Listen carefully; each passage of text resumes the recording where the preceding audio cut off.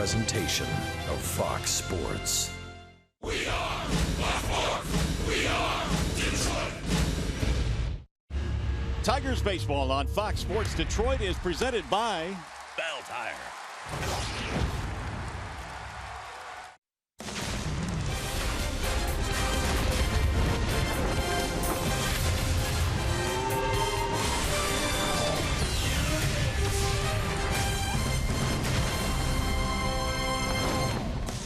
Led by Ian Kinsler and the rookie Michael Fulmer, the Tigers won their first series ever at the new Yankee Stadium over the weekend.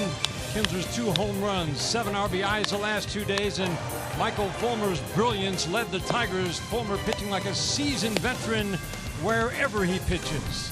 The scene shifts to the Midwest now, to the Windy City, as the Tigers get ready for 3 with the Chicago White Sox.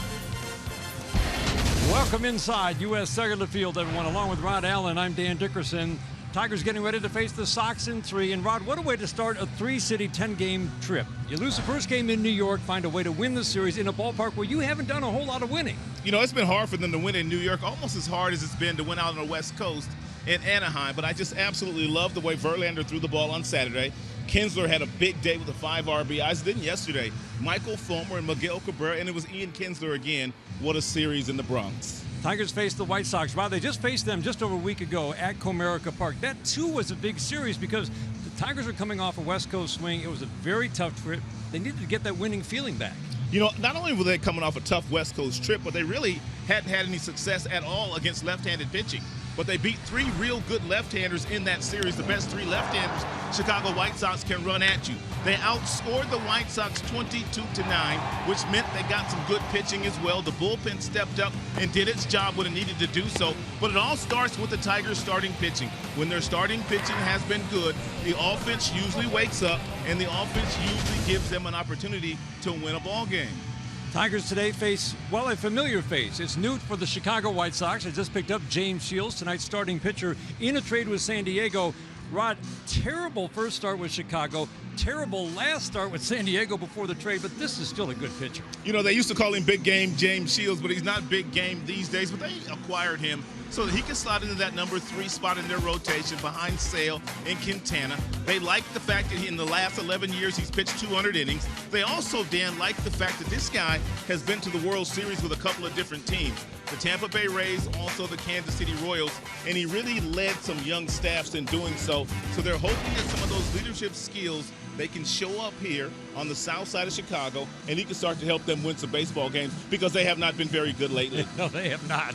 We're going to send it back to our Coliseum studios after a quick break, and we will also take a moment to appreciate greatness as the guy who's reached some milestones pretty quickly continues to hit like we've seen in 8 years in a Tigers uniform.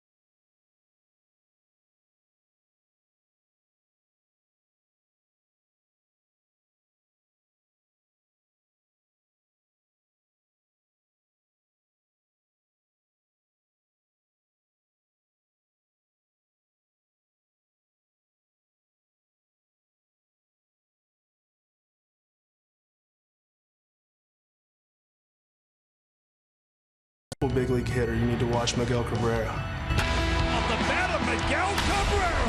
Watch it fly. Miggy is he's special. The guy can hit anything and everything, doesn't matter what you throw up there. He's actually my favorite hitter to face. You know, he's one of the best hitters in the history of our game.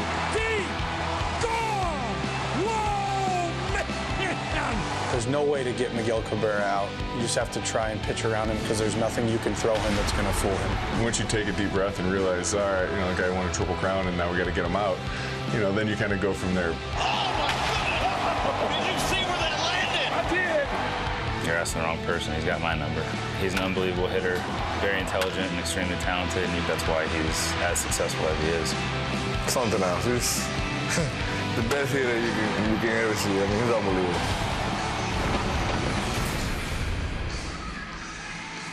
Another game, another milestone for Miguel Cabrera yesterday. 5th youngest player in history to reach 2,400 hits. Number 1 on that list, another Tiger, Ty Cobb, the quickest ever to reach 2,400 hits. And there's just no question about where he's going to end up. Only question, what's the final number going to be?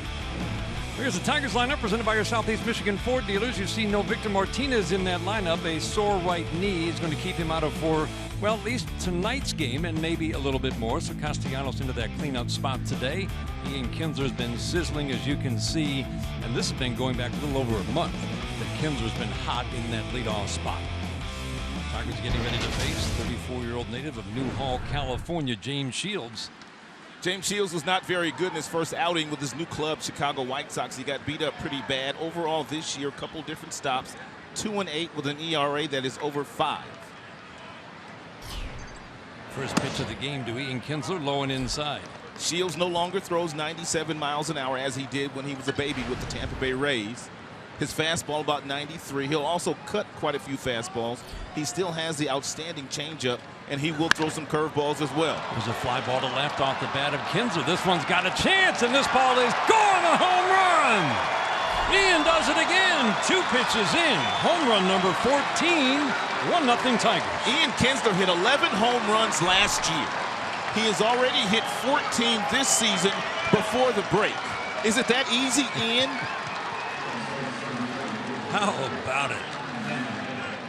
Ian Kinsler is on fire. And James Shields, one thing that he has had trouble doing this year, Dan, and that's getting through the first 2 innings. In the first 2 innings this year, in San Diego and also here in Chicago, his earned run average is over 8.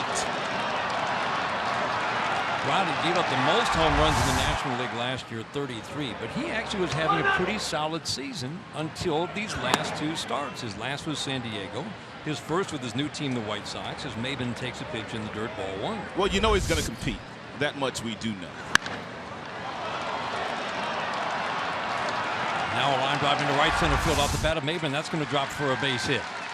And the one thing James Shields wanted today was to get off to a good start. He only lasted 2 innings in his debut with the White Sox after giving up 10 runs in 2 2/3 his last start with San Diego. And you know, Rod, he gave up 3 home runs in 2 innings in his debut, that he just wanted to get off to a decent start, get through the first inning without any damage. Chicago White Sox fans booed him off the mound after his first outing as a Chicago White Sox pitcher.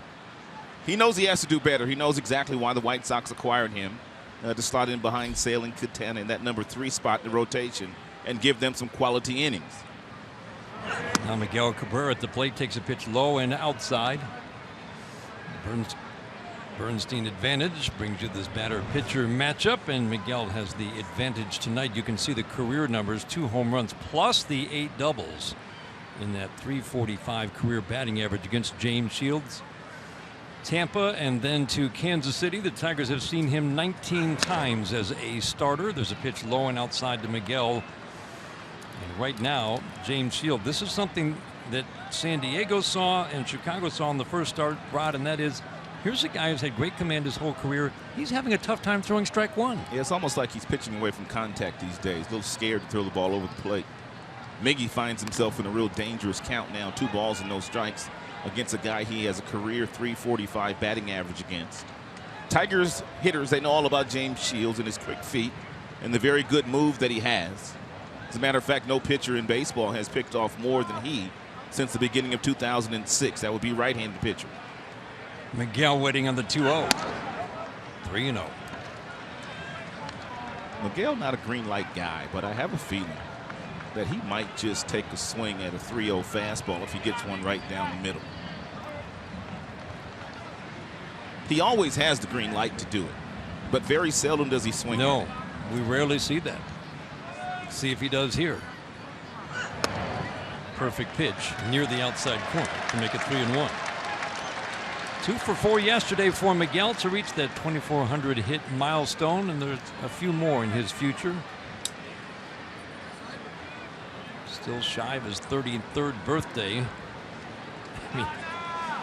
He's awfully special, Dan. Awfully special. Was a swinging fly ball to the right center field gap. This one might drop, and it will, in between Garcia and Eaton.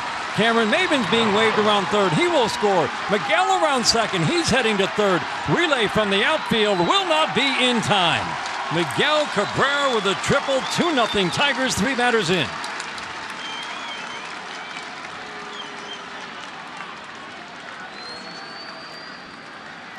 Rod, we saw the defense that time for Chicago. Remember, Adam Eaton has been so good in right field, and this looked like a catchable ball. It's a 3-1 fastball that Miggy hits the opposite way, where he does a lot of damage.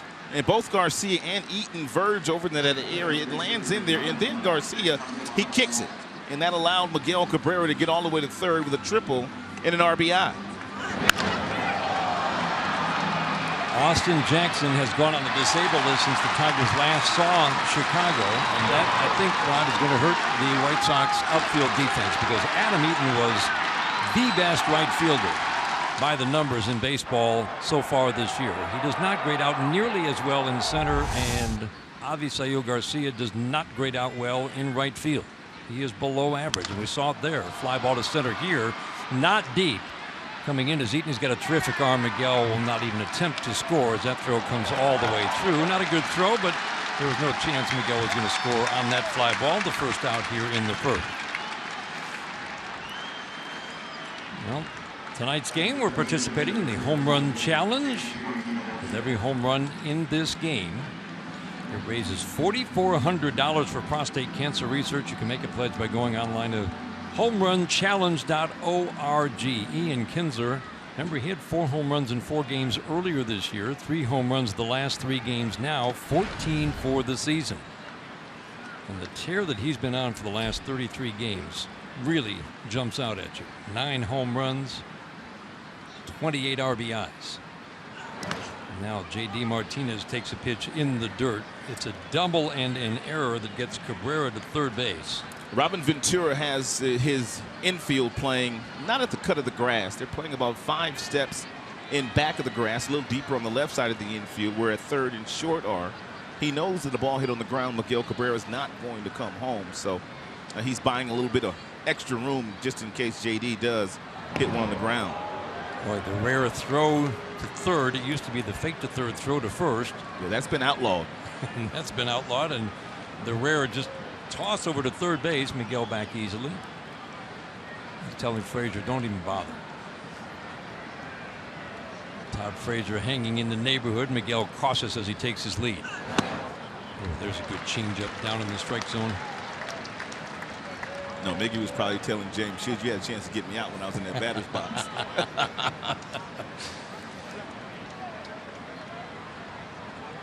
Very windy day, not a big surprise in Chicago, and the wind really hasn't abated much, blowing from left to right. There's a swing and a ground ball through the drawn-in infield into left field. J.D. Martinez brings home Miguel Cabrera. 3-0 Tigers here in the first.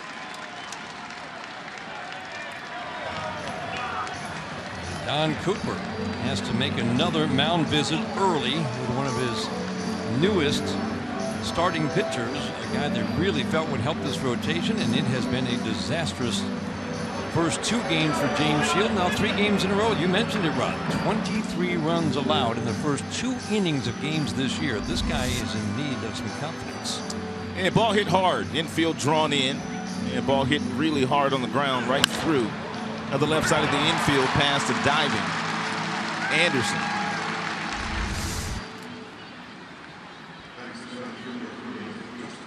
Rod, you and I were talking a little bit ago. Through 10 starts this year, James Shields has made 12 starts. Through 10 starts, he was having a typical solid James Shields kind of year. Yeah, he was. He's one of those guys that usually gives you 6, gives you 7 innings. He's going to compete every time that he goes out there. He's won a lot of games. He's done a lot of special things in the big leagues. JD with a short, cautious lead at first. Justin Upton at the plate. He takes a pitch low. I mean, this was a guy with a 3 ERA through 10 starts. He's got a track record. And now, the last 3 starts, you see the 6-inning start, but those last 2, 4 2/3 innings and 17 runs. And now 3 runs, 5 batters into this game. There's a pitch outside. Every good pitcher has a rough start or 2, but to see back-to-back and now 3 runs in the first inning, the White Sox and many others wondering what's up with James Shields.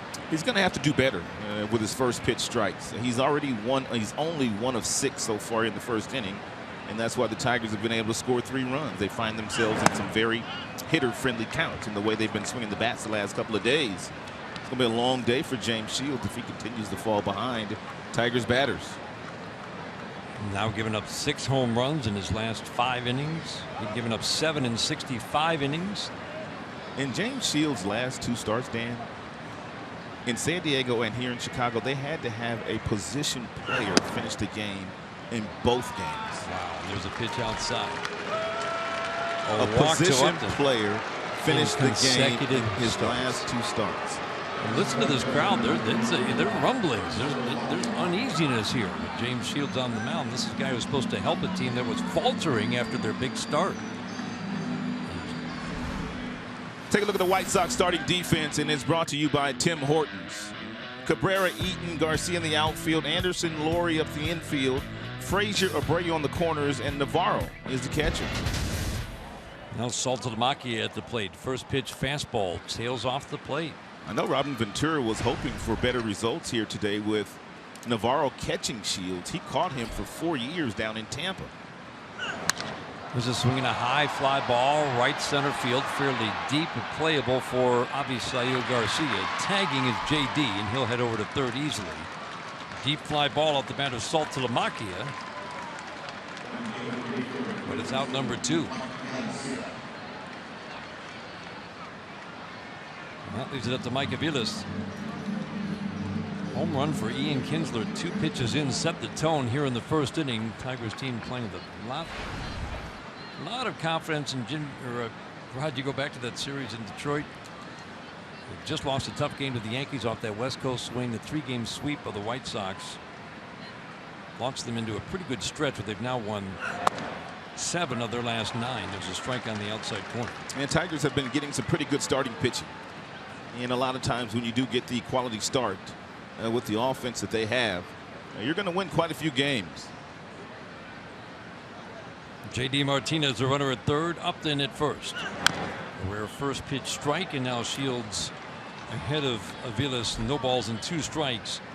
This is a guy who walks 2 batters per 9 innings in his career, and for the last 2 years, that's been almost 4 walks per 9 innings.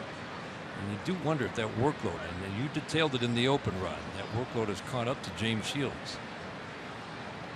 Aviles waiting on the 0-2. Checked his swing, and he checked it in time. 3-0 Tigers in the first. Really don't know what's going on with James Shields, but historically, Dan, guys that have gone from the American League and have been really good starting pitchers, they've had no issue carrying that to the National League. Right. It's been harder for the guys in the National League to come to the American League and have success, but it's usually not the other way around. Usually guys go to the National League and dominate with the pitcher hitting. A lot of times your number 8 hitter's not a strong hitter. I mean, James Shields is not really at this point in his career 1 or 2, but it seemed like James Shields going to San Diego was a perfect fit for him, Rob. That's a pitcher's ballpark, and it wasn't a good fit last year or this. 1-2 is fouled over the screen to our right. However you look at it, this is going to be a long, stressful first inning for James Shields. Matt Boyd doesn't mind. He's starting for the Tigers tonight. He said, I'll sit in this dugout as long as you want me to. Just keep scoring, boys. Runners at the corners. Aviles waiting on another 1-2. Swing and a little tapper foul. just fouled on the third base line. This will be at least a 7-pitch battle between Aviles and Shields. There is Matt Boyd getting ready for his 4th start. He's been terrific, especially the way he has started his last 2 games. Right. Every pitch will take that long half inning, won't they? Especially in the first. One more time, the 1-2. Soft little fly ball into shallow center. Eaton over toward left center. Puts that in his back pocket for out number 3. Tigers scored 3. Ignited one more time by Ian Kinsler. 2 pitches in. Home run number 14. And the Tigers take the 3-0 lead to the bottom of the first.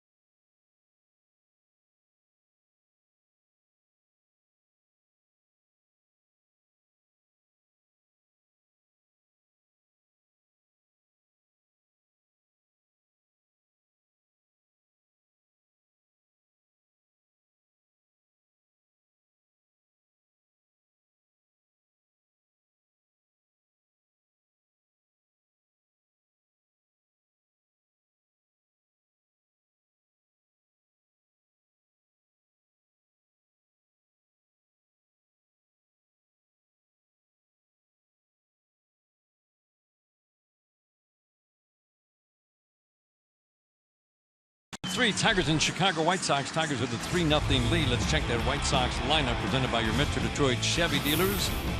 Melky Cabrera in that 3 spot has picked it up in recent games. This White Sox offense looking for a spark. It has been up and down all season, but mostly down. Todd Frazier 2nd in the American League with 19 home runs. Well, here's one of the new faces for the White Sox, the top prospect for Chicago. Tim Anderson at the plate and in the leadoff spot for the first time. Just his 3rd major league game. 2 for 9 so far. Pitch outside from Matt Boyd and quickly 2-0. This is a very aggressive hitter. That's the thing that stands out in his minor league numbers. He's shown he can hit for average. 300 the last 2 years, but does not walk much. He's going to put the ball in play. Or swing and miss.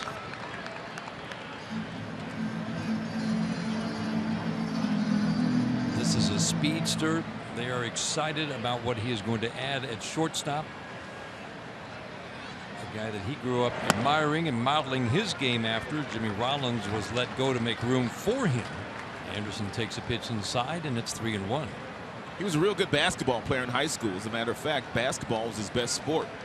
And that would be Anderson. Ground ball, a big hop to Castellanos. 1 out in the first. Let's take a look at Matt Boyd. His numbers so far through 4 games and 3 starts, presented by Family Heating and Cooling Electrical. Boyd has all 4 pitches. He's got a fastball that gets up to about 92 miles an hour. He also throws quite a few sliders. That slider's been an outstanding pitch for him against left-handed batters. Lefty's hitting only 111 against Boyd so far this year. He also has a curveball and a changeup, part of his 4-pitch mix. First pitch fastball to the left. Eaton is off the plate. And the White Sox are hoping that the youngster Anderson can take control of that leadoff spot. Boy, soft little jam job. You better hurry. And Iglesias couldn't get a grip on it. I'm not sure he had a chance to get Eaton anyway. Let's take a look at the Tigers starting defense. It is presented by Beaumont Health. Left to right, they've got Upton, they've got Maben, they've got Aviles in the outfield. third to first. They've got Castellanos, they've got Iglesias, they've got Kinsler and Miggy, and Saltalamacchia is the catcher.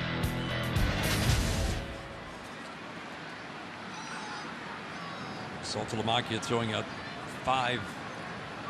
25 base runners attempting to steal. Eaton, not a big base stealing threat. Anderson immediately becomes the best base stealing threat on this team, just up from the minor leagues. That is now 16 infield singles for the number 2 hitter, Adam Eaton, which paces the American League.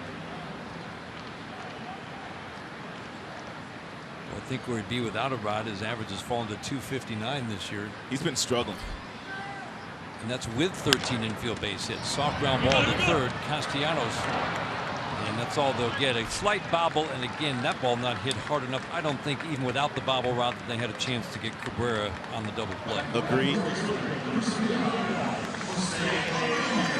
And Ian is a smart heads-up second baseman. He knew he wasn't going to turn it, so he simply grabs it, and then he gets out of harm's way.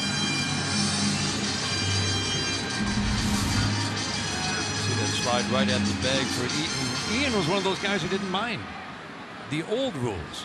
Yeah, sliding he said into that. second base. Yeah, he did say that.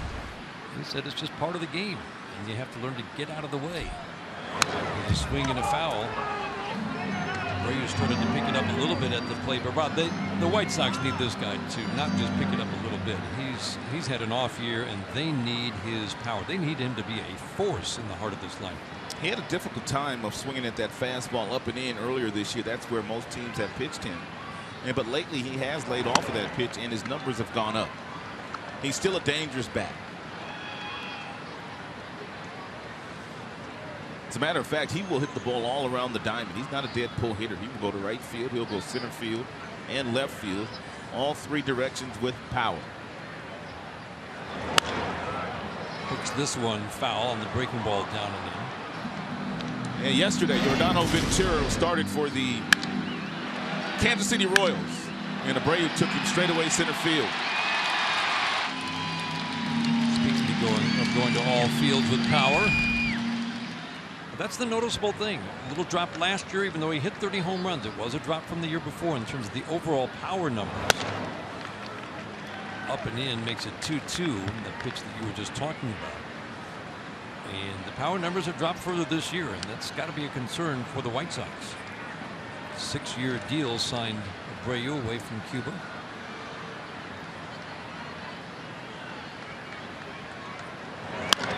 Boy, severe jam foul. That's a really good pitch against a dangerous hitter by Matt Boyd. That's where they've been pitching right there. Iglesias to Kinsler for the force. 3-0 Tigers after 1.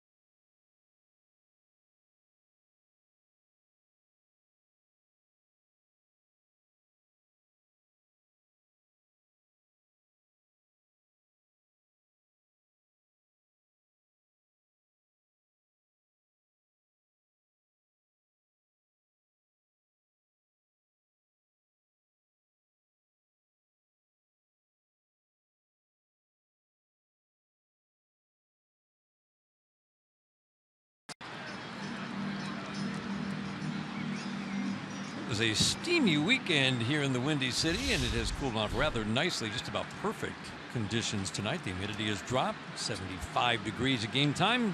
Today's field conditions presented by Ace Hardware and the Scotts Company. A little bit of rain in the forecast for the next few days, and we're hoping it holds off tonight till after this game is over as Iglesias takes a strike to start the second. 8 men to the plate in the first inning against James Shields, making his 20th career start against these Tigers. There's a pitch up and away.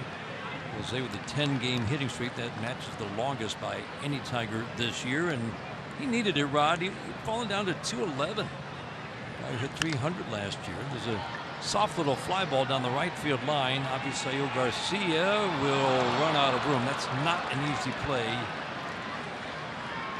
as he ran out of room in foul territory. Just strike 2 on Iglesias. Even when Jose was struggling with the bat and he was not getting a lot of hits, he still felt like he was having some quality at bats. And we're talking about a guy, Dan, who's hit 300 a couple of times in the big league. Yep. So you knew he wasn't as poorly as he was playing at the beginning of the year. You knew he would pick it up.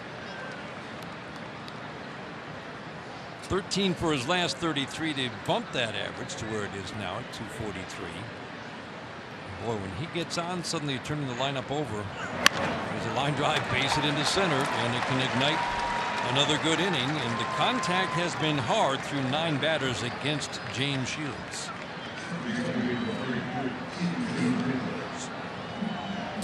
Take a look at this good swing by Iglesias. I mean, great balance throughout the swing. He doesn't pick that front foot up very far. He gets it right back down, hitting up against a firm front side, and real good bat speed on that hanging curveball thrown by James Shields. That ball right down the middle. That's why James Shields' numbers aren't pretty this year. You can't live over the heart of the plate. And that's a breaking ball that's been his best pitch, Rod, and it just absolutely. His changeup has always been a great pitch for him. Yes, it has. But he was overthrowing that changeup in his last outing. He was leaving a lot of them up in the strike zone. And that's not him. We have rarely seen that through the years, Rod. Well, he's left that pitch up. They thought that it was because of his first start with a new team. He probably was trying to do a little bit too much. He was trying to impress the fans here, and he just did not have a good outing. Kinsler started the game with a home run on the second pitch that he saw from James Shields. Had a lot of success in his career against the Tigers. Great consistency. 3 runs or fewer. 14 of his 19 starts, including 4 of the last 5. The Tigers jumped on him early today. They had 3 runs after 5 batters.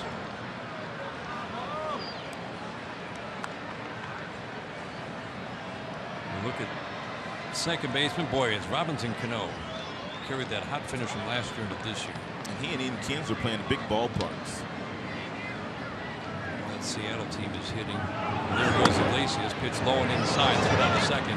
Navarro had no chance to get Iglesias, who got a big jump on Shields. We told you that James Shields has a very good move, but he was paying very little attention to Iglesias, and Iglesias had about 6 or 7 steps underneath him headed towards second base before Navarro, the catcher, even got the ball in his glove.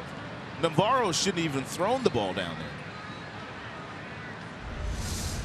So now runner in scoring position, and the good hitters count for Ian Kinsler. Changeup misses. Changeup is not a weapon tonight for James Shields. Second walk. So again, this has been the problem. Having a tough time throwing strikes. Here's a guy who knows how to turn pitchers around. Don Cooper has been the pitching coach here since 2002. He just doesn't just get high marks, Rod, but he's credited with turning careers around, lengthening careers, making pitchers better. They've had some good staffs here underneath Coop, and really the one thing that you only have to say about him is he's lasted through about 4 managers here in Chicago. How many pitching coaches can make that It does play? not happen very often. That stability from the GM office to Don Cooper has. There's a pitch that goes right by Navarro. Man, in the dirt.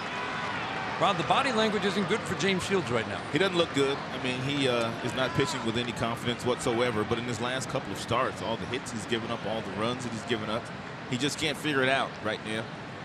Robin Ventura hoping that he will shortly. It reminds you a little bit of how Anibal Sanchez looked, Rod, Yes. that last start before he was sent to the bullpen. Yes, you indeed. could just feel it, that the confidence was ebbing out of him on the mound. There's a shot, and through the drawn-in infield. Will it score two? Iglesias in. Kinsler in. He will score without a throw. 11 batters in. 5-0 Tigers. Maben delivers 2 runs.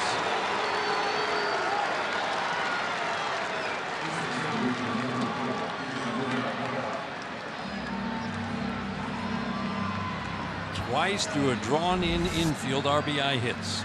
Cameron Maben has demonstrated some really good hand-eye coordination since coming up from the minor leagues on that rehab assignment. Not overswinging, a lot of base hits the opposite way, pull the breaking balls. He's done a marvelous job. He's been a real nice igniter since he entered the starting lineup. And Brad Osmond wants a guy with an RBI guy in that 2 spot, Rod, but I think he loves the look of Maben, who takes off, pitches in the dirt, and Cameron Maben flies down to second again. James Shields not paying attention to that runner at first. It's steal number 6 for Maben. These boys come to play tonight.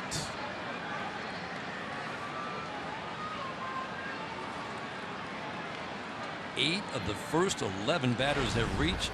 You're struggling, 3 straight starts, and you've got Miguel Cabrera at the plate with a runner in scoring position.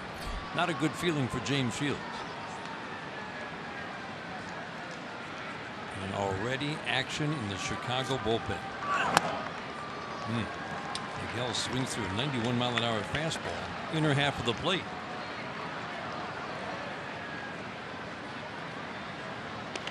Well, Rod, you talk about Maben being that igniter. Tyler Danish starts to throw for the White Sox. There's a swing and a soft ground ball back to Shields. Bob to first, and that's out number 1. We just left the Bronx. There's a nice Bronx cheer for James Shields to get out number 1 here in the second.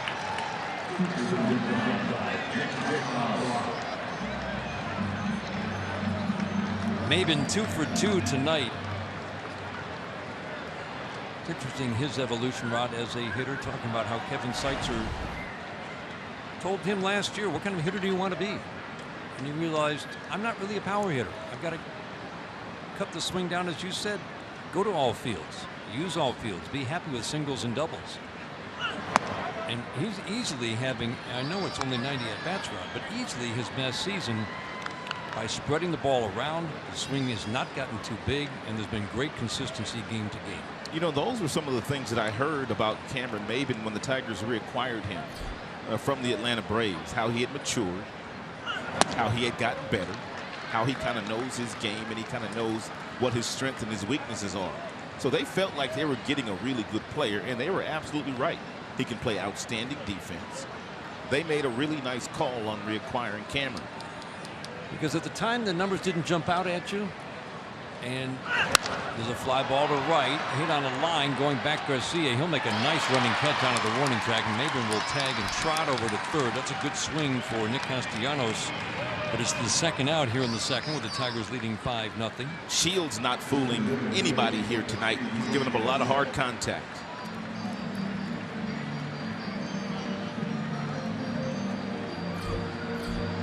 Boy, look at the balls and strikes right now.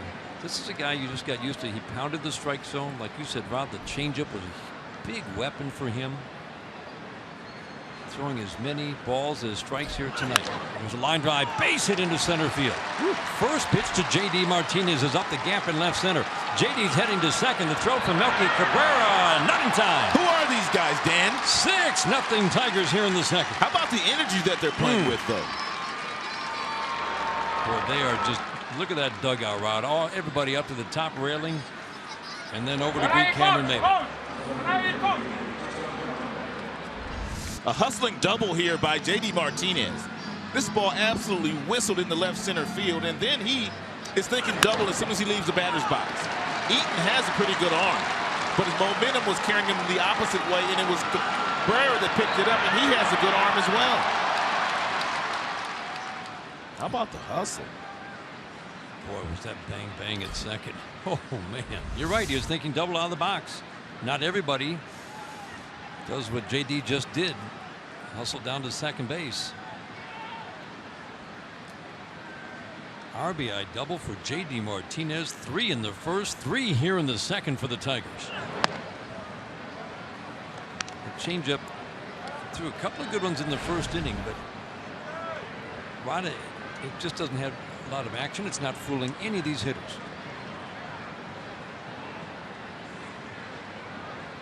Upton walked on 4 pitches his first time up. 6 runs on 7 hits for the Tigers. There's a strike to Upton. And this is a nightmare for James Shields. The first 2 innings have been a nightmare for him all season long. He has not had much success this year at the beginning of games.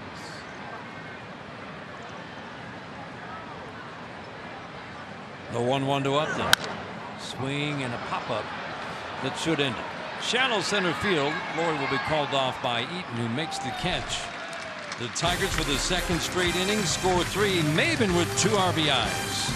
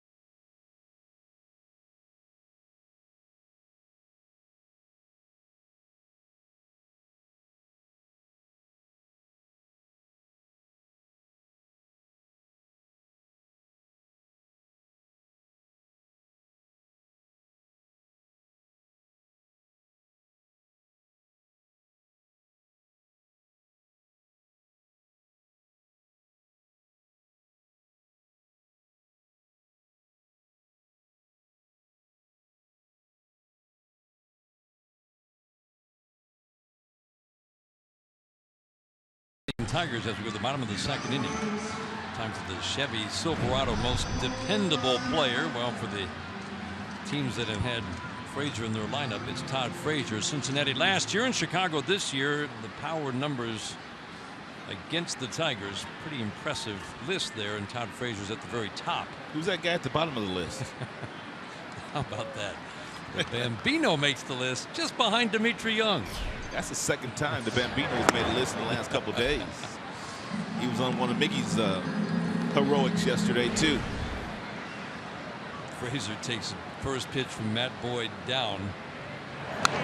Swinging a foul to the screen. Todd Frazier with the home run last week in Detroit. So going back to last year with Cincinnati, 5 home runs in his last 28 at-bats. He's a dead pull hitter. Anytime you go up against him, you want to make him hit the ball to right field. There's a good live fastball. 5 home runs and 28 at-bats against Tigers pitching the last 2 years for Todd Frazier. And lately for Todd Frazier, and this seems very odd because he's been a more disciplined hitter this year. The strikeouts are not up. It's been all or nothing.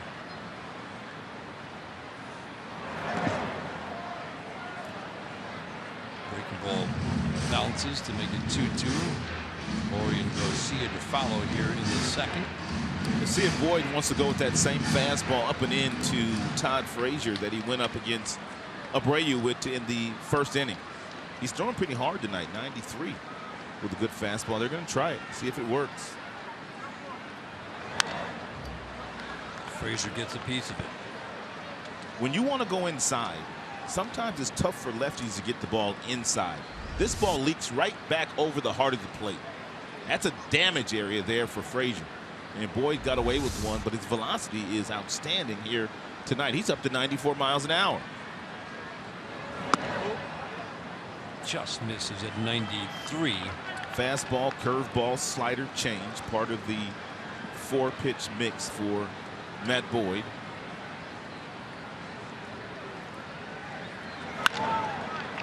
Now ball hit hard, but right to Iglesias for the first out here in the second, with the Tigers leading by 6. Let's take it down on the field, and John Keating. Well, Dan, Brett Lawrie is going to bat next, and Lawrie can look a little bit scary in the box, not because of his hitting prowess, but because of a mouthpiece that he wears that can look almost devilish or sinister. He said he got fitted with that in spring training, and it took a long time to do it. They would fit a mold into his mouth. He would wait to hear an electronic beep, and then they could move to a different part of the mouth. I asked him whether it was headaches or what caused it. He said, I just wanted to try something different. He's a kid from British Columbia. Is he a hockey fan? Not at all. All baseball for Brett Lawrie. He might want to try something else, John, though. He's 3 for his last 31. He's been scuffling. Just over the screen, Soltalamaki back.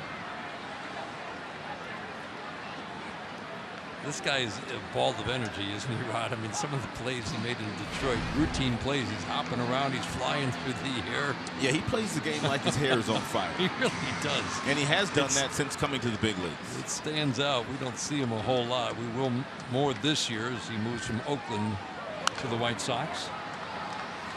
We were hoping that he could add a little bit in the power department, and he has, but he's a below average second baseman. And as you said, really scuffling right now at the plate. The number of threats in this lineup, well, it's a low number so far this year for the Sox. There's a line drive base hit. That should be extra bases for the speedy Brett Lawrie. Up and up with the ball, and thought about throwing to second, but that throw will go to third. A one-out double here in the second. Well, stay tuned to Tigers Live following the game. We'll pick the Fox Sports Detroit Tigers Player of the Game, presented by McDonald's. Stop by for your breakfast favorites. Now being served all day long. That was a good swing for Lawrie. Big improvements this year, Rod, for Matt Boyd against right-handed batters. Righties and lefties hit him for power this year, so the two things that jump out at you. And again, it's 21 innings. But power numbers are down for righties and lefties. He hasn't faced many lefties. And there's just not as much hard contact, not nearly as much, by right-handed batters. That pitch right there is the pitch when they sent him down to the minor leagues. They wanted him to work on his breaking ball, not only to the right-handers, but especially to the left-handers. And talking to Lloyd McClendon after Boyd came back up and they inserted him into the rotation, Lloyd was very pleased with the way that Matt was pitching when he was in Toledo. He had a lot more life on his fastball. He was pitching inside a lot more, like that last pitch right there. We've already seen him try to go inside against these 3 right-handed hitters that are big, strong, and physical. That would be Garcia, Frazier, and also Abreu. So he's not afraid to pitch inside. He's using all of his pitches. And right now, Dan, I think he's pitching with some confidence, too. His last 2 starts, he hasn't given up a run or given up a hit until the 5th inning, both of his last 2 starts. Speaking of pitching with confidence, how about Mr. Michael Fulmer? I'm going to start calling him Mr. Michael Fulmer. Huh? How about him? Rod, it's really something. Isn't that fun to watch? To watch the adjustments he has made at the major league level, kind of on the fly, after a rough first 4 starts. Amazing. Really is impressive. Chopped to third. Easy play for Castellanos. 2 outs in the second. What Fulmer realized, Dan, is that those first 4 starts, he was way too aggressive. He was trying to throw fastballs by big league hitters in fastball counts, which you can't do.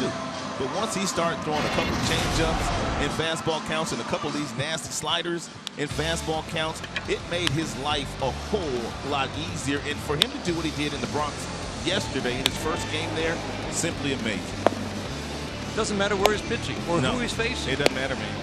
I mean, Rod, he's faced 2 teams that make a lot of contact, Oakland and the Yankees. He knew he wasn't going to get many strikeouts probably in either game, didn't, but the contact was weak for both teams in those 2 starts, and that's the thing that really stands out. Even in games where he may not be racking up the strikeouts, he's getting a lot of easy outs. Yeah, meaning, speaking of getting some easy outs, that's exactly what Matthew Boyd is doing so far here today.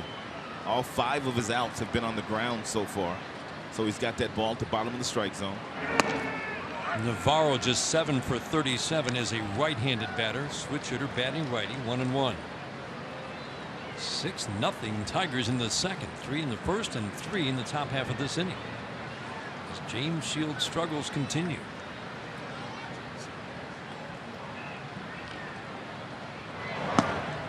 Breaking ball low and inside. Think of the lift. I mean, the starts for Michael Fulmer could not have come at a better time. Tigers really had 2 dependable starters at that moment, Justin Verlander and Jordan Zimmerman, and some question marks with Shane Green going on the DL. And now 1 run in his last 34 innings of work, covering 5 starts. He doesn't seem overawed by anything, does he, Rob? I mean, no, I just enjoy talking to him. He's a very humble young man. He's just well-spoken, very humble. Doesn't get too caught up in what he's doing. Wasn't down when he had some rough times the first 4 starts, and he's the same guy 5 tremendous starts later. There's a good fastball running in on Navarro. See, that's pretty aggressive. There aren't a lot of guys in this lineup who are going to work you for a walk. And there aren't a whole lot of guys who really scare you at the plate. Even the power hitters, Rod, are fairly pitchable this year for the Chicago White Sox. Navarro waiting on the 3-2. Just a little half cut check swing, really staying alive. Got a piece of it. First 2 trips through opposing orders this year for Matt Boyd, and this is in stark contrast to a year ago. Opponents just 7 for 49. It's the 3rd time through where he's run into trouble. Again, only 3 starts so far, but a good early trend. And this pop-up will not be playable for Saltalamacchia, just over the screen. And I think you're right, Rod. The confidence is growing for Matt Boyd each time out. He feels like he belongs in the big leagues this year. Whereas last year I felt like there were times where he just was not pitching with the same confidence that we have witnessed in the starts that he's had since he's been in the big leagues in 2016. The one thing he still needs to work on is keeping the ball down, making sure he keeps the ball in the ballpark. Laurie, the runner, at second with 2 outs. Another little tap foul, busted him in with a fastball right on the hands. He probably could put Navarro away if he chose a changeup or a curveball here and make sure he gets it down. I think he would swing at it. Navarro batting just 208 on the season. You throw him a fastball here, Navarro more than likely is going to put it in play somewhere because he's seen so many fastballs already. See if he throws something off speed. 9th pitch of the at-bat. Another pop-up that again be out of play. Saltalamacchia 3 times back to the screen. He did throw him a changeup there, Dan, but the fact of the matter is that he didn't get it down. That changeup was up. And Navarro, he popped it straight up. You can see the circle change grip in the glove of Boyd. That's also something that Matt does very well. He hides the baseball very well. He doesn't pull the ball out of his glove until the last possible moment, which makes it very difficult for the hitters to pick up what's coming. He hides it very well. 10th pitch of the at-bat. And he checked his swing. Did he go? He did not. The appeal down to first. Quinn Wolcott was at first. He says he did not go. The 10-pitch battle won by Navarro. Put 2 on for the White Sox. T-Mobile, greater coverage of baseball, and we focus on Michael Fulmer. Look at that scoreless inning streak. There's so many numbers to choose from right now, Rod, in terms of what's going right for Michael Fulmer. And some of the names, but you'll start right there. Yeah, but some of the names we've been digging up lately with the start that he's been off to in his last 4 or 5 starts, really amazing. He's been that good. 1 run in 34 innings his last 4 starts. His Coates fouls it out of play. And impressively, 13, count them, 13 hits in those 34 innings. Now, there's some good luck involved in that. And yet, Rod, when you watch him pitch and you watch the contact. A lot of soft contact. You can understand why he's getting so many easy outs. Soft contact indeed as Coates fouls it back to the screen. We saw Coates at Comerica Park when they were there last weekend. Had that horrible collision in the outfield as well. Was it Eaton, wasn't it? It was. With Adam Eaton in center field. Well, that was J.B. Shuck, I believe. Yeah, it was. Yeah. I think you're right, J.B. Shuck. And he's hardly played since. There's a good changeup, and on 3 pitches, Coates strikes out. Long inning for Matt Boyd because of that Navarro at bat, but in the end, he strands 2.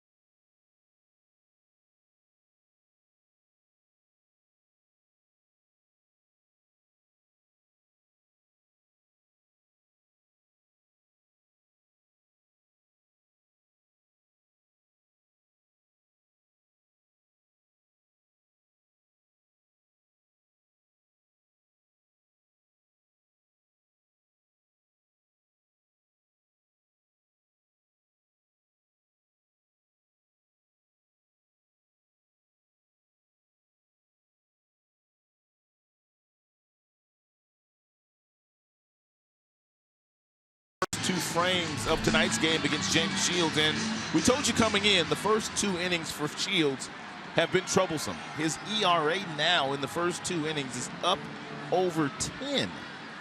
It's only a shade over 3 from innings 3 and beyond, but for whatever reason, man, he gets off to slow starts. Breaking ball strike to Saltalamacchia, and you just can hardly believe the guy with a 3 ERA through 10 starts has given up the runs that he has given up the last 3 starts. Around 23 runs in 6 2/3. That's his last 3 starts. That's not good, Dan. Don't need a calculator to tell you that. This change up low, and another good hitter's count for a Tigers bat. 50 pitches, so 47 through 2 innings. For a guy who's used to working deep into games, that'll shorten the night. We'll cutter in, but Saltalamacchia, it's been an easy route for these Tigers hitters to lay off. Salty gonna get a good swing at this fastball. Get out. Cabrera charging, and he will not be able to make the play. Boy, that ball was up in the air a long time. You're not going to give me any credit for telling him to get down? Come on now. You're right. I think Cabrera's going to make the catch. And then Rod spoke. Get down. Didn't it look like that ball was going to get, Cabrera. I think he might have been fooled by the swing. Anytime a guy sitting in the 3-1 count, it's a fastball count, and he takes a big swing like that, as an outfielder, usually you take 1 step back, and if that's exactly what he did, you're not going to make that play.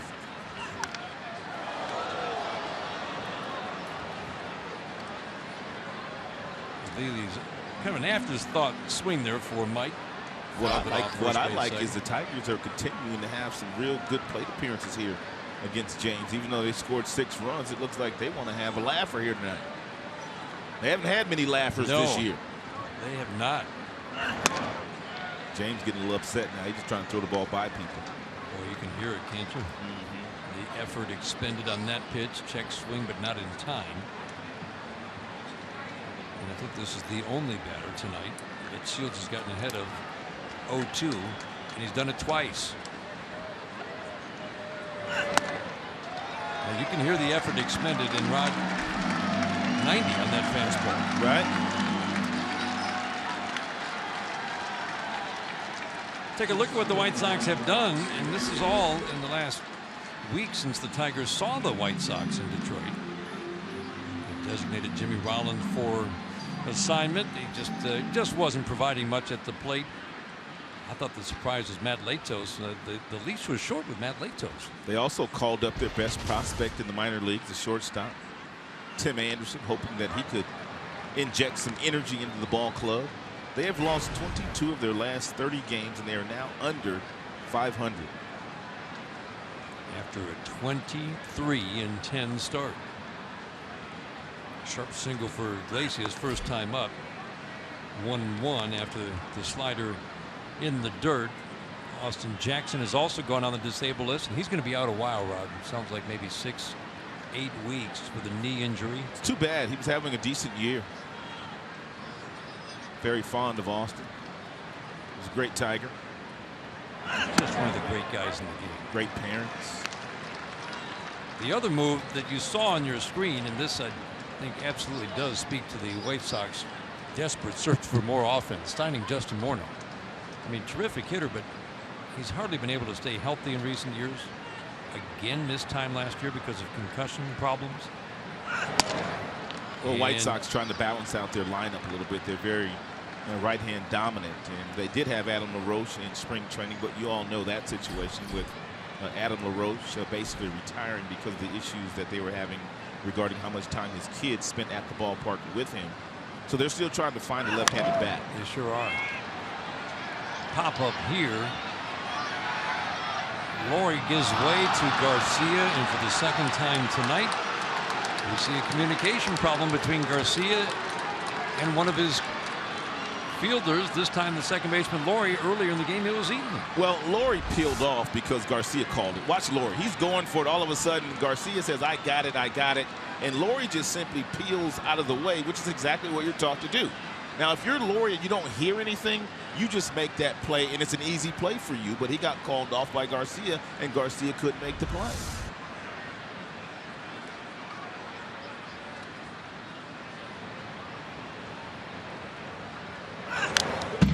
That ball was over Iggy's head.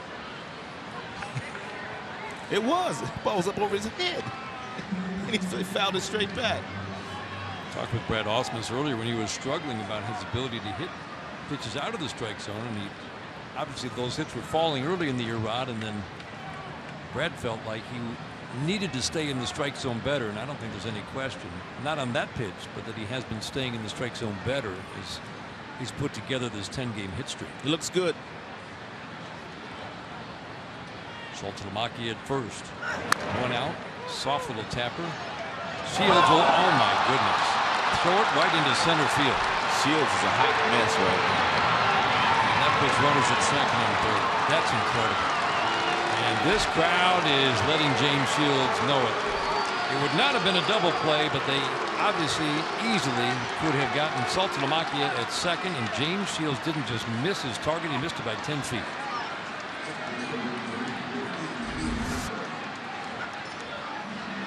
Ball's right off the end of the bat. He grabs it and throws flat-footed. And a lot of times when you throw flat-footed and you don't get any momentum going toward where you're throwing the baseball, that arm's going to drop and that ball is going to sail on you. And that's exactly what it did. That arm dropped and that ball just sailed. And you're right, Denny, missing by 10 feet. He threw that ball in the outfield grass. So Ian Kinsler with 7 RBIs Saturday and Sunday, and a home run to lead off the game today. Bats with 2 in scoring position, and again a drawn-in infield. The Tigers already have 2 RBI hits with a drawn-in infield in this game.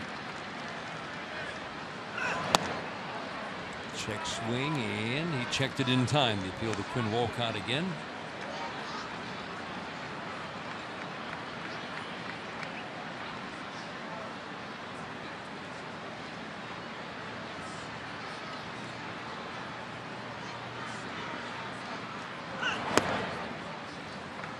That changeup has not been a weapon.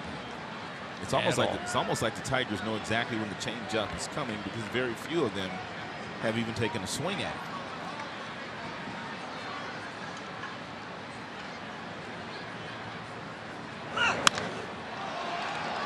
This fly ball will drive Garcia back and score a run. Saltalamacchia tags, as does Iglesias. Tigers add a run. Sacrifice fly for Ian Kinsler. 7-0 Tigers here in the third. Well, the Tigers combined for 3 or more home runs in this game today. You can bring in a copy of the box score to a participating Arby's location tomorrow. Get a free small order of curly fries. Find a copy of the box score in your newspaper. You can always go to the Tigers page at foxsportsdetroit.com. 9 RBIs for Ian Kinsler the last 3 days.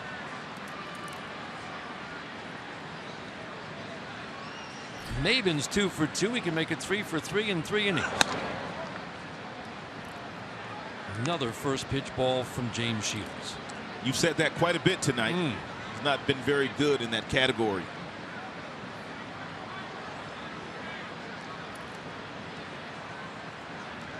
.20 batters, 8 first pitch strikes. This ground ball gathered up by Anderson. Easy toss to Abreu. Tigers, thanks to the misplay by Shields, add another run.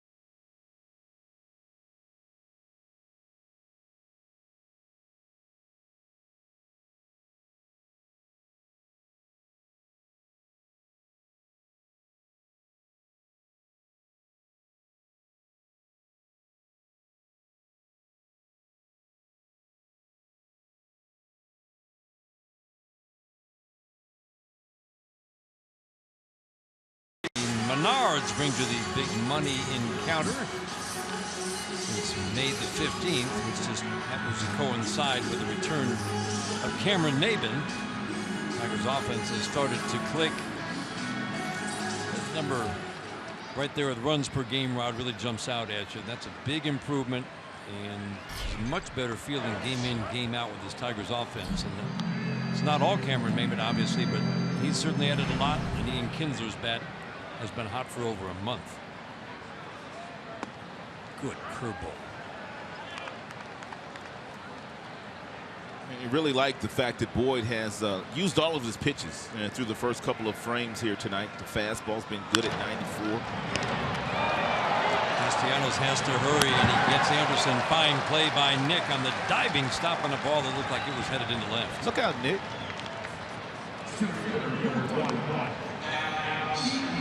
That's why they call it the hot corner. A couple of steps and a dive. It takes him very little time to get to his feet, throw out a speedy runner. And Anderson can really run. But one thing Anderson also does, he takes a really big swing, which makes it a little bit more difficult for him to get out of the batter's box as rapidly as he should. Austin Jackson was that way when he was with the sure Tigers. was. He did not get down the line very fast, but Austin could go first to third, second to home with the best of them. Absolutely could. Boy, that's another good curveball. If you're Justin Upton, you should be expecting the ball to be hitting your direction. And most of the time, he does hit the ball to left field.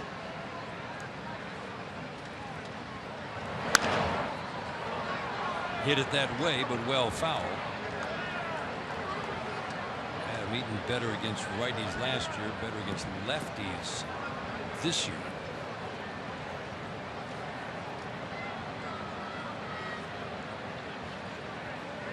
The 1-2.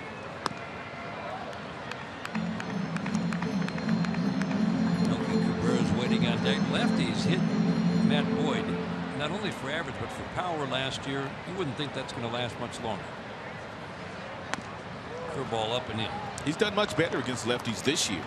Came into this contest holding left-handers to a 111 batting average because of the breaking ball.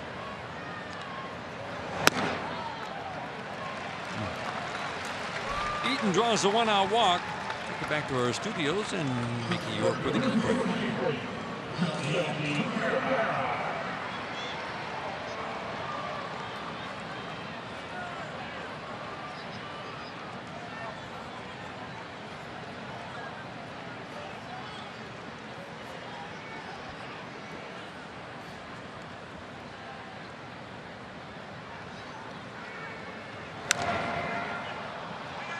We've seen that before. Max Scherzer on a strikeout roll. There's a soft little pop-up. Iglesias takes care of Cabrera for the second out here in the third.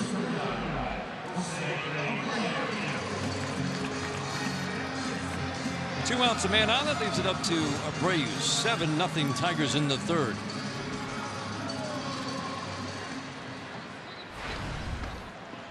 Lots of easy ground ball outs off the White Sox bats so far. 6 so far. The 7 balls that have been put in play for outs.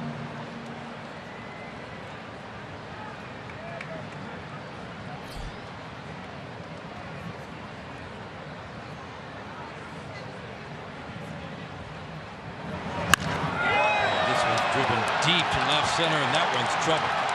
Gone. Number 9 for Abreu. White Sox on the board, now trailing 7-2. Abreu's a beast, man. And we told you at the early start of this game, he's starting to heat up. Starting to swing the bat a lot like he did last year, where he drove in 100 and hit 30 home runs for his second consecutive season.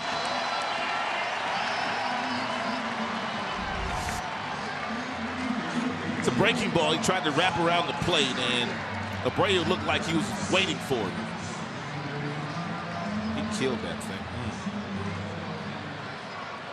And we hit the home run to straightaway center at Comerica Park a weekend ago. 2 home runs in the last 6 games since then. He's got a lot of home runs against the Tigers since he came to the United States 3 years ago.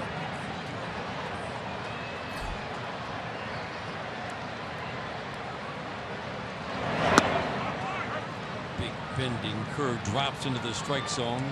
First time this year that Abreu has had home runs in back-to-back games.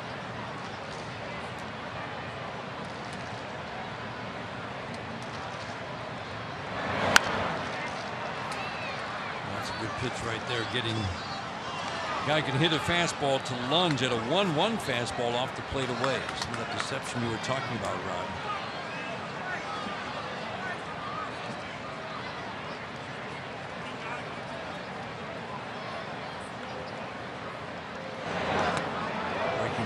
Bounces. Frazier gets out of the way. 2-2 on Frazier. This guy's made some improvements. He doubled his walk rate almost this year. While keeping the strikeouts down. Every reason to believe this .211 batting average for Todd Frazier will be going up. Matt Boyd with the off-speed pitch has him fully extended. Nothing behind that swing, and Iglesias makes the easy catch in left. 2 on the Abreu home run. The Tigers lead by 5.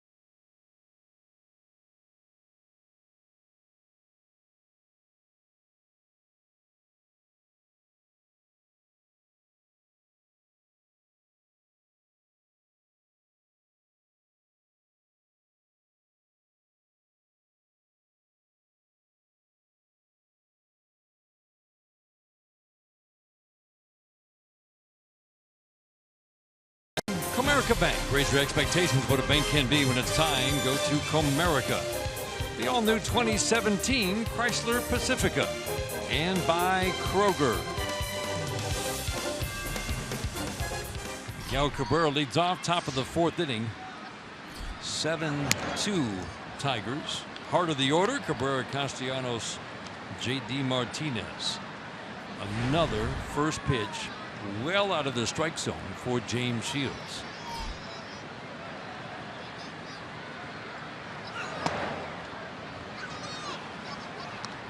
Slider misses away.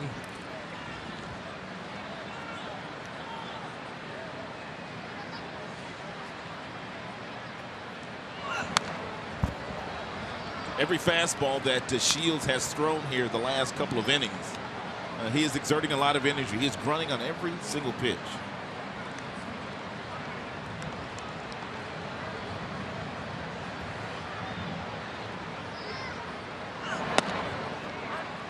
There's the changeup that grabs the outside part of the outside corner for a called strike. James has a couple different changeups. That was a straight change. He also has one that really dives off the table. We're going to go fastball here against Miguel. Well back down the right field line. This is a home run hitter's ballpark. A very hitter-friendly ballpark, really, through the years. The amazing thing going into this series, something to watch in the next 3 days, are some of the Tiger batters in this ballpark that you think would thrive here. Breaking ball low and away, and Miguel lays off the appeal. Miguel asked for the appeal. The only hitter in baseball who asked for the appeal. He doesn't want the. He wants to take the home plate umpire out of the equation. 1 for 2 for Miguel tonight, up and in as Shields missed badly. A leadoff walk here in the 4th inning. But you look at the Tiger hitters that you think would thrive in this ballpark. Home run friendly to all fields because of the symmetrical fence. And the surprise is only Victor Martinez has career numbers in this ballpark that are better than his overall numbers. Yeah, quite surprising. Really, you look at J.D. Miguel especially surprising. Okay numbers, but not Miguel numbers. And then Castellanos, Ian Kinsler. Of course, Ian Kinsler started this game with a home run. And of course, no Victor Martinez in the lineup tonight, if you're just joining us. Interesting talking with Ian in Anaheim, Rod, where the Tigers obviously had not done much run scoring. And he had not done much damage in recent years. He said maybe for a young player, it might bother you that, you know, you don't have particularly good numbers in a particular ballpark. But he said as a veteran, what you rely on is that feeling of, okay, I know I can hit anywhere. And even if my numbers here aren't good, and you're aware of it, that you're not going to let that affect how you go into each and every game. And we saw Ian start to thrive in that ballpark as well. Boy, this ball carried a long way off the bat of Castellanos. Tigers host the Indians coming up on Saturday, June the 25th. 4:10 start. Placido Polanco will be there, participating in a pregame Q&A as part of the season-long celebration, 10th anniversary of the 2006 American League champions. Visit Tigers.com or call 866-66-TIGER. And Rod, you had a theory about why maybe Tiger batters in this ballpark might not hit with the power that you would expect from a J.D. or a Miguel or a Castellanos. You know, it's one of those ballparks that when you come to, you know the numbers. You know that the ball really travels here because you take batting practice and you look at all the numbers. And sometimes when you do get into this yard like that swing right there by J.D. Martinez, J.D. tried to hit the ball out of the ballpark. And when you try to hit home runs, it just doesn't happen. You have to let it come to you, even though you're playing in a homer-happy ballpark. And year in and year out, even as the White Sox have struggled offensively, this remains one of the best home run ballparks in all of baseball. Little tap foul. J.D. 2 for 2. His bat is heating up. 6 for 11 over the weekend. 5 straight games with multiple hits for J.D. as that average climbs above 270 for the first time in a while.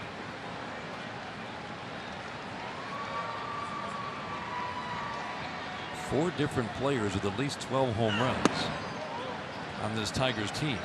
Pitch inside 1-2. That's the most in the majors, isn't it? It is.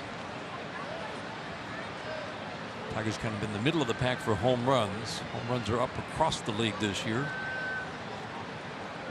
but being led by the big four. You would think at some point Justin Upton joins that group. You would think. Track record's too good for it not to happen.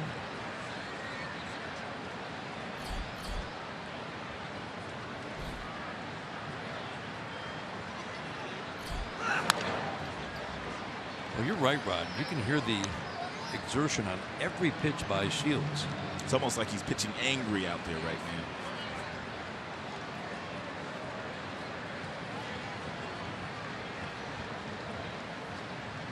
Pitch count at 82 for Shields.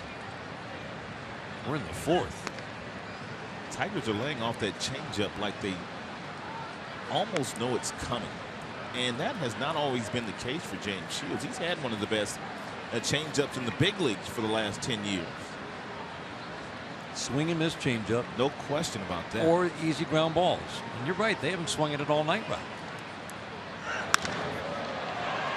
This drive to right field is deep. Garcia won't be able to make the play over his head up against the fence.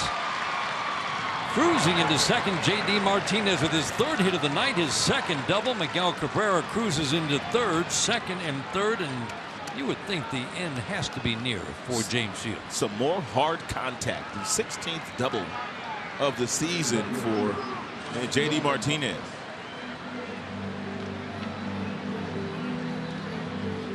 Surprised they're letting him go this long, Rod? Well, I think they're just trying to get him to figure out some things. They're trying to leave him out there as long as they possibly can so he can have a decent taste in his mouth when he does come off the field. Tyler Danish again up and throwing. He was up early in this game, second inning.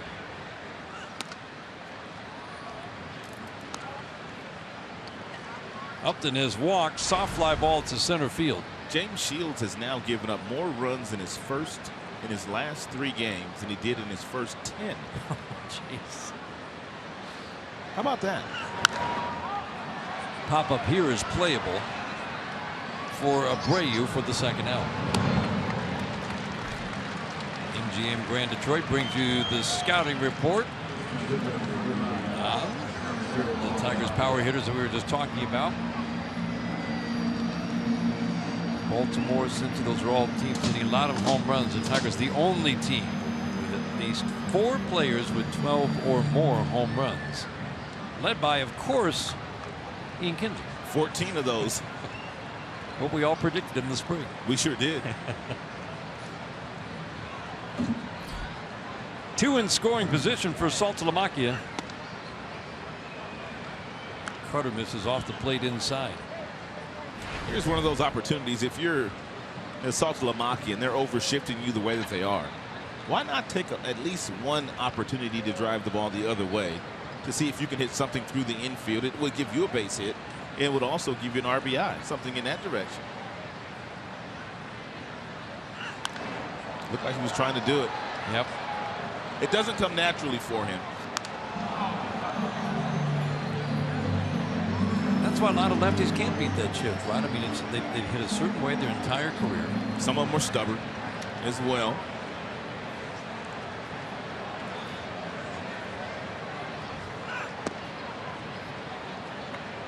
And it's a select group of the Victor Martinez of the world who can just take that pitch away and just drive it in the left. So many guys are going to just roll that top hand over and hit the easy ground ball to the right. And Victor is so unselfish when he's in the batter's box.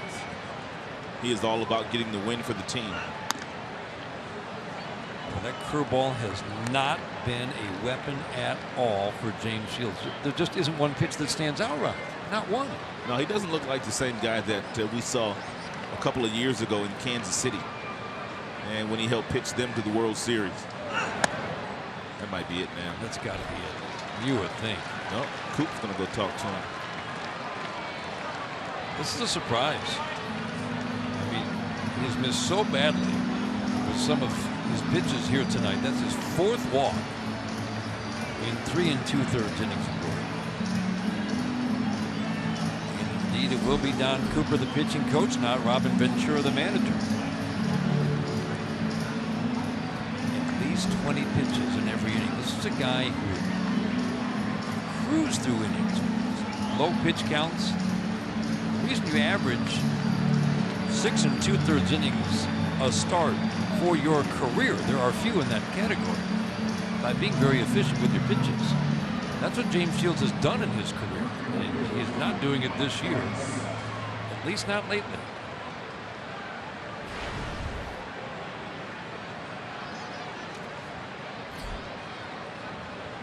.91 pitches. Another ball one. We have not seen James Shields like this. The Tigers have knocked him around at times in the past. We've never seen him struggle this much to simply throw a strike. 2-0 on Aviles. Well, if you're Aviles, you know beyond a shadow of a doubt right now you're going to get a fastball that's going to be right down the heart of the plate. And here's the counts that you do most of your damage in the big leagues. You get a good swing at it. This ground ball fielded by Laurie. They'll make the play unassisted, forcing Saltalamacchia at second. Tigers load him up again, and for the first inning, do not score.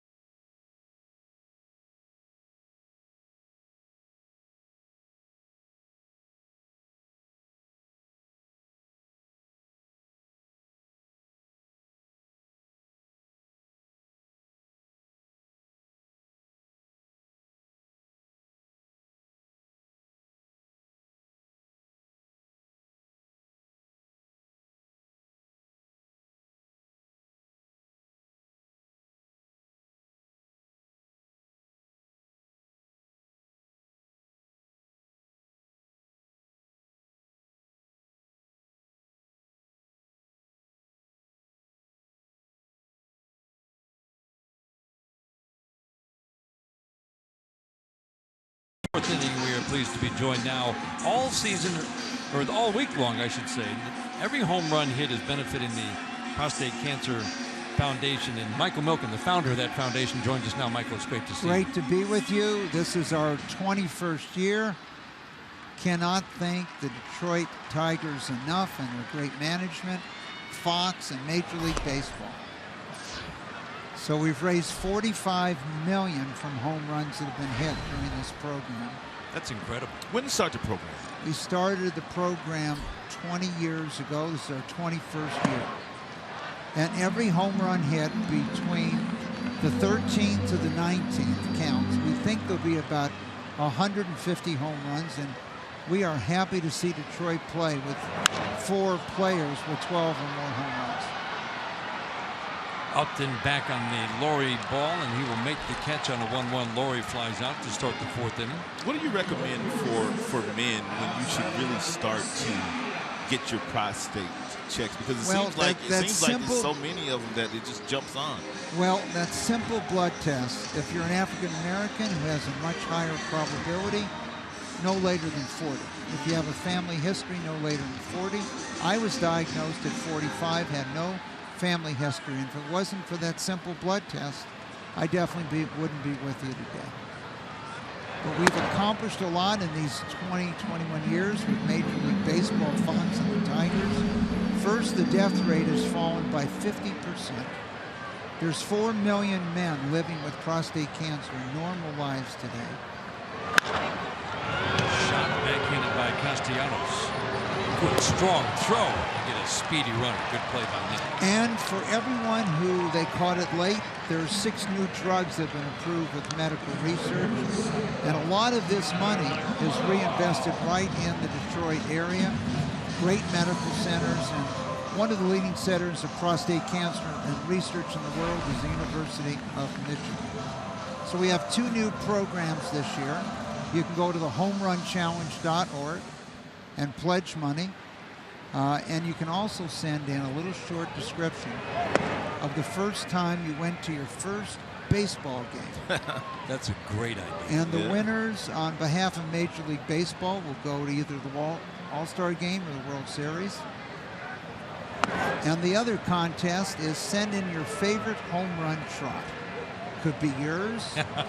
It could be a major leaguer, a minor leaguer, or it could happen in T-ball. And so we had a 7 or 8-year-old send in his trot, and he told us he slid into first, he slid into second, he slid into third, and he slid into fourth. So one of the goals is to get a lot more kids interested in this program. But men today, 1 in 2 men will be diagnosed with some form of cancer, 1 in 3 women, and 1 in 7 men with prostate cancer. And a man has a 99% probability. Well, we just added to that total. Deanna Navarro on a 3-1 launches to left. His 3rd of the year, makes it a 7-3 game. He had a really good at-bat his first time up today against Boyd. He saw 10 pitches before finally walking, so he's seeing him good tonight. You've been big on education throughout your career as a philanthropist. It's one of your big points of emphasis. Talk with Michael Milken, who founded the Prostate Cancer Foundation. And I think one of the things we want to tell everyone tonight is early detection makes a huge difference. But even if diagnosed late today, you have a high probability of having a solution due to all the research that's occurred with these home runs. So we want everyone to pledge money for home runs hit. There's 3 tonight. We still think there will only be maybe 150 between now and Father's Day. And if you pledge $1, that would be 150, and then we will go out and get matches 15 to 1. So you want to pledge $10, $1,500. We'll turn that into $22,000 for prostate cancer research. Coach chases the high fastball. Michael Milken, thank you very much. Thank you. So much. Prostate Cancer and Foundation. We want to make sure you're wearing your blues on Father's Day. We're going to have it on. Thank you. Hope you raise a ton of money this week. Michael Milken, Tigers give up 1 more, lead by 4 as we go to the 5th.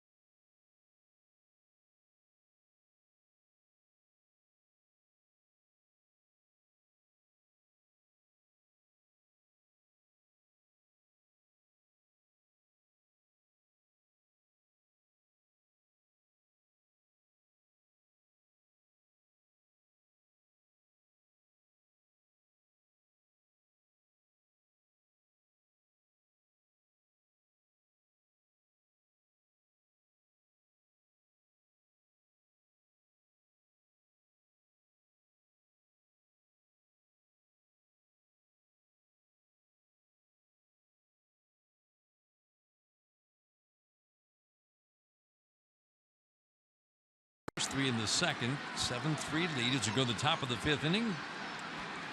First of 3. Tigers and Chicago White Sox on the south side at U.S. Cellular Field. Jose Iglesias takes a fastball low and outside. Rod, I think what you said made sense in terms of why the White Sox are leaving Shields out to. Obviously, well, he's struggled mightily through 4. They've got this guy for the next 3 years. They've got to find a way to get him right. They really do, and they need to get his pitch count up because he's only pitched 4 innings in his last 2 outings combined. So they've got to get that pitch count up so that when he does go out there in his next outing, he's at least built up the arm strength that would allow him to go 6 or 7 innings. He's thrown 97 total pitches today, Dan. 74 of those have been from the stretch. How about that? It was a swing and miss at a changeup for the, I think, first time tonight. 74 of his 98 pitches, he has been in the stretch. Parade of base runners right from the start.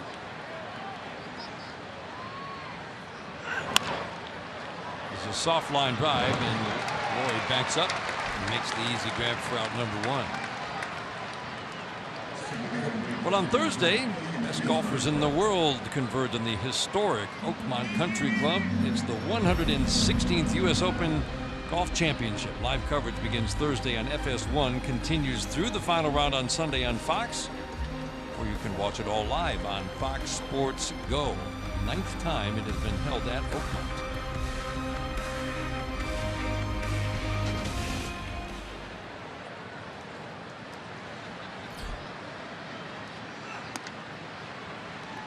First time that Shields has retired the leadoff man. Ball 1 to Ian Kinsler, batting for the 4th time in 5 innings.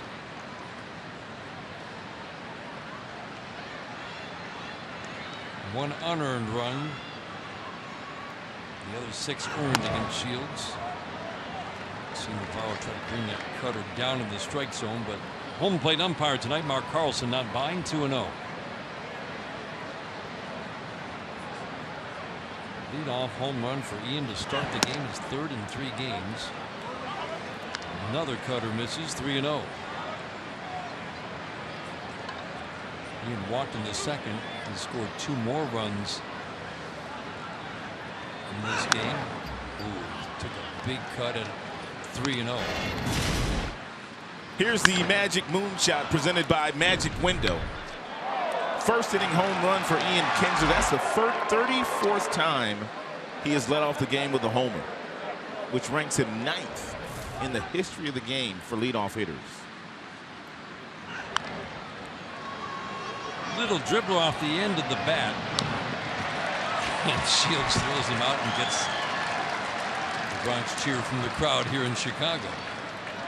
His error in the 3rd inning led to an unearned run.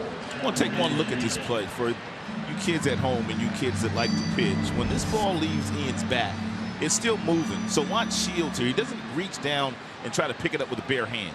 He uses the glove as well as the hand. And then once he corrals it, he makes the play. There are so many pitchers that will go over and that ball is spinning. They try to pick it up with their bare hand and they don't make that play. We see it time and time again, but Jim Shields did it the right way there.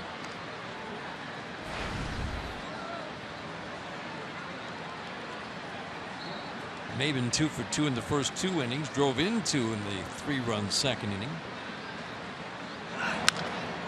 Soft ground ball here, and Shields gets his first 1-2-3 inning of the night. You're watching Tigers baseball on Fox Sports Detroit, presented by Bell Tire.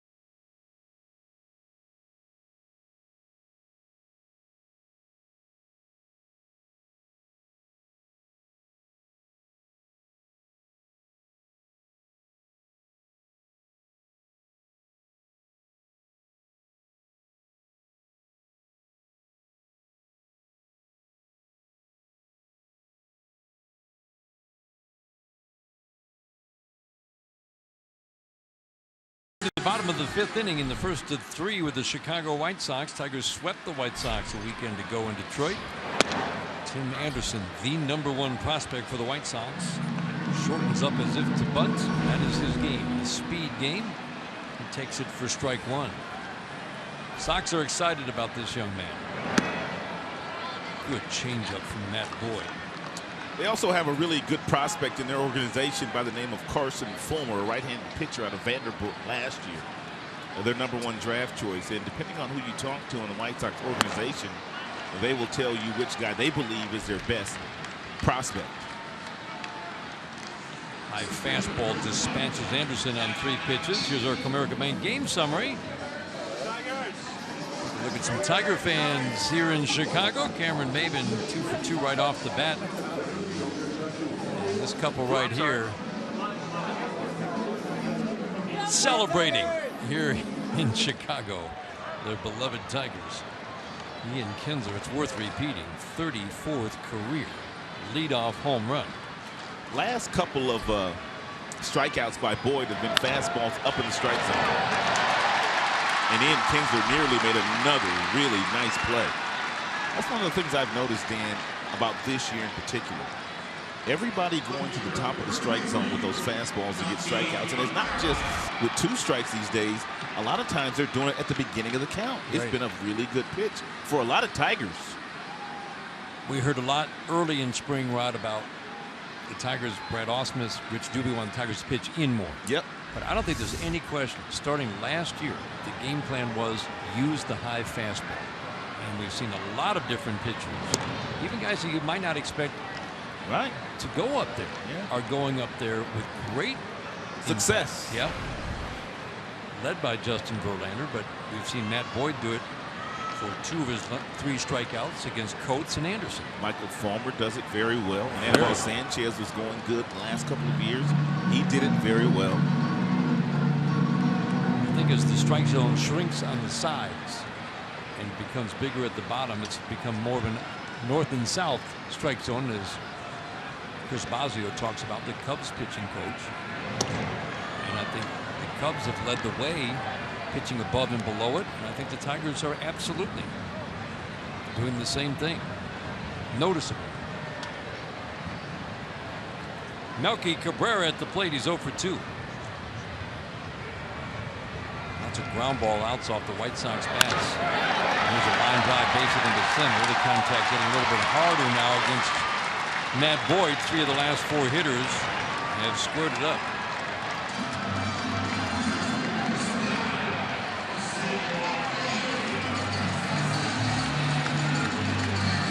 Here's our bell tire pitch by pitch, and how Matthew Boyd went after Abreu in his first couple of at-bats. First time up here today, he was able to get him out with a real weak contact with the ball up and in to the shortstop.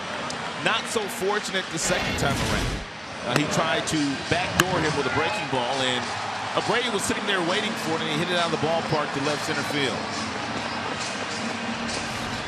So in the last 5 batters, the no-doubter home run for Navarro. A couple of strikeouts, and now line drive singles for both Eaton and Cabrera that prompts a visit from pitching coach Rich Doobie. And now you have Abreu standing in the batter's box, and one of the reasons why they are talking to Matt Boyd, he wants to make sure that he does the best that he could possibly do to keep Abreu in the ballpark.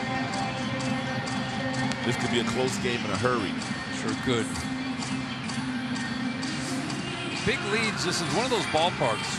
Big leads don't usually feel safe, just because one swing at the bat at any moment, a routine fly ball can go out in this ballpark. Look at the way the ball is carrying to right in this game. He threw him a breaking ball last time, and he connected for a home run. He needs to probably stay inside on him this time with good hard fastballs. 2 on and 1 out. There you go. Pounded him in off the plate. 9 home runs now for Abreu as his bat heats up. 4 of those home runs in the last 8 days. Good changeup. Outstanding changeup. But what set that changeup up was the first pitch inside at 92 miles an hour. Then you fade it away. Here's our high-speed pitch, and it is brought to you by Xfinity. 94. He touched that in the very first inning, and he did it a couple of times. Breaking ball at 74 miles an hour.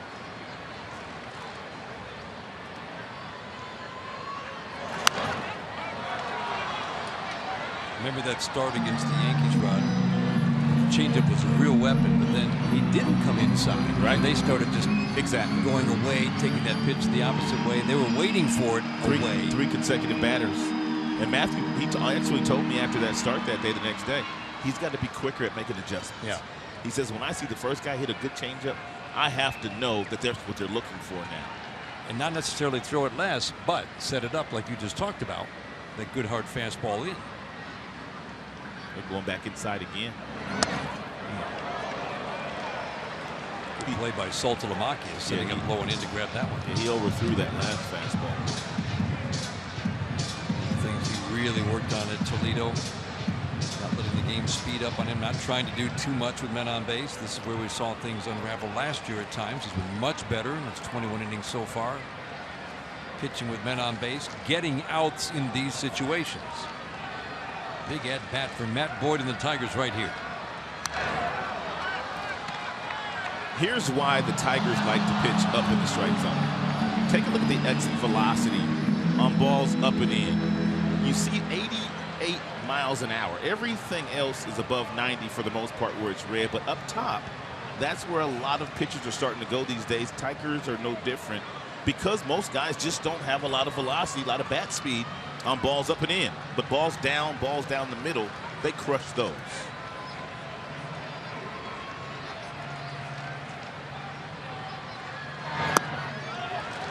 Couldn't get Abreu to chase the changeup. What do you go with here, Rod? I go hard fastball inside, or I try the breaking ball. I throw the pitch here that I can control the most. The pitch that I can command the best right here. Whatever he feels like that pitch is, that's the pitch he needs to throw here. 2 on and 1 out. Tigers leading by 4. Shot into center, and that will score Eaton. And this game has tightened up considerably the last 3 innings. He missed with his location again. Saltalamacchia wanted the ball inside, and he simply allowed it to leak back over the heart of the plate, and some more damage done by Abreu, and that's going to be it for Matt Boyd. Contact started getting very hard with the Abreu home run 2 innings ago, and the Sox had a lot of good swings after that. And you know Boyd's got to be kicking himself. He did not get through 5 innings here today, and he had a 7-run lead at one time. Time to go to the bullpen for a wall side windows pitching change. Bobby Parnell is coming on. Tigers lead down to 3.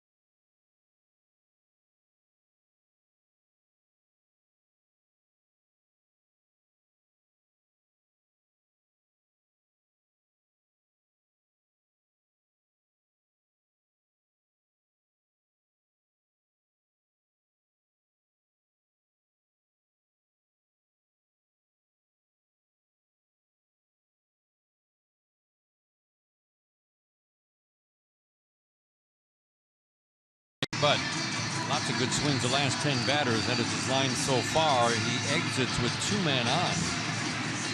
And still only 1 out here in the 5th inning. A 7-0 lead is now 7-4. Bobby Parnell takes over on the mound. And Bobby Parnell only has 2 pitches. He's got a fastball that gets up to 94, and he also has a curveball. Former closer for the New York Mets. Home run threat at the plate. Todd Frazier steps to the plate, representing the potential tying run.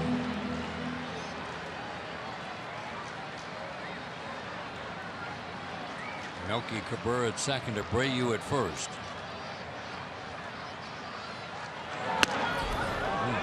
Good fastball at 95, thrown right by Frazier.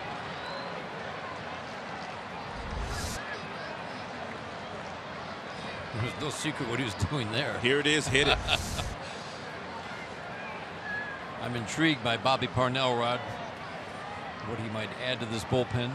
Oh. Did not hit Frazier, and that popped out of the glove of Saltalamacchia, and that advances runners to second and third.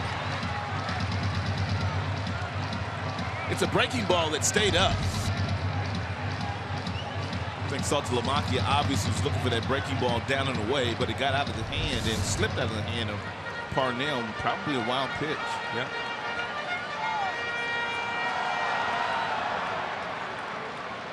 She is taking some photos.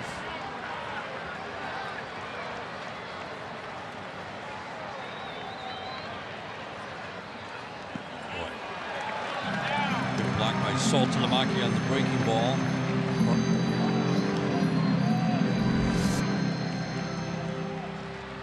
That thing bounced about 6 feet in front of home plate.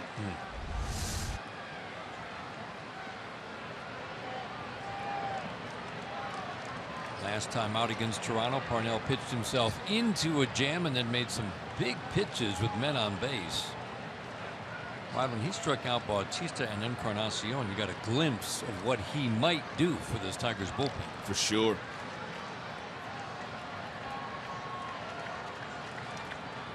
Dangerous count here. Chase, 95-mile-an-hour fastball. This is what happens when you're looking for a breaking ball, and then you get a fastball, and then you still can't hold up. That was an ugly swing. Laurie is waiting on deck.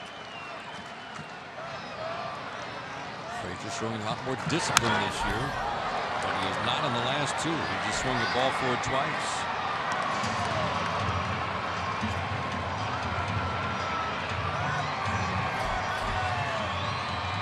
Tigers scored 3 in the first, 3 in the second, 1 in the third, at a 7-0 lead in this game. White Sox a single away from making it 7-6. Outfield deep all around, respecting the power of Frazier. The 3-2. Shot on 1 hop to short. Second out, scores a run. Cabrera scores. And we got a 7-5 game.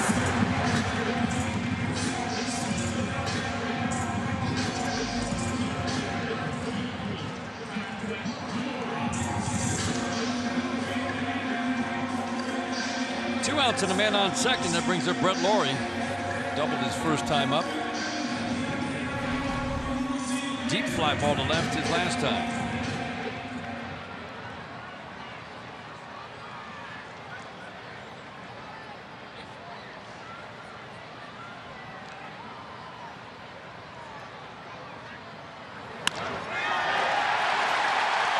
Going to make it a 1-run game. Abreu around third. JD's throw won't be nearly in time or on target. We've got a 7-6 game as Brett Laurie brings home Abreu. 6 unanswered runs for Chicago White Sox after the Tigers got off to a 7-0 lead here this evening.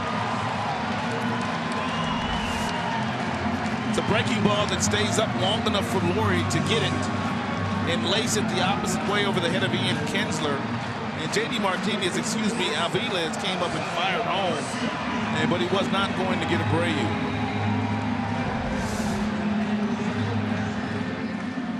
2 runners left on base. Charge to Matt Boyd.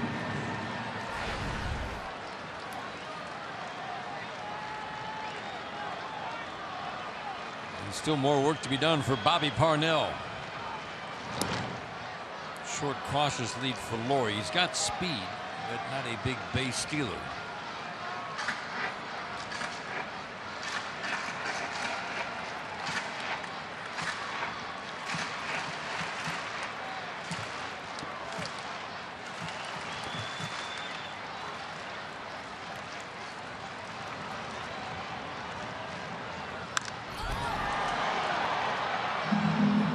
Late on a fastball. A lot of life on the fastball thrown by Parnell. 95 miles an hour.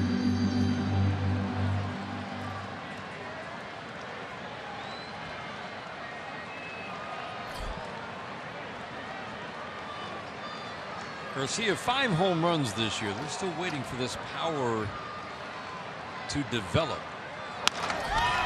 He just shoots this one that was heading into center field, and a good play by Bobby Parnell. Another shot. We saw 5 in this inning off the White Sox bat. They score 3, hold to within 1. Tigers will try to widen that lead. Miguel Cabrera coming up. The heart of the order when we come back.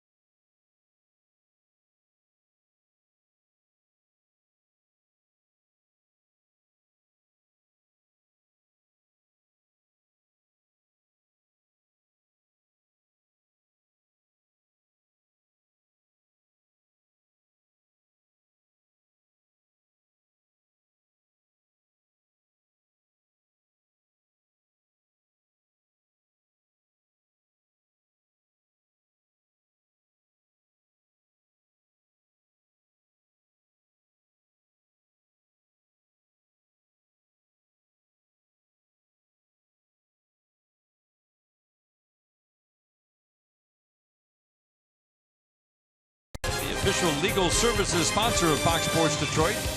By Bell Tire. Get the lowest tire price, period. Bell Tire. Chevrolet, more than you expect for less than you imagined. And by Crown Royal Regal Apple Flavored Whiskey. Please drink responsibly. New pitcher for the White Sox, Miguel Cabrera at the plate. Tyler Janisch on the mound. First pitch low and away.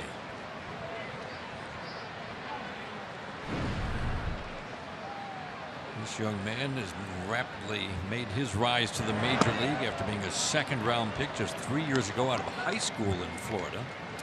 He gets to 93 with his fastball. He also has a slider and a changeup. No slider, no curveball, but he does throw the slider.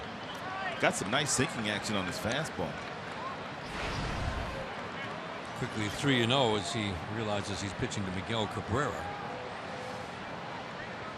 Wallside Windows pitching change after 5 innings for James Shields. There's a strike. Miguel ready to trot down to first. Mark Carlson stopped him in his tracks by going up with the right hand.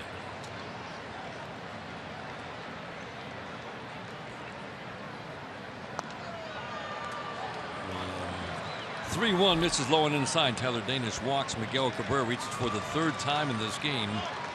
Parade of base runners through 4, and then James Shields worked a 1-2-3 5th inning, finally having an easy inning. And it's his throwing error, Rod, that's the difference in this game that allowed the 7th run to score in the 3rd inning.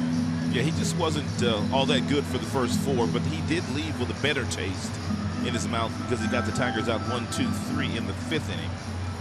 And now Don Cooper out to talk to Danish. He wants to make sure that he understands that he is 1 pitch away from throwing a ground ball double play. He's got that built-in power sinker. You can get a ticket to see the Tigers play the Cleveland Indians coming up June the 24th. It's a 7 o'clock start, plus a 16-ounce Miller Lite for as low as $19. It's the Friday night party package. Visit Tigers.com or call 866-66-TIGER. You have to be 21 or older to participate. You kind of like that party package, don't you? Don Cooper's having an exchange with Mark Carlson. Clearly feeling like his young right-hander got squeezed in a couple of those pitches to Miguel Cabrera. How about those Cleveland Indians? They're impressive. 3 games in first place at start of play today. Castellanos takes a tailing fastball in, and the thing that jumps out at you with Cleveland, you knew their pitching was going to be good. And Trevor Bauer's added a lot to that rotation, but while they've got the 3rd best offense in the American League, that's what the Indians needed. That Lindor kid is spectacular. There's a line drive, base hit into right center field. Up the gap, tracked down by Eaton. Castellanos heading to second, the 1-hop strike. Didn't get him. Oh, man, how about that? That is the 2nd hustling double tonight for the Tigers. Martinez and now Castellanos. What a piece of hitting here by Castellanos, though. I mean, it's a sinker ball down, and what you have to do is you have to pull your hands close enough to try to drive the ball the other way, and Nick does it as well as anybody. Take a look at his swing right here. Hands go close to the body, and he's able to barrel that ball up and slice it the opposite way in the gap. Sox are going to ask for a review, and Rod, he's going to be out. I thought he was out live, and the replay from every angle confirms that. Well, if he is out, that's going to be the 8th outfield assist of the season for Adam Eaton. I don't know. You think so? Out?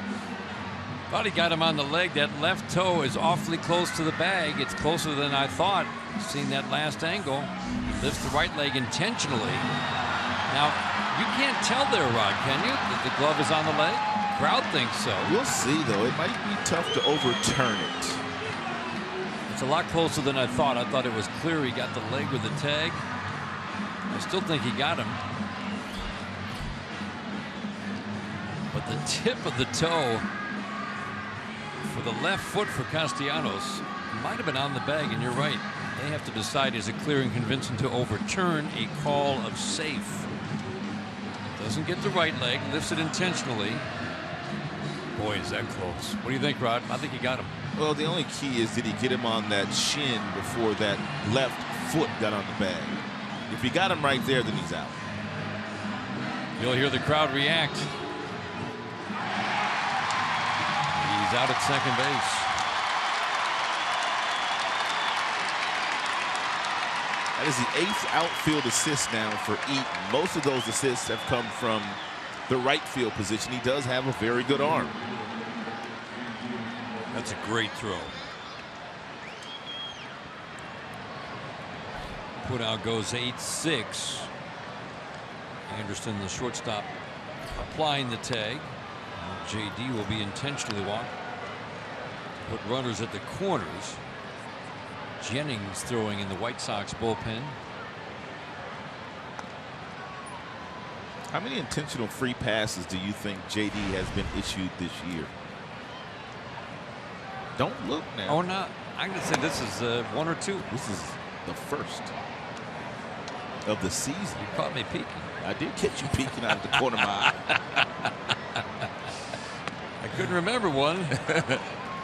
Well, this is where Justin Upton, Rod, you just, man, it just, you keep waiting for this bat to come alive. You know it will. The track record says so. He has to have the same kind of approach that Castellanos had. Danish is going to throw that sinker. He's trying to get the ground ball. He's trying to get the double play to get him out of the inning. He's got a good sinker.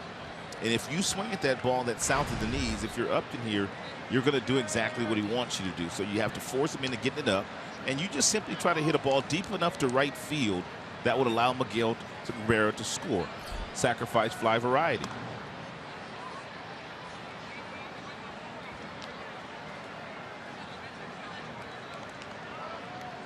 got to find a way to get that run home from third. A 7-run lead has been cut to 1.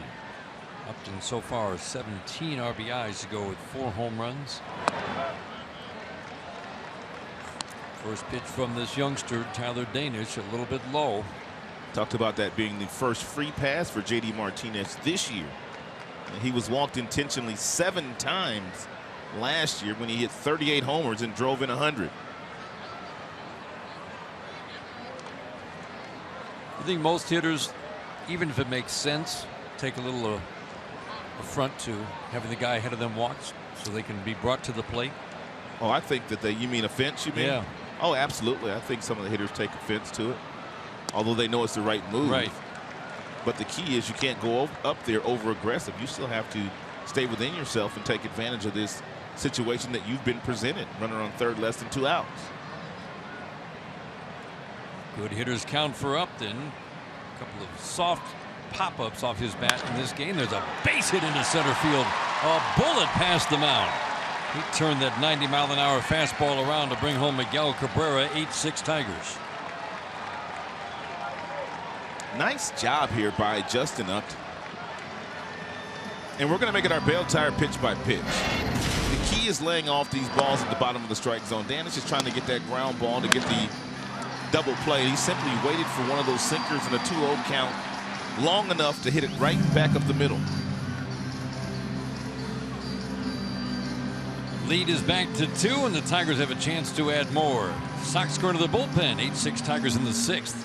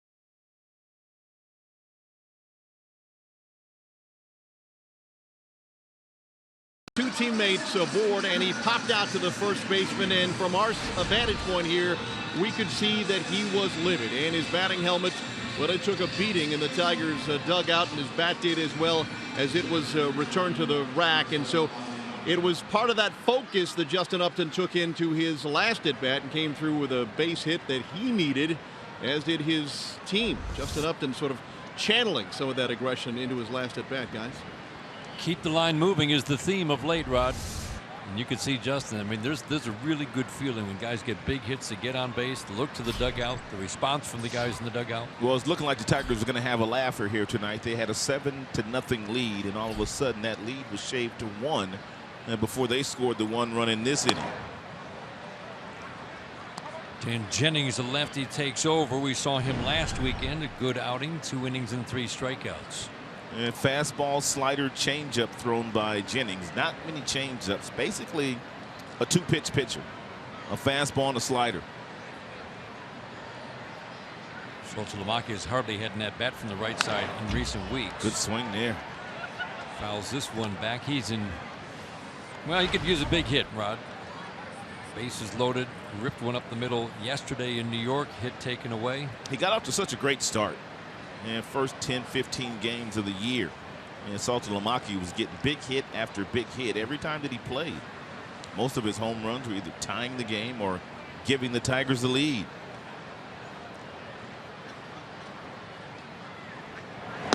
There's that slide piece. It's a good one, too. It is. At 84 miles an hour. Some real nice deception, some nice sink and bite with his breaking ball. High walks and low strikeouts, not generally a good combination. Not usually a combination that leads to a 1.95 ERA, but that's what Dan Jennings has coming into this game. But the strikeouts are down noticeably from his career marks, especially the last 2 years. Good block there by Navarro behind the plate. He dominated the Tigers in 2 innings of work last weekend.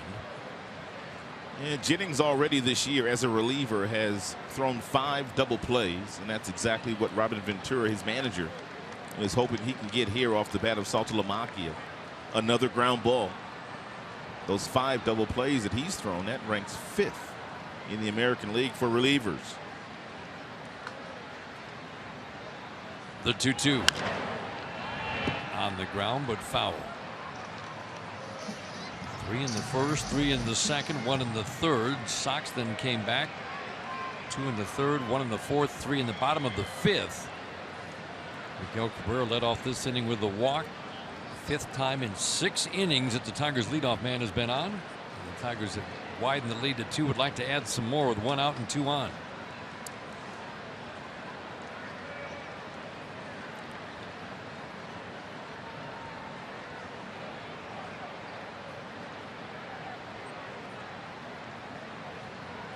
The 2-2 frozen. Absolutely frozen.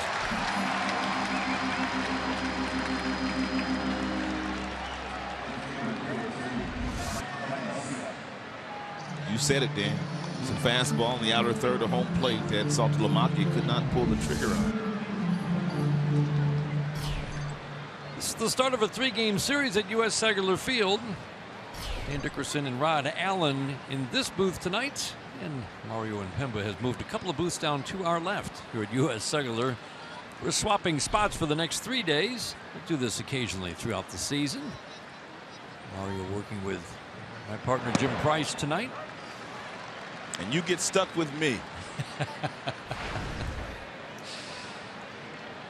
Got off to a great start. The 7-0 start, Rod. Yeah, we did. That was the best start of any tandem in Yeah, we did. We got to finish it, though. We got to finish it, though. Aviles fouls it out of play down the right field line. 0 for 3 tonight. Everybody's gotten in on the fun so far, except for Mike Aviles, who's been much better at bats of late. 8 for his last 25, his last 7 games. Well, Brad has finally figured out a way to get him into the action. He's had starts at just about every position. He's had him at third. He's had him at short. He's been in second. He's been in left. He's been in right.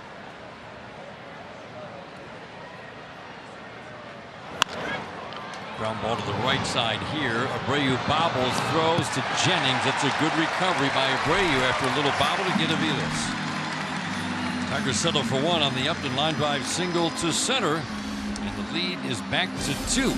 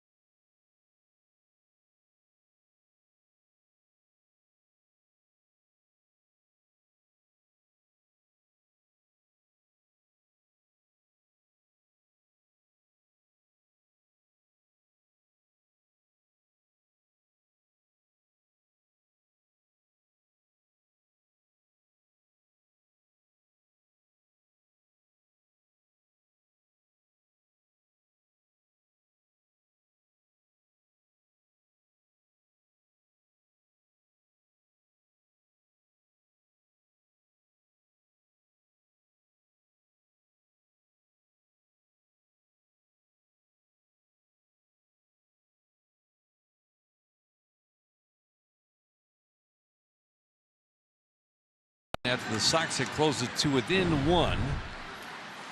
Join us again tomorrow night. Battle continues between these Tigers and White Sox. Coverage begins with Tigers live at 7 o'clock right here on Fox Sports Detroit. Tomorrow night, Tigers White Sox 7 o'clock right here on Fox Sports Detroit. Second of a 3-game series, season series that has been dominated by the Tigers the last 6 years. This will be year number 7 if they can win the season series again. They've won it each of the last 6 years. For a long time, the White Sox owned the Tigers. The previous decade, really. Deanna Navarro's had 2 good at-bats tonight, Rod. He really has. The last one he connected for a home run against Boyd. Ooh, awkward looking swing there at the slider thrown by Bobby Parnell. I also like the velocity that he's throwing this breaking ball with. Dan, he's been 95 with his fastball, but he's throwing that breaking ball out of the same window and the same arm speed, but the velocity 11 miles slower than the fastball.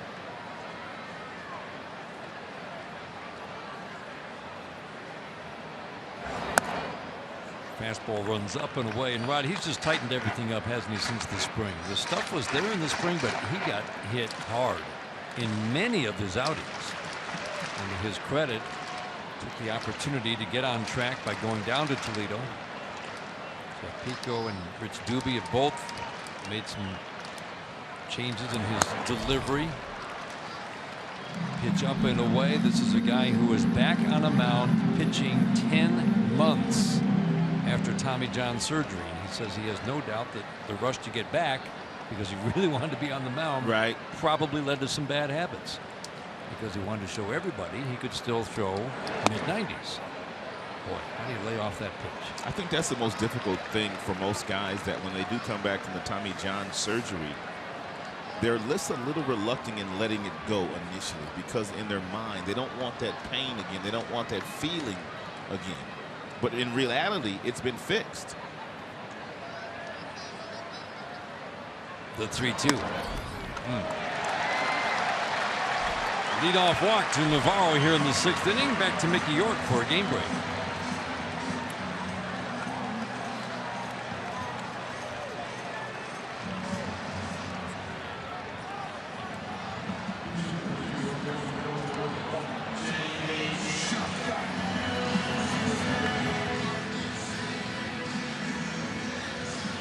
This is quite a week in the Central, with the Royals playing Cleveland right now. I assume they're going to draw some pretty big crowds in KC for that series. They should, for sure. And then the White Sox, after this series with the Tigers, go to play Cleveland, and the Tigers head to Kansas City for 4. So the top 4 teams in the Central matching up in 2 separate series for each this week.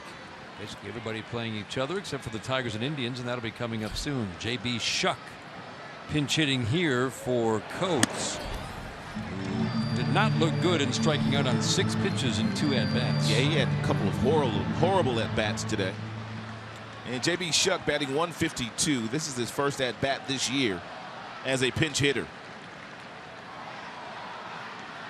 Just 33 at-bats, 5 for 33 for J.B. Shuck.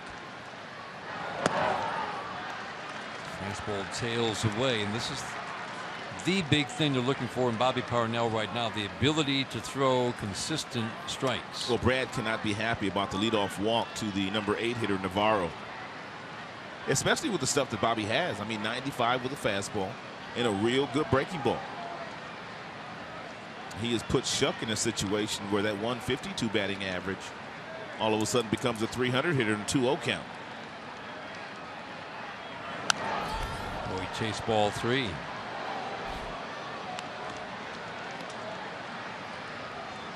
See his career numbers as a pinch hitter.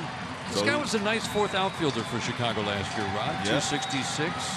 Draw, walk, get on base, play good defense. He also played well for the Angels when he was playing for Mike Scioscia.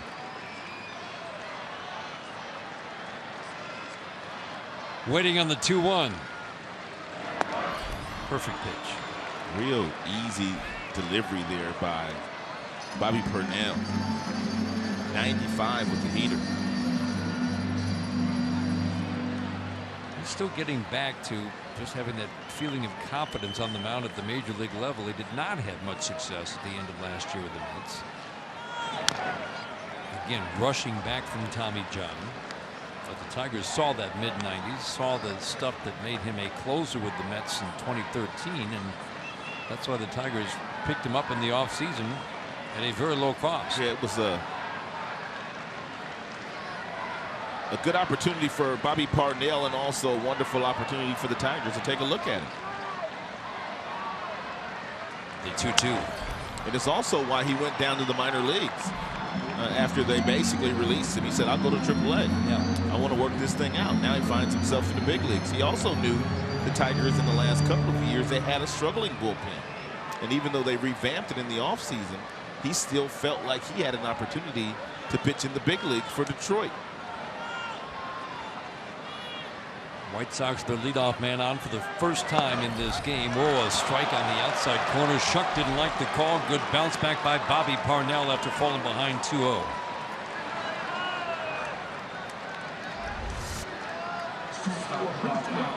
It's a good call by Mark Carlson. Absolutely.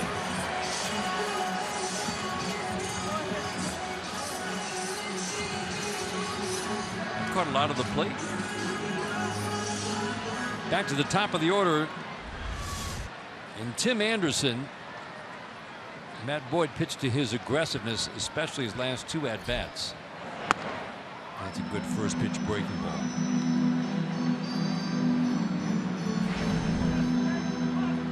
Boyd worked ahead 0-2 in the third inning, got the ground ball. Good play by Castellanos. And then got ahead 0-2 and got him to chase a fastball in the fifth.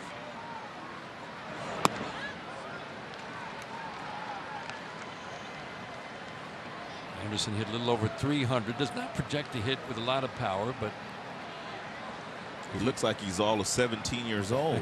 That's a baby face, isn't it? Isn't it, though? Rapid rise for a guy who didn't start playing baseball till his junior year of high school. As you said, basketball was his first love, but couldn't get anybody interested in a 6'1" point guard. Went to a junior college. So still kind of raw when the White Sox drafted him. It's almost like Lorenzo Cain. Lorenzo Crane didn't start playing baseball until he got to high school. He's turned out pretty well. He's turned out to be a really good premier player in our sport. He was a basketball first guy too. The 1-2 put away. 8 walks, 58 strikeouts for Anderson at AAA, and you would think there are going to be some growing pains when you see numbers like that. Low walks, high strikeouts. He did hit 300. But there will be growing pains as major league pitchers take advantage of that aggressiveness. Yeah, they'll find the weakness. Right now, you would not think that this is going to be a guy who's going to be in the leadoff spot very often. Eaton's been there a lot, and Abreu's been moved into that 2 spot in recent weeks. Away 3-2. Boy, just cannot walk this guy.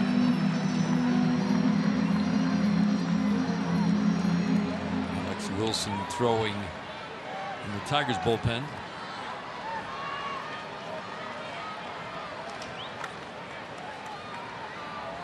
This pitch is close. You would think he'd be swinging. And he does, and he drops it into left center field. Fielded on one big hop by Upton. He'll hold Anderson to a long single, but that gets Navarro over to third. And the White Sox good swings continue here in the 6th. 3-2 fastball that basically split the plate, and Anderson goes down to get it. And before Justin Upton can go over and get it, Navarro, who was on first, he's able to get over to third. And a wise decision for Justin to throw the ball to second base to make sure the double play stays in order. That ends the night for Bobby Parnell. Alex Wilson is coming on. Potential tying run on for the White Sox.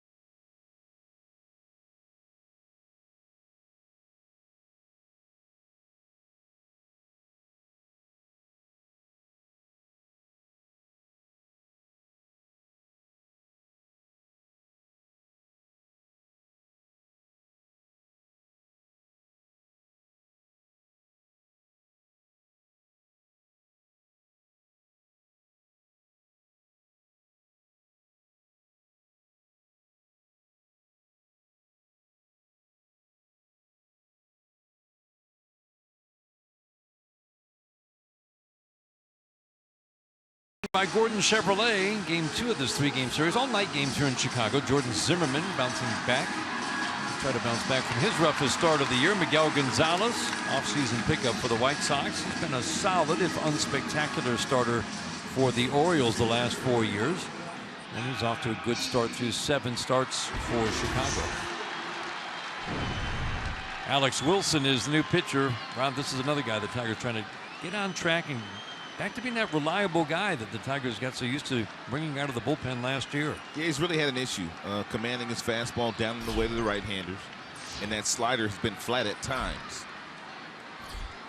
Eaton's been on 3 times. A little sidearm flick over to first to drive Tim Anderson back. 11 steals, caught 4 times at AAA. Might be tough to turn a double play on Eaton. He runs very well.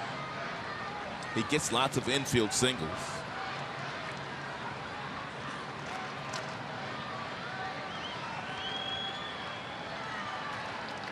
Has bounced into 5 double plays, but he hits this one deep to center field. Maben will make the catch in right center. That scores the run. Navarro trots home. Another hard hit ball.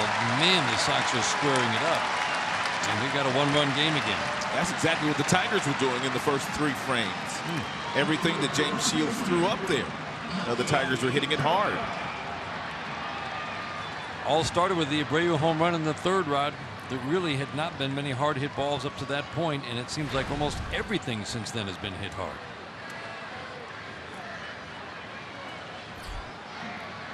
Two outs and a man on. Brings up Melky Cabrera. He was absent from the White Sox lineup in that series in Detroit. Switch hitter, batting lefty. Remember, he got off to the terrible start last year, and then by the end of the year he finished strong the final 4 months, but the start was so bad that the final numbers were just very ordinary for Melky Cabrera. Off to a solid start this year. Can hit for average, extra base power. Yeah, Melky was coming off a couple of really good seasons in Toronto, and when they signed him to a free agent contract, and as you mentioned, the dividends just did not pay off in the first half of the season. Adam Eaton, their leadoff hitter, also got off to a really slow start last year. Man on, 2 outs. That's a speedy runner at first, and it's a good quick move by Alex Wilson. It wasn't a very big lead by Anderson. It might be an opportunity for you to put a pitch out on. If you're convinced that Anderson is running, you just go ahead and throw over a couple of times and you pitch out, and you might just guess correctly. Give Salto Lamaki a little extra time to throw him out. Cabrera still waiting in the first offering. Lowered away, ball 1. 1 for 3 for Melky Cabrera. His numbers career about the same from either side of the plate. He's been better as a left-handed batter the last few years, better right-handed this year, but overall his numbers much better from the left side. And he laces this one. Get it in. Into the right field corner. Aviles to Kinsler, and a good quick throw in holds Anderson at 3rd. That's a bullet into the corner, though. Another rocket off the Sox bat. 2nd and 3rd, and the White Sox, with Abreu coming up, have a chance to take the lead. Melky Cabrera absolutely drilled this ball down in the right field corner. Nice job by J.D. Martinez getting into the corner and then getting the ball in, because a kid on first base, Anderson, can really run. Aviles, excuse me, in right field today. Nice job by him getting that ball in. Well, you can be excused because JD's been out there every single game. Every day. Except for 1 this year. Victor is going to be sat down because of the knee. Brad Ausmus saw an opportunity to get JD off his feet for a day. Well, if you're Wilson in this particular situation, you don't necessarily have to go after Abreu. He has been their hottest hitter lately. So if you walk him, it's not all bad. The guy in the on-deck circle, Frazier's dangerous from power, but he's not as dangerous a hitter as Abreu is. Rod, what are you noticing with Alex Wilson? It's just not quite the same sharp stuff as we saw last year. No, it's not. You know, the fastball life has just not been there. The two-seam sink, it hasn't been there. And the sliders have been flat most of the time.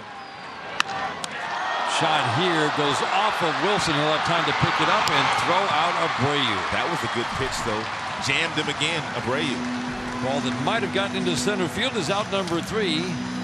Alex Wilson knocks it down in self-defense and throws out Abreu. Sox again pulled to within 1. Heads up play by Alex Wilson. We go to the 7th inning in Chicago. 8-7 Tigers.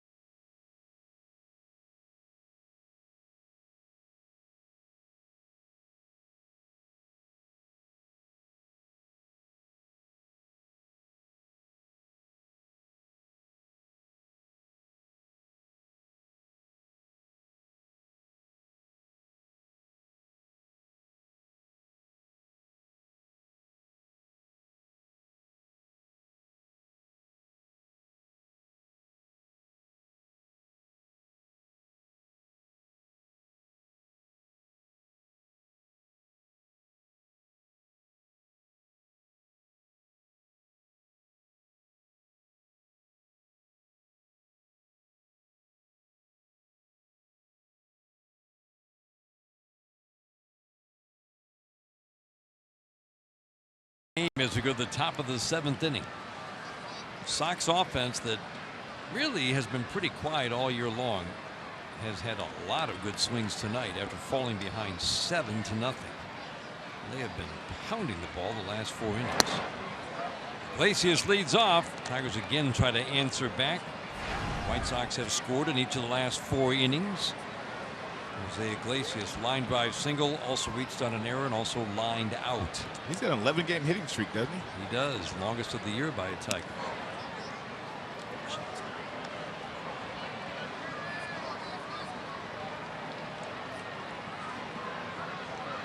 In at the corners for the White Sox. Outfield in. Most outfields play Iglesias very shallow.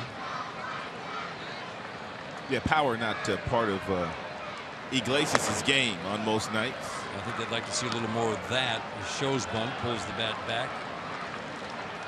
Been encouraging him to at least try to lay down a bunt base hit. Remember, he had 10 bunt base hits the year he was traded to the Tigers. That had a lot of infield singles that year too. He used his legs as a weapon.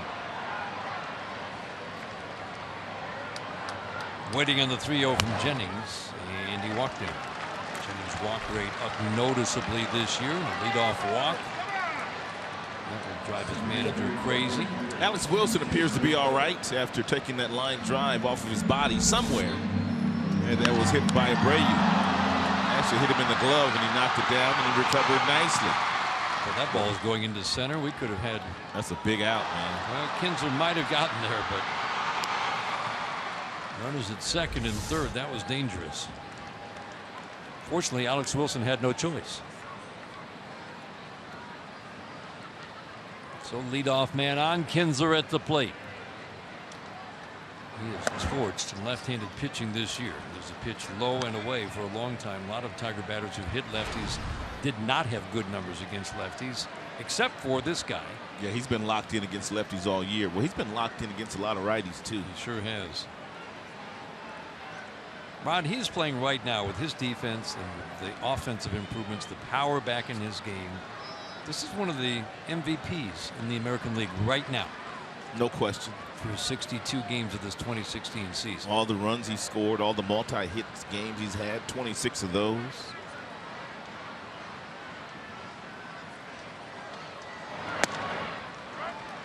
He's become a pull hitter again. He's become the Ian Kinsler that playing the same way that he played when he was with the Texas Rangers. As we get a peek at his numbers against left-handers, 100 points higher than they are against righties.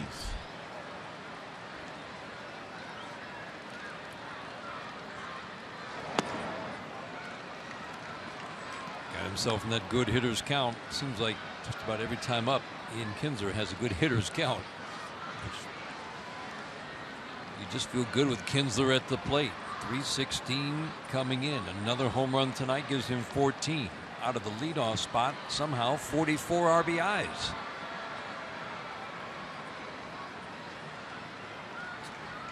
Iglesias short, cautious lead with the lefty on the mound. Ground ball to third, should be 2. And it is. We told you that when Jennings came into the game, that's one of the things that he has been very fortunate at doing, and that's getting the opposing team to hit into double plays. That is now 6 for him as a reliever, which is a high number. Nice feed by Frazier to Laurie, and Laurie had to throw from underneath, but he made Iglesias get down in the dirt. That's a big pitch there by Jennings. Sure was. So he erases the leadoff walk, and that leads it up to Cameron Maybin to get something started here in the 7th inning. Tigers trying to add on after their 7-run lead has now twice been cut to 1. 2 for 4 for Cameron. He scored 2 runs. Kinsler with 2 runs tonight has scored 55, second in the American League. Most leadoff hitters, they will tell you really the only number they're concerned about at the beginning of the year is scoring 100 runs, because they feel like if they're scoring 100 runs, they're doing everything that they need to do to have a successful season.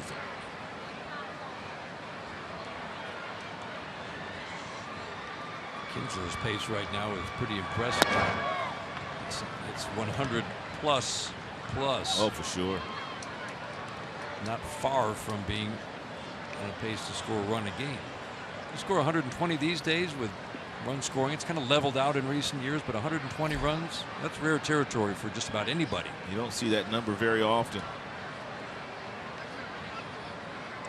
A 4-pitch walk after he just got the double play to extend the inning for Miguel Cabrera.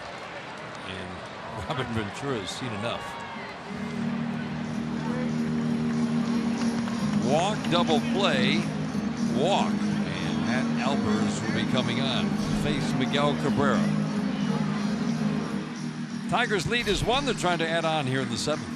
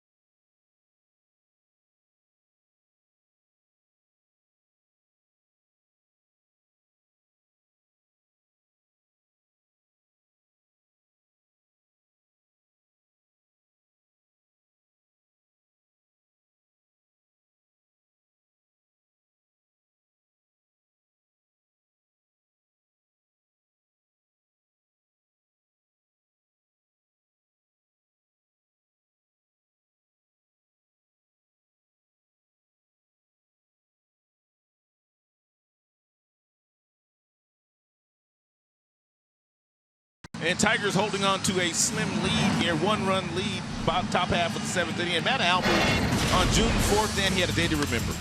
He was pitching in the game in the 13th inning, and they were running out of players, so he had to hit for himself. He doubled. He didn't know how to slide. He got to third base on a wild pitch, and then he came home on an Abreu sac fly. Motored home. What a day this was for him. He got the win. He got a double, and he scored the winning run. Well, Miguel Cabrera knew that any chance that Robin Ventura gets to bring in Albers against him, he's going to do that. In his career, Miggy only 2 for 14 against Matt Albers. So there aren't many relievers not named. Well, heck, he even hit Mariano Rivera. I'm trying to think of a reliever who would have numbers close to that, Rod. That's amazing. 143 is the batting average for Miggy against Matt. This is a guy the Tigers, whatever uniform he's been wearing, have had a lot of success against in his career. Farrell's getting ready to throw down to first. And Matt Albers has a fastball that gets up to about 93 miles an hour. He has a slider that he will use quite often. A curveball, not so much, but he likes his changeup. So he's got all 4 pitches. Pays attention to the running game. Maben with 5 steals has been caught 3 times.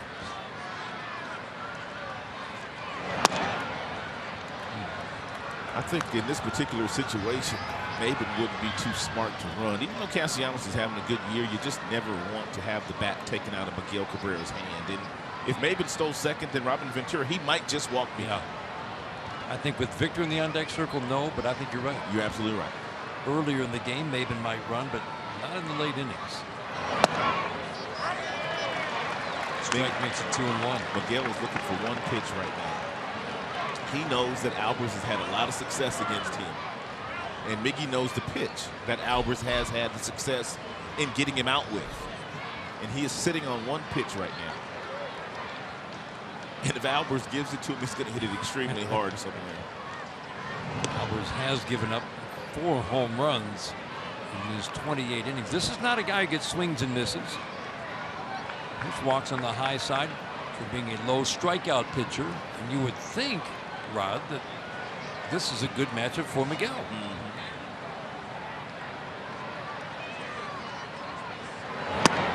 Perfect pitch. That is 2 straight fastballs on the black outside, and Mickey watched both of them go by. 93 miles an hour swing back variety. It's a good pitch for Albers. Miguel has walked twice, RBI double in the first. He's 1 for 2, scored 2 runs. Maben's at first with 2 outs in an 8-7 game in the 7th.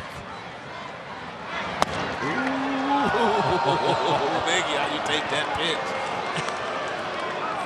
That's as close to identical as the previous pitches you can get. And Robin, without apparently being the same pitch. Exactly. Robin knows he can't argue. Oh, he's gone that quick. Wow, that was nearly the identical pitch to the pitch before that had been called a strike. It was. And you know there's some frustration too with Robin Ventura. They've been playing so bad. They've lost 22 of their last 30 games.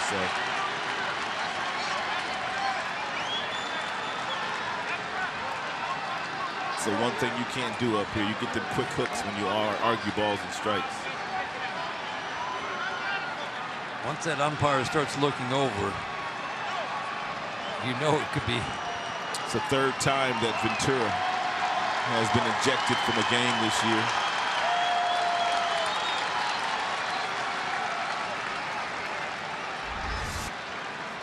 Every single pitch to Miguel Cabrera has been in the same area, down and away. I mean, every pitch.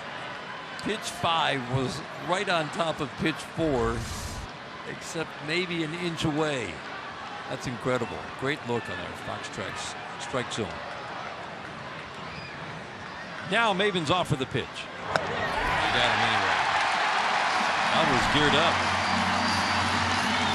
Miggy can't hit him. Couple of walks don't do any good for the Tigers. Their lead is still 1. Coming up, 7th inning stretch. Brought to you by Jeff Glover and Associates Realtors.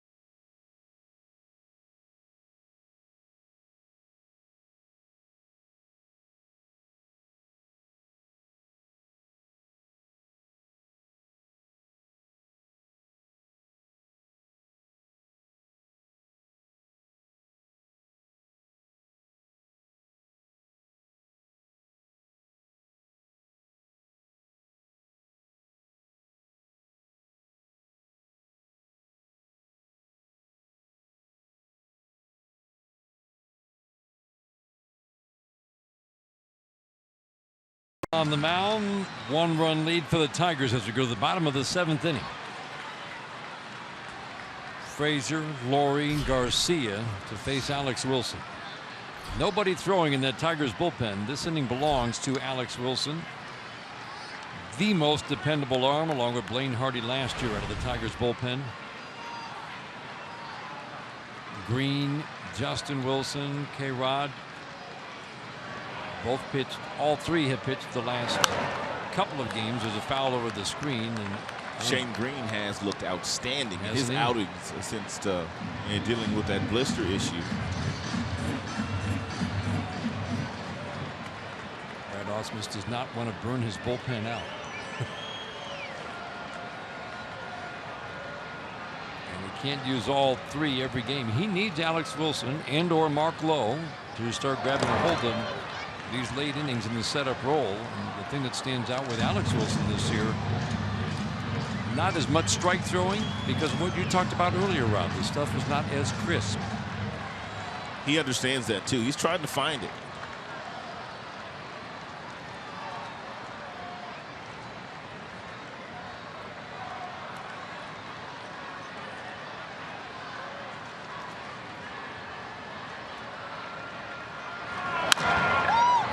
Ground ball right at third. Good play by Castellanos to get Frazier. Last second lunge to his left. I thought that ball was getting by him. And then he threw the ball off balance. He couldn't wait until he was able to stop because he had to aggressively go after this ball. So he simply threw that ball off balance, off the right foot, but he threw it accurately to Miguel Cabrera across the diamond. It's a good play by Nick. One of the finer plays we've seen him make, Rod. He's been making some nice plays down there really all season long.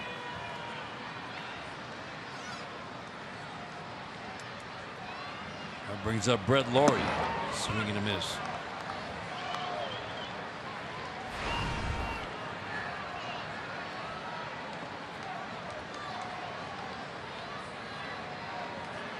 Alex Wilson does not get a ton of swings and misses. What he did get last year was a lot of weak contact and a lot of easy outs. Slider misses there, 1-1. Brad used Alex in a variety of different roles last year. When he first came up from Toledo, he pretty much was the long man. Then he was pitching so well, he started using him in the 7th, in the 8th, and he even used him to close a few games.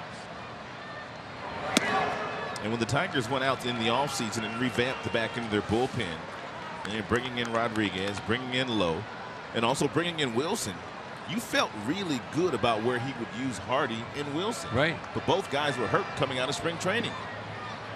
Neither has been the same yet this year. The two sure things from last year. And this is what you didn't see much from Alex Wilson last year. Falling behind batters, we've seen that a lot. We've seen more walks. Well, both these teams have walked quite a few here in the last couple of innings.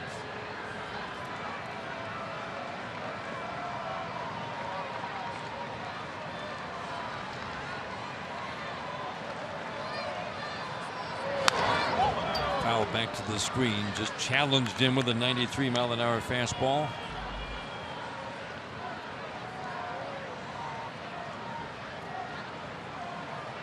Boyd started 6 runs on 7 hits and 4 1/3, his roughest start. Yeah, this will be one of those games where Boyd might have a tough time sleeping tonight. That's just the way it is. Your team gets you a 7-run lead and you can't finish it off. Wow, how about that call? Ho, ho, ho. Laurie's hot. You can't blame him. Robin Ventura's already been tossed for arguing balls and strikes.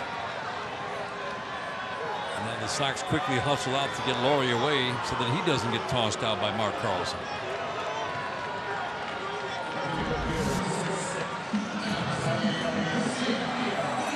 Well, clearly in the strike zone, Rod. Yeah, probably too close to take with 2 strikes. Might have been a touch low, though.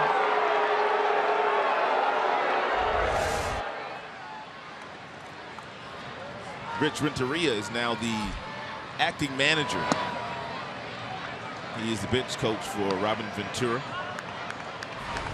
And Rich Renteria, for those of you that do not know, he was the manager when And Joe Madden basically took over in Chicago, and he went back to San Diego, I believe, for 1 year. Wasn't anything he did wrong. No, it was just Joe Madden. Joe Madden was available. Joe Madden was available. And that move has turned out okay for the Chicago Cubs. Renteria, he did a very nice job with the young Cubs roster that he had that year.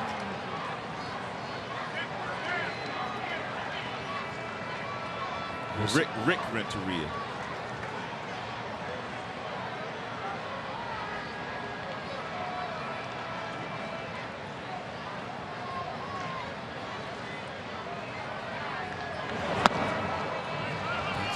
Good, short cutter / slider down and away. Really throws that two different ways, doesn't he, Rob? With a bigger break. Depending on what the count is, depending on the aggressiveness of the hitter. And when he's right, he can do a lot of different things with the baseball. He can make it move in a couple different directions. Ground ball and a big chop to third.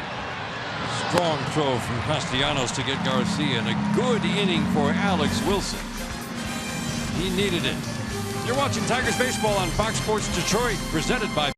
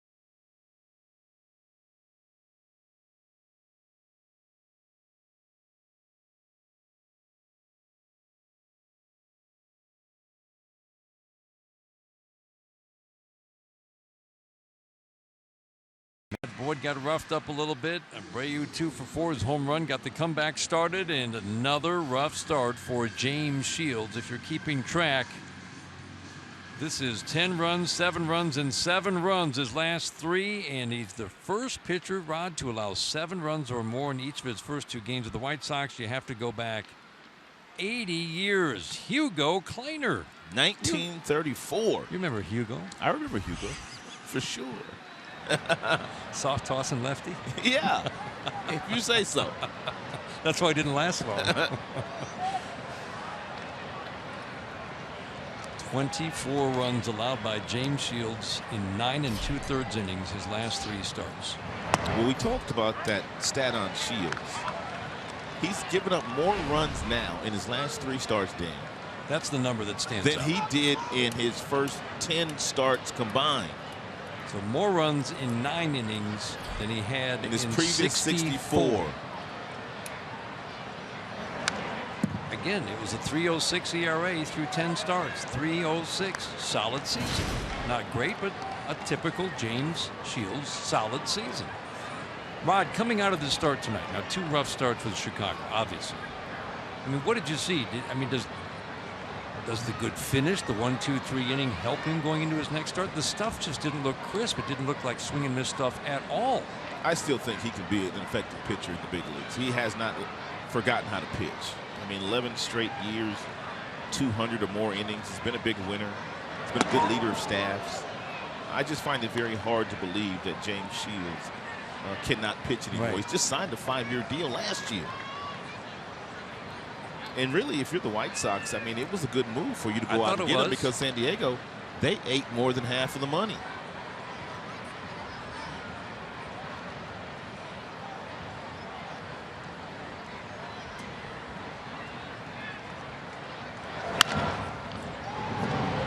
ground ball to Abreu. He'll make the play unassisted. Castellanos now 1 for 5. He's hit the ball hard a couple of times tonight. Let's take a look at the Jimmy John's freaky fast delivery of the game. The Tigers got off to a sizzling start here tonight against James Shields.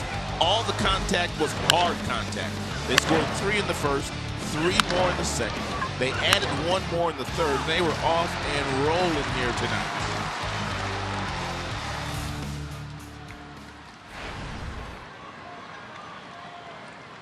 First 11 batters, everything seemed to be hit hard.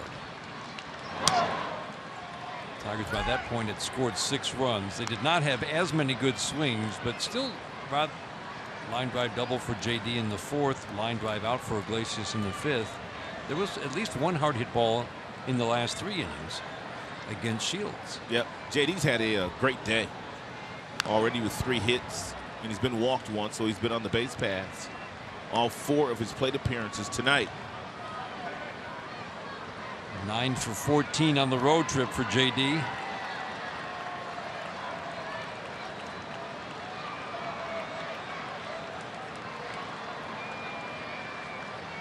Not a very big outfield. The outfielders don't move much here in Chicago. Foul to the screen makes it 1-2. Alvarez must have some deception with that fastball because you're not necessarily seeing guys pick it up out of his hand. It's about 93. He's got a little sinking action to it, but he must be hiding that baseball very well. Here comes that sinker again. That's how much they like it. Shot up the middle on a broken bat. Anderson, nice play.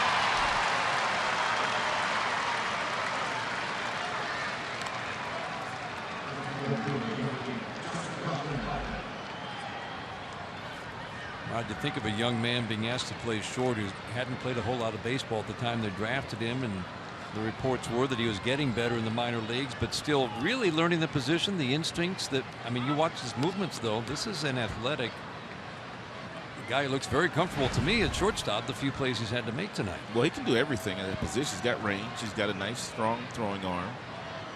They believe that he's not going to hit it for a lot of power, but they think he can hit for average. So he's got 4 usable tools at this level. Very young, very athletic. A lot of real good young shortstops in the big leagues these days. Well, can you imagine if we add 1 more to a list that's already? It looks like he's got a chance to be good. Incredibly long. Lindors and the Correas and Alcides Escobar. Just in this division. And Xander Bogaerts. There's a lot of really good young shortstops in the big leagues these days. From Tuscaloosa, Alabama. Looks like a young Rafael Soriano, doesn't he? He does. That's a good one. I like that. I was trying to think who he reminded me of. He ain't gonna have that power Soriano had. Soriano. Or those wrists. He used like a 35, and man, did he have some power. Soriano. You could just flick those wrists and the ball would jump off that bat. Alfonso Soriano.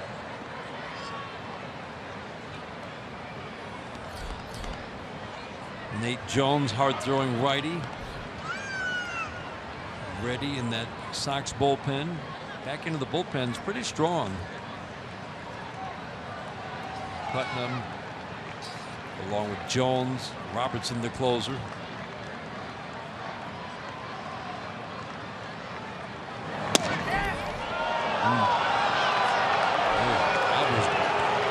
Getting it into the mid-90s his last 4 batters. It's not a straight fastball either, Dan. It's got some late life to it. And he's been able to master that corner down and away to the right-handed batters. The 3-2. Fouled on the third base line. Shane Green throwing in that Tigers bullpen. This is going to be 3 days in a row for Green. Yep. He threw on Saturday, and he threw yesterday as well. Trying to rest one of the 2. Clearly that's why Wilson pitched the 7th, meaning Justin Wilson and or Shane Green. He didn't throw that. He hasn't really thrown that many pitches in his last 2 outings, though, Green. No. Very efficient innings. Saturday, he needed just 7 pitches to record 2 outs. Not many more yesterday. That's a good fastball from Matt Alberts. 4 up, 4 down against Alberts with 2 strikeouts. Tigers lead stays at 1.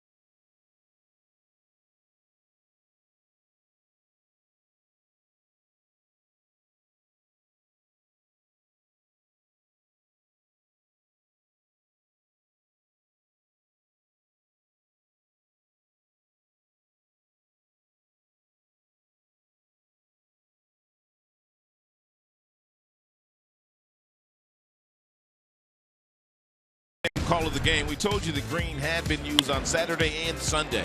He threw 7 pitches on Saturday, 15 more yesterday, and he was able to retire the Yankees in order. He has been real good since coming back off the disabled list. Fastball firm at 95, real good cutter, and some nice action on his breaking ball. Rod, he's changing the look of this back into the bullpen. If he can continue to do this, and it'll be less stressful for Brad to try to get the ball to Francisco Rodriguez late in games until Wilson and also Lowe get their stuff together. Tigers near the bottom in the American League in strikeouts. That's for both starters and relievers. But you need those swing and miss guys at the back end of the bullpen protecting you. You like to have those swing and miss guys at the back end of the bullpen because there's a lot less contact and you don't have to worry about balls being put in play. Tigers haven't really had that outside of Justin Wilson and Francisco Rodriguez until now.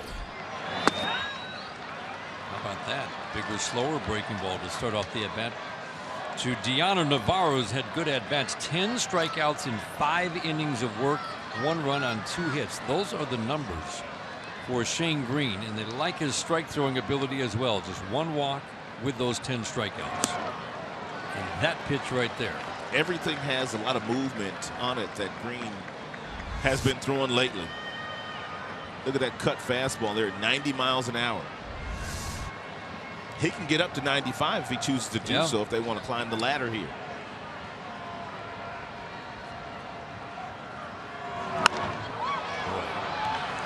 Some of the few times we've seen actual contact on the slider. Yeah, that one was kind of flat. That one was up in the strike zone and allowed Navarro to get to it. The last 3. Asked him to work an inning and 2/3 in that game against Toronto, but he's come out of the bullpen just firing strikes, getting a ton of swings and misses. That pitch right there is too high. Saltalamacchia, he wants it up, but he wants it at an area where at least you entice Navarro into swinging at it. That pitch up there, as soon as it left his hand, and Navarro knew that was not going to be anything to swing at, so that's basically just a wasted pitch. Every pitch should have a purpose. Like that one. Exactly. Let's take it downstairs to John Keating. Well, Dan, yesterday in the Bronx against the Yankees, Shane Green came on and retired all 3 batters he faced with a couple of strikeouts. I asked him afterward how went the adjustment from starter to reliever? And he said, I love it. You would think most of the attention for pitchers is attached to starting pitchers, but Green was actually surprised himself to find out that he seems to be well suited to his new role, and at least early on, all the results are terrific, guys. Soft pop up here. Riding fastball gets the easy out number 2. And Rod, you love hearing that because it is a little more glamorous to be that starting pitcher. And he was very good at that in 2014 with the Yankees. I think he understands also if he just continues to do his job because they know that he can start, there will be another opportunity for him to go back in the rotation at some point in time. Until then, he's going to keep his mouth quiet and he's going to go out there and do his job to the best of his ability, which is exactly what you want if you're the manager. Yep. Now you've got 3 guys at the back end of the bullpen. The task now is building around those 3. So you've got Mark Lowe and or Alex Wilson, making it a 4 or even 5-man setup crew, or 5 reliable arms, I should say, at the back end of the bullpen. Well, you brought this up. You brought this up earlier in the game, and it's not just with Matt Boyd, but it's with a lot of pitchers these days. 3rd time through the batting order, the numbers go up. I mean, drastically. So what a lot of teams have done is they've built the back end of their bullpen to come in the 7th and the 8th and the 9th. For that reason alone. Starters don't have to worry about going through the order a 3rd time as Anderson swings and misses, or at least when you go down a high alert that 3rd time through, if you've got the bullpen depth, now you don't have to worry as a manager. Well, you know, at least 2 days you're going to need your bullpen. You're going to need an on-former starter because they're going to watch him close all year. Because in his last couple of starts, only 6 innings, he could have gone well beyond that. But they're watching his pitch count. And on Boyd starts, more than likely they're going to watch him very close to. Do it, Iggy. Great play by Iglesias to get Anderson. Oh, quit it, Iggy. Oh, he makes it look easy, and that was a ball smoked up the middle. Speedy runner out by a full step. Terrific from Iglesias. If he leaves his feet, he doesn't get Anderson at first base.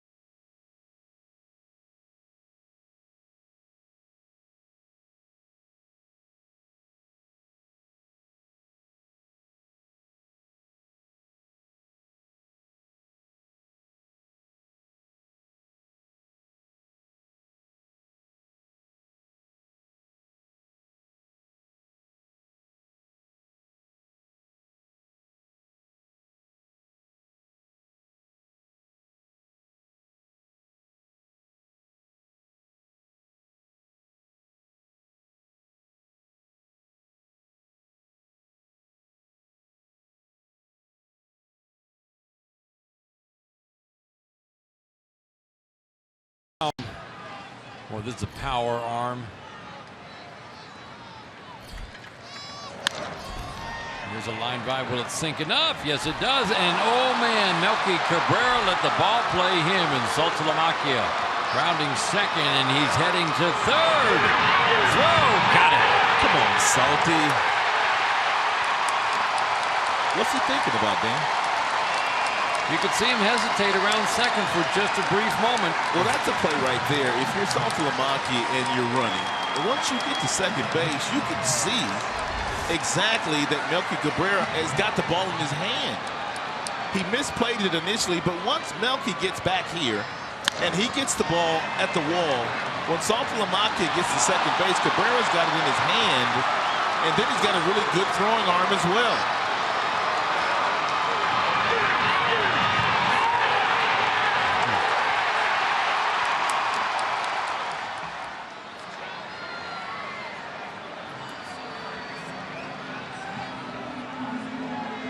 Does he avoid? Well, maybe, but we'll see.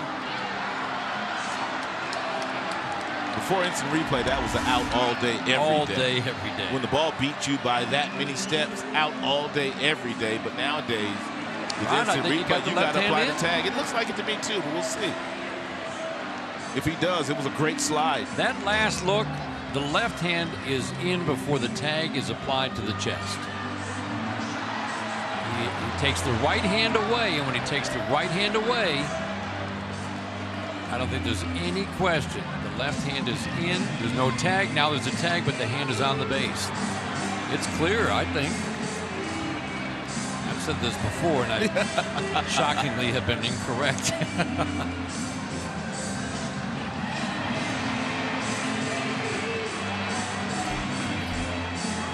No tag, no tag.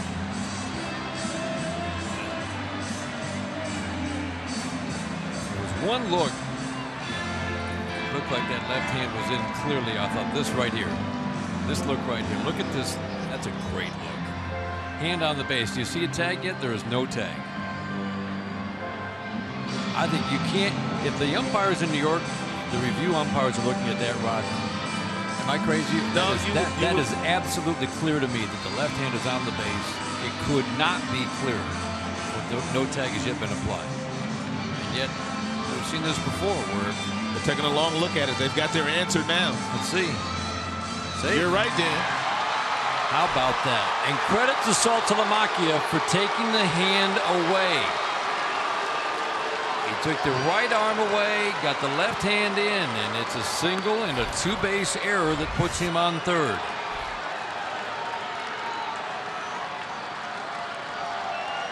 How about that?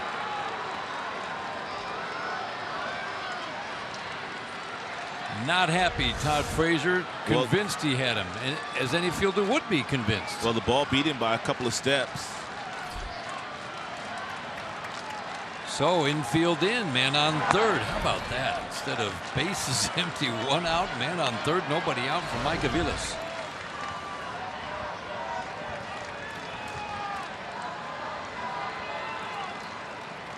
Three errors tonight for a team that has made, coming in, the fewest errors in the American League. Tigers were second fewest. Boy, fastball. That's a live fastball.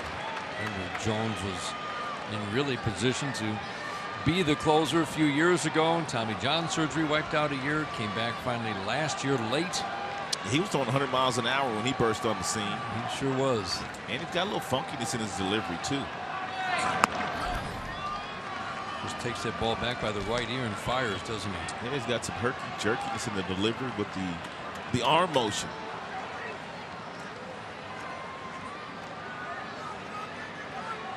Infield in, much like earlier in the game. The not speedy runner at third. They're in about halfway. That won't get it done.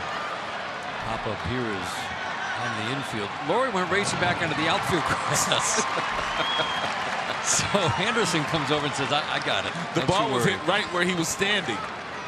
And he took off for the outfield grass. Maybe he wanted him to take it. Look at this. I'm going. And Tim Anderson's like, no, I got it. Where are you going? He was laughing at himself, too. Like we said. He plays like with his hair on fire. That's all what the you time. said earlier. And we saw it right there. Look at it. Thanks for picking me up. Love the story from John earlier about the mouth guard fitted specifically. I'm not sure it intimidates a whole lot of pitchers, but it does add to the look and seems appropriate for Brett Laurie. Yeah, not a likely combination here for a squeeze play with Saltalamacchia at third base, but you never know. It's one thing Brad has not done a lot of this year, nor have we seen a lot of squeeze plays in baseball this year. No, we have not. And the only ones we've really seen, Rod, have been several attempts at a safety squeeze. Yep. No suicide. David Clark is in Salty's ear at third. 98-mile-an-hour fastball, missing down with that pitch. Iglesias showing some patience here. Count down 2-0. And fastball friendly count for Iglesias. Good contact hitter. 11-game hitting streak. 1 for 3 plus a walk tonight for Iglesias. Look at the movement on that pitch. At 98. Movement at 98 miles an hour. Throws it off the plate away, came back onto the plate. When a guy's throwing this hard, you don't try to pull him. You simply hit it the other way, let him supply the power. Tigers have 2 RBI hits through a drawn-in infield in this game, both in the first and second. And the squeeze. How about it? How about it? Iglesias lays it down, and it was the suicide, and the Tigers had a big run. Not the likeliest combination, but that's the element of surprise. Saltalamacchia at third base does not run all that well. They got themselves in the perfect count. And the key is Saltalamacchia, Dan, he did not leave too soon. He waited until the ball was thrown from the hand of Jones. Iglesias does his job, and Saltalamacchia able to come home with a slide. Beautifully done. Oh, that sure was. First time we've seen it this year. Yep. You thought about it. Just what you said, Rod. Unlikely combination, and yet the element of surprise. You saw how much it meant to Brad Ausmus. Brad Ausmus doesn't come down like that very often. He came halfway down the dugout. Good call, man. I love it. To greet Iglesias when he came back into the dugout. All because of the missed tag by the third baseman, Todd Frazier. A throw that beat Saltalamacchia, as you said, by a full stride or more. Tigers literally stole this run. That's a big run to make it a 2-run game in a ballpark that yields home runs. It's no longer one swing of the bat. There's a line drive sinking into left, and Melky Cabrera will play that. Boy, played that very conservatively. I think that Saltalamacchia hit caused that. Fans here, you could hear them kind of groaning as he just laid back on a ball that looked like he might be able to make a play on. Let's take one more look at the suicide squeeze. Iglesias gets the bat to the top of the strike zone, which is the key. But look at where the bat is. The bat is parallel across the strike zone. So that creates the angle which allows you to get the ball on the ground. Can't do it any better than Iglesias did that. You're trying to bunt a 98-mile-an-hour fastball with movement. And that's a heck of a job. Ian Kinsler now has 27 multi-hit games this year. 27 of them. He's been on 3 times in this game. Started the game with a home run, and that certainly set the tone for what has been a wild night with a lot of good swings and a lot of hard contact on both sides. Tigers had a 7-0 lead in this game. Sox made it 7-6. Tigers made it 8-6. Sox tightened it up, and now the Tigers have added a big run here in the 9th as Francisco Rodriguez this will be ready to come in. It'll be the 3rd consecutive day for Rodriguez as well, but his innings weren't that stressful in New York. Kenner gets picked off. Ian tries to reverse, but Jones, the pitcher, makes the play. Tigers pick up a big run. Great slide by Saltalamacchia. The suicide squeeze and 2-run lead.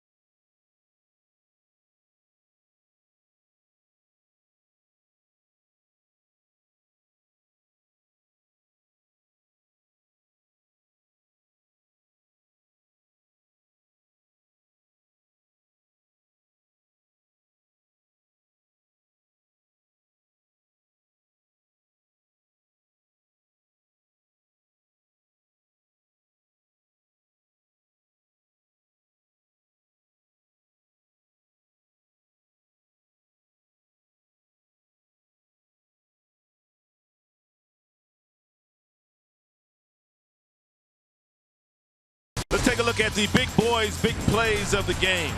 And lots of home run balls in the contest today. Ian Kinsler led off with a home run.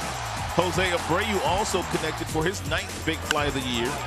Deoner Navarro also hit a home run this evening in the Homer Happy ballpark that we are in today.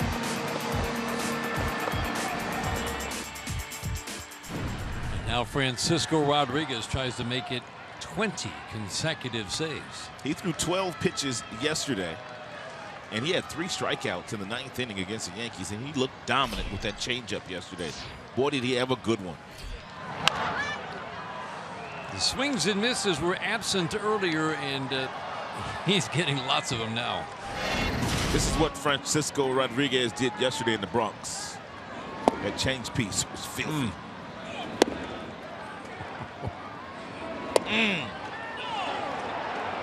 Even broke out the curveball.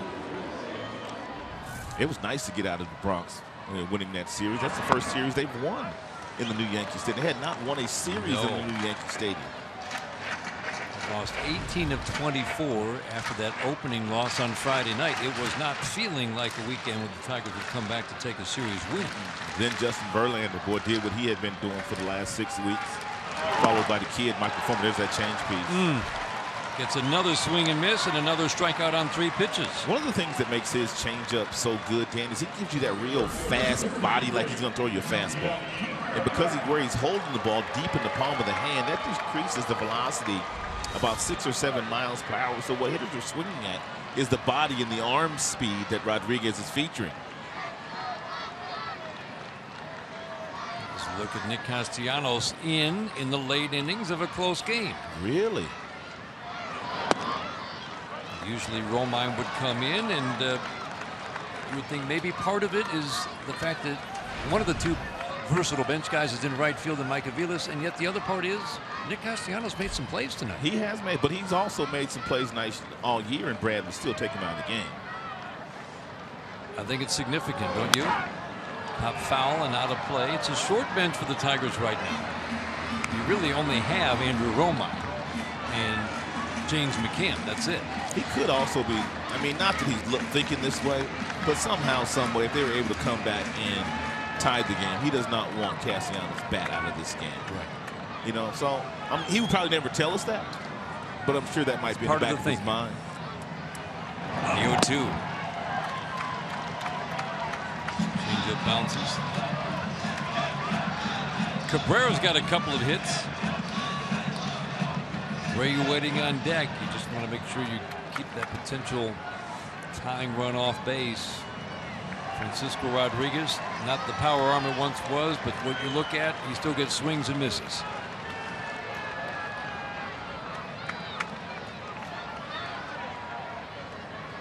The 1-2. Ground ball here up the middle into center, and that's going to bring the potential tying run to the plate here in the 9th. Tigers fans, you can fill out your 2016 Esurance MLB All-Star Game ballots now at Tigers.com. You do it on your computer, your tablet, your smartphone, and as we always urge you, vote early, vote often, up to 35 times. Hey, Kansas City fans do it. Vote today, vote tomorrow at Tigers.com/vote. Get Ian Kinsler to the All-Star game. Omar Infante is second in the voting. Nothing against Omar, but he doesn't deserve to be second in the voting. No, he doesn't. Altuve's number 1. Abreu at the plate. We give Kansas City some credit, though. They vote. They vote early and often. Ground ball single to center. Man on, man out, 9th inning.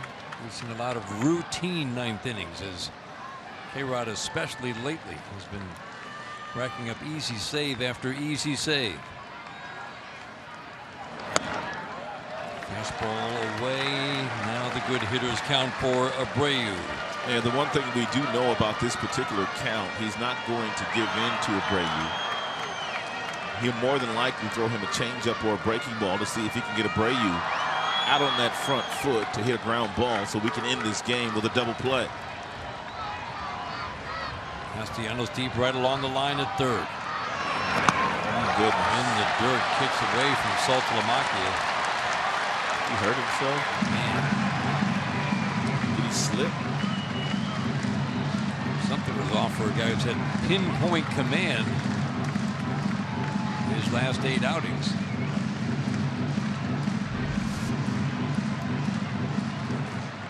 Yeah, he kind of fell awkwardly there. He did. Didn't look like anything caught.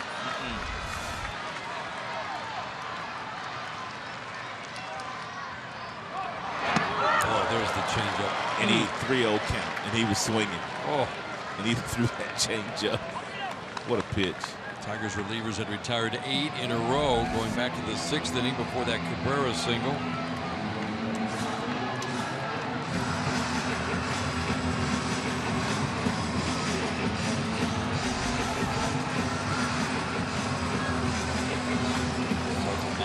Quick word.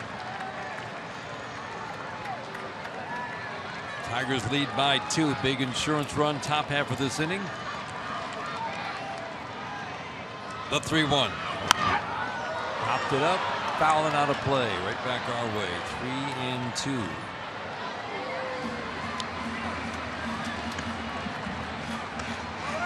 Lots of walks, not a lot of strike throwing from Francisco Rodriguez at the beginning of the year. Took that leave for a few days, came back, and he's just been incredibly consistent since then. 12 strikeouts, 4 hits in his last 8 innings. 3-2. He walked him. Like you said, he wasn't going to give in. Change up, couldn't get Abreu to chase. Potential tying run now on at first.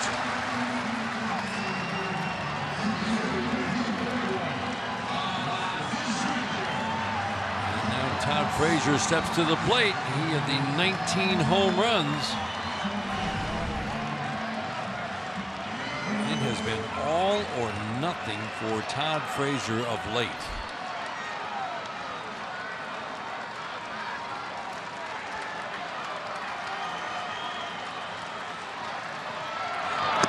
First pitch, changeup misses low and outside. The one thing that Rodriguez does know, he cannot make a mistake on the inner third of home plate to Frazier.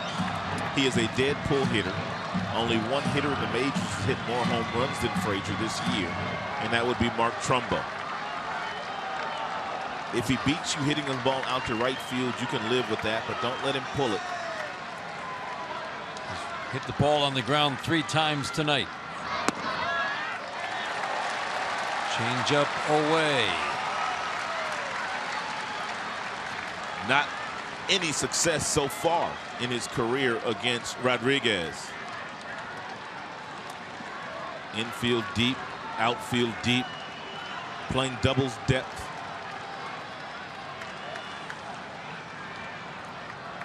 Big pitch right here.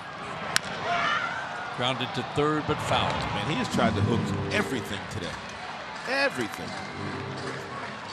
28 to left, 16 to center, and he's gone to right field 5 times. You would think that plays into Francisco Rodriguez's strengths. And you know, all the damage that he has done from a home run stand, for the most part, has been done to left field. Yep. 8 for his last 67. That's the funk that he is in. 5 of those hits home runs. 8 for his last 67. The 2-1. Grounded to short.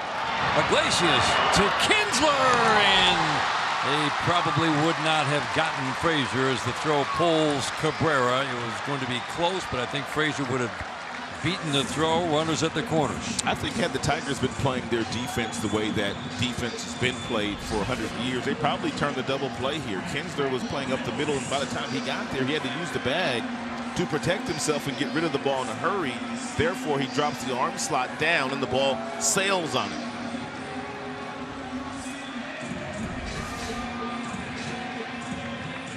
So Brad Ausmus out to talk strategy here with runners at the corners. Laurie at the plate. Double and a single. He hit both balls hard. A line drive double, line drive single. Frazier at first represents the potential tying run. Cabrera's the runner at third. Laurie came in hitting .235 with 7 home runs. He's had a good day. Doubled and singled. What do you think that discussion was about, Rod? And probably how to pitch him, and also what to do if for any reason they try to steal a run, which I doubt very serious. It's probably just the way to pitch Laurie. But usually that's where the pitching coach will go out, so it had to be something defensively too. First pitch low and away. Laurie, pretty aggressive hitter, has shown a little more discipline at the plate this year. 1 for 4 in his career against K-Rod. Tigers leading by 2, trying to close it out. He will throw that changeup any count, any time. He's fearless with it.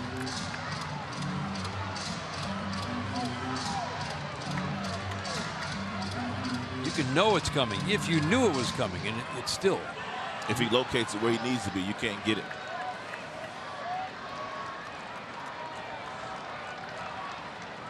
Runners at the corners, 2 outs. Tigers trying to close it out.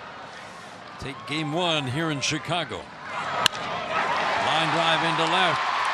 Makes it a 1-run game. Not going to be easy here tonight. Melky Cabrera in. 9-8 Tigers.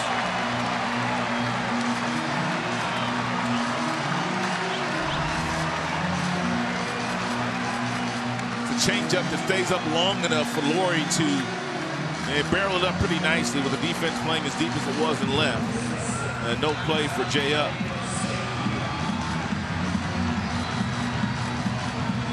Tigers had a 7-0 lead. Sox got it to 7-6. This is the 3rd time they have pulled to within 1. Avisail Garcia, the ex-Tiger, steps to the plate. Frazier does not run especially well. He's a potential tying run at second. Grounded deep third and fouled. Castellanos hugging the line. Tough to get one by him fair. Garcia hits the ball on the ground a ton. 3 ground balls tonight. A line out. He's faced Francisco Rodriguez twice, 0 for 2.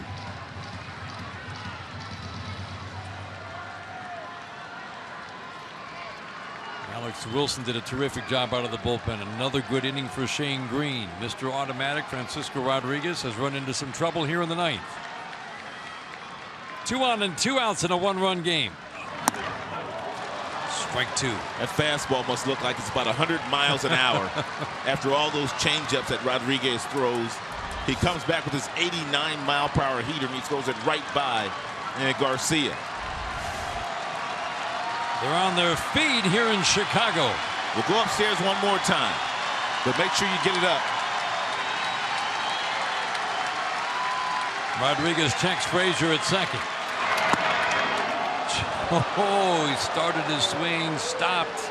That was a harder changeup there thrown by Rodriguez. That was at 86 miles an hour. Movement on that pitch, down and in, and was that close. He can make that changeup dance in each direction. 23 pitches for Francisco Rodriguez. He threw 12 yesterday. The 1-2. Can't get him to chase.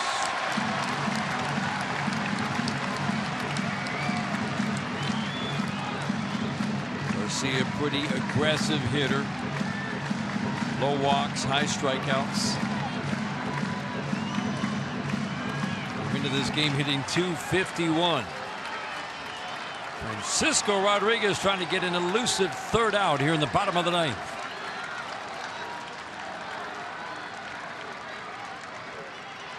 The 2-2. 3-2.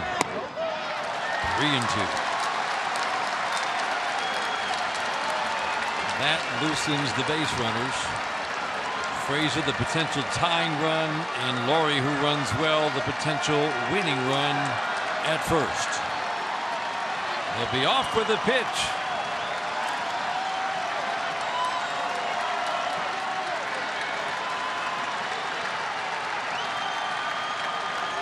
Long look in for Francisco Rodriguez. 3-2. Popped up. Foul out of play. We reset.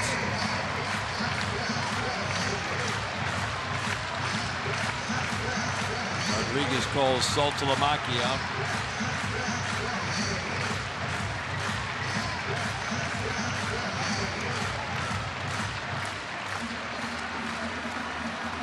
Garcia has grounded to third 3 times in this game. 1 line out. That was his best swing of the night. Right back to the mound in the 5th. One more time to 3-2. Line drive into center, and we've got a tie game. Abisail Garcia with a 2-out single to score Frazier. 9-9. This is the first blown save for Rodriguez since the opening day of the season in Miami.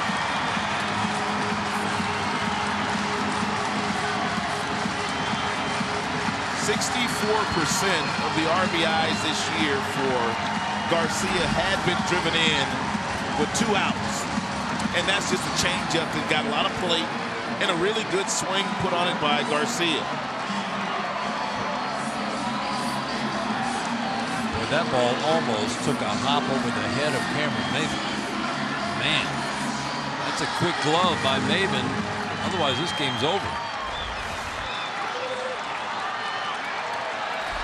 More work to be done. Good block on the changeup by Saltalamacchi. 2 walks and a home run for Diana Navarro. He's got a chance at a most improbable comeback for the White Sox.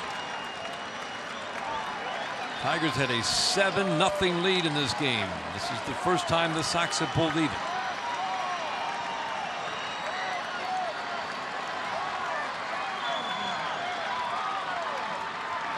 Garcia takes off, changeup misses, 2-0.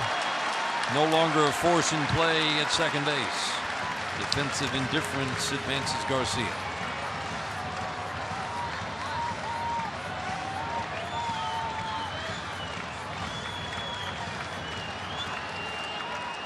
Nine tie in the bottom of the 9th. Huge hole on the left side of the infield for Navarro. 3-0. There's a ton of room in this direction. They have 3 players on the right side of the infield with the game on the line. I guess they must have a lot of data on him, Dan, that tells them that beyond a shadow of a doubt, he's going to pull that ball on the ground.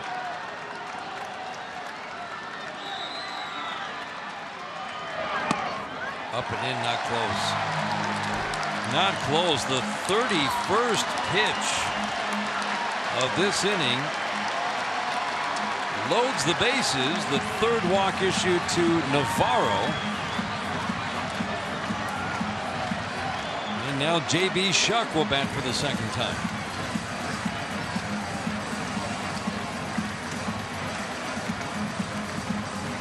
Actually, the 3rd at bat for Shuck. Took a called 3rd back at the 6th inning, pinch hitting for Coates, and then popped up his last time. Rough year so far for J.B. Shuck. 5 for 35. He's got a chance to be a hero right here. Tigers trying to get to extra innings. First pitch fastball strike.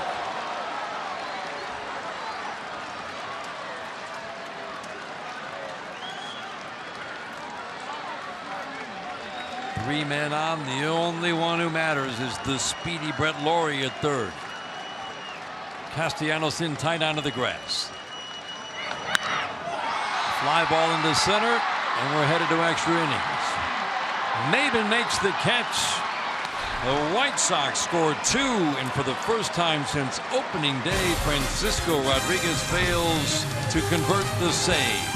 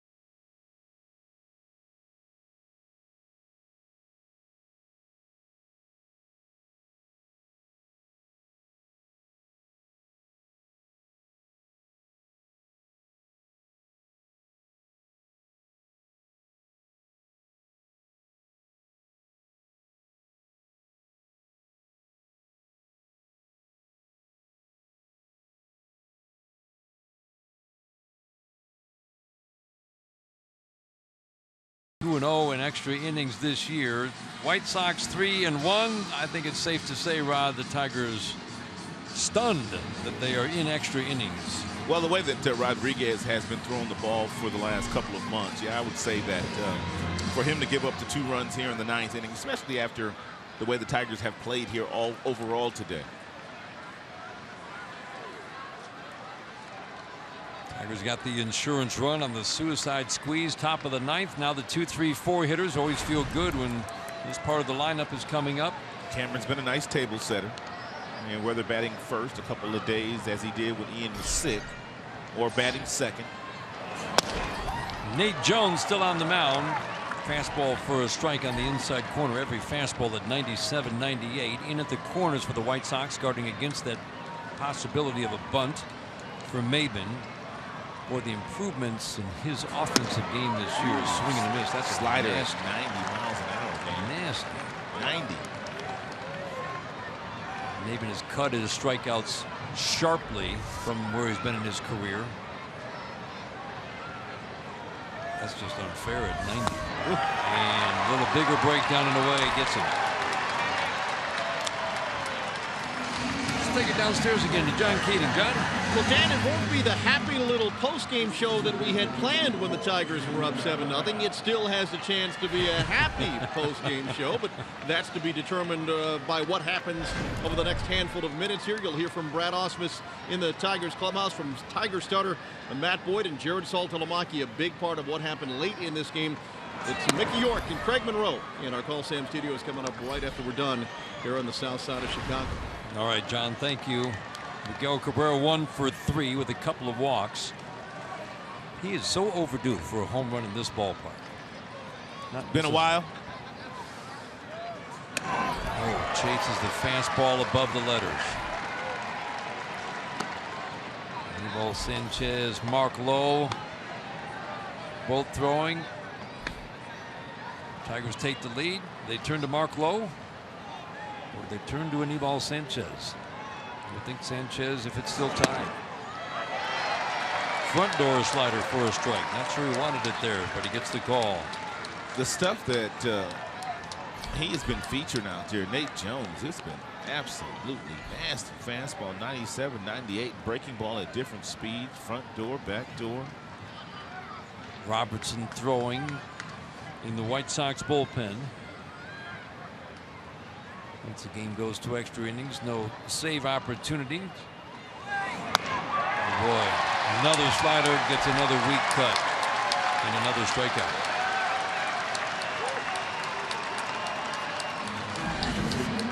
Well, that's just unfair. Well, apparently it's tough to pick up. We saw Maben take a swing just like the swing we just saw Miggy take. And you might see Miggy take 3-4 swings like this a year. That's it. Just a half cut. Where he gets fooled like that. He doesn't ever get fooled. Only surprise about Nate Jones' numbers this year, really, Rod, is that he's not averaging more than a strikeout an inning. He's only at 8 strikeouts per 9. Yeah, with this stuff right here, though. Man. Last year he was at 13 in his 19 innings of work coming back from Tommy John as Castellanos fouls it back to the screen. Tigers did all their scoring early and then added a key run in the 9th. Otherwise, this game, we might not be here in the 10th. There's a foul past the screen. Quickly, no balls and 2 strikes, and apparently against Nate Jones, that's not a comfortable feeling to be standing at the plate with that slider 0-2. Because that slide piece is coming again. 9 runs, 13 hits for both teams. 3 errors for the White Sox tonight. Got the fastball and he popped it up. The 1-2-3 inning for Nate Jones as Lowry makes the catch on the infield grass. We head to the bottom of the 10th inning in a 9-9 game.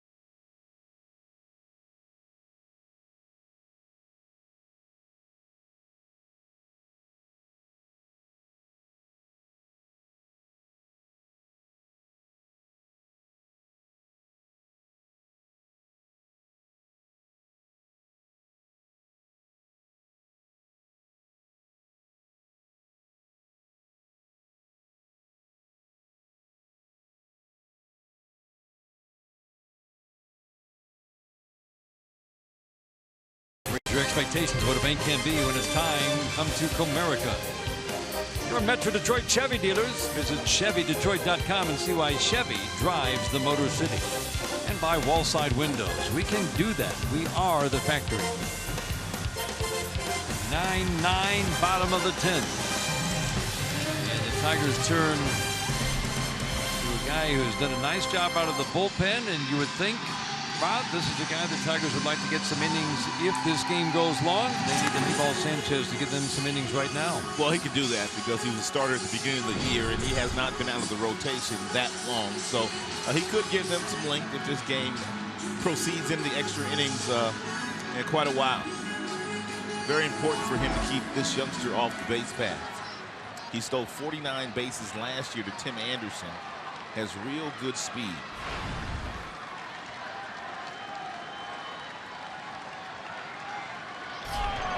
First pitch to the rookie. Good breaking ball. That's the pitch really that has been missing, hasn't it, Rod? Either the slider or this bigger, slower breaking ball. And it's such a good pitch if you can throw it for the first pitch of an at-bat and you can throw it for a strike. Then you come back with a fastball at 92, and the youngster's a little tardy on it. We were talking about the fastball up in the strike zone earlier in this contest, and the fact that so many of the Tigers pitchers like to exploit that weakness of the hitters with 2 strikes. We'll see if they do so here. Looks like they're going to do it. He does go up with the fastball. That's a perfect spot. That's a good spot. Anderson didn't chase. An aggressive hitter lays off.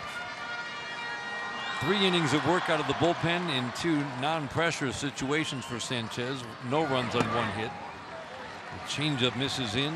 Nearly hit that kid with that changeup. Like you said, you do not want Tim Anderson on the base paths. The knee ball has been fairly easy to run on in recent years. The 2-2. Swing and a miss. Fastball up, got him.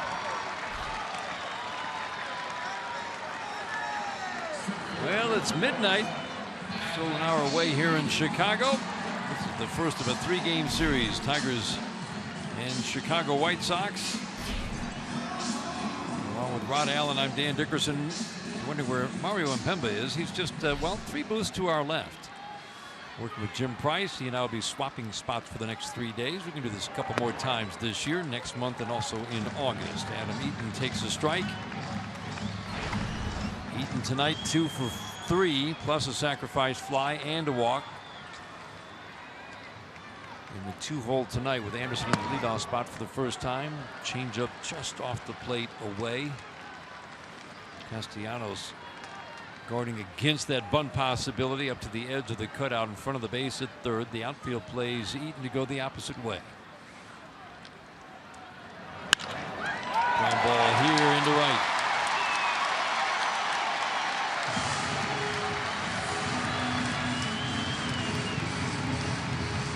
One out single for Adam Eaton, his 3rd hit of the night. Anibal Sanchez is going to have to throw over to first base on a couple of different occasions. And the one thing he cannot allow Eaton to do is to get a really good jump without giving Saltalamacchia an opportunity to throw him out. He will be on the move. I don't think there's any question. Ewald's given up 10 steals in his 11 starts this year. Keeping an eye on him. Quick toss over. Got a guy who can handle the bat at the plate in Melky Cabrera. He's got 3 hits his last 3 trips to the plate. And Brad has the running game. He controls the running game. He tells Sanchez when to throw over. He calls the pitch out. Curveball away, misses to Cabrera.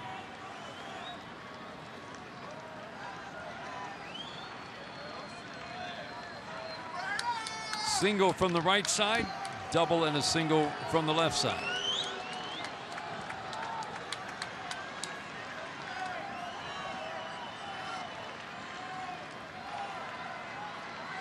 For Sanchez, you cannot be too concerned with Eaton. You do need to throw over. You do need to keep him close. But once you decide to throw that ball to home plate, you need to make sure that that's where all your attention is focused on. You don't want to make a mistake in the strike zone to Cabrera because you're thinking about Eaton at first base. That's always the balance, isn't it? And there goes Eaton. Pitch high and away. Throw down to second. No chance. No chance for Saltalamacchia, even if that throws on the money. Well, you got to keep him close here still at second base. It's not out of the possibilities that he might even take off for third, even with a left-hander in that batter's box. You've got to keep him close. Dangerous part of this Sox lineup. Eaton with 3 hits. Cabrera with 3 hits. Abreu, single, home run, walk. His 2-run home run in the 3rd inning began the long comeback for the Sox. They didn't finally get even with the Tigers after falling behind 7-0 until the bottom of the 9th. 1 out and a man on second, and the good hitters count for Melky Cabrera. Ground ball, nice big hop for Iglesias. If I was Brad, I would walk Abreu. I wouldn't pitch to Abreu here. I'd make Frazier beat me. I'm with you.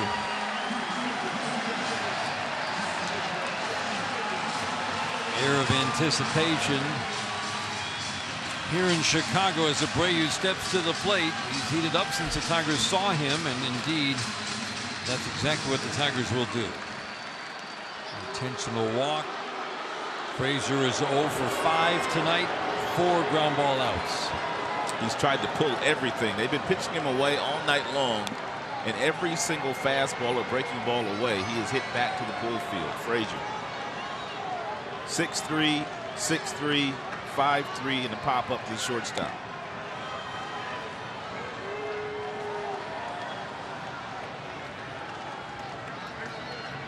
And now the 4th one wide. If you're just joining us, this has been a wild night. It looked like it'd be one of those few laughers that we were talking about early. It did not turn out to be that way. 7-0 lead early for the Tigers. Bottom of the 9th inning, Francisco Rodriguez had converted 19 consecutive saves, and most of them lately very easy saves. Got the first out of the bottom of the 9th, struck out Eaton on 3 pitches. And then the Sox scored 2. The big RBI hits for Laurie and Garcia.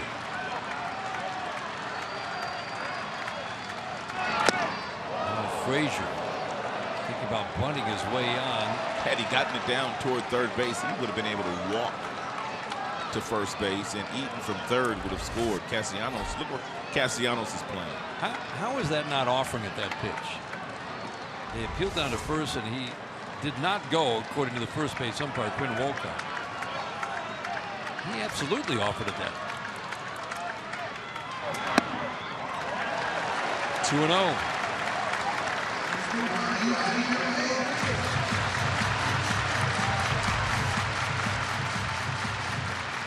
I mean, think he went at it? Absolutely.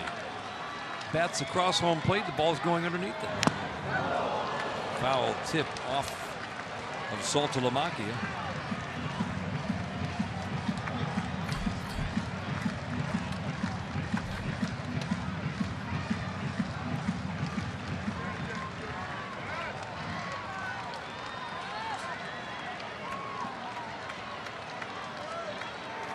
Three at-bats for Frazier against Anibal Sanchez, 1 for 3.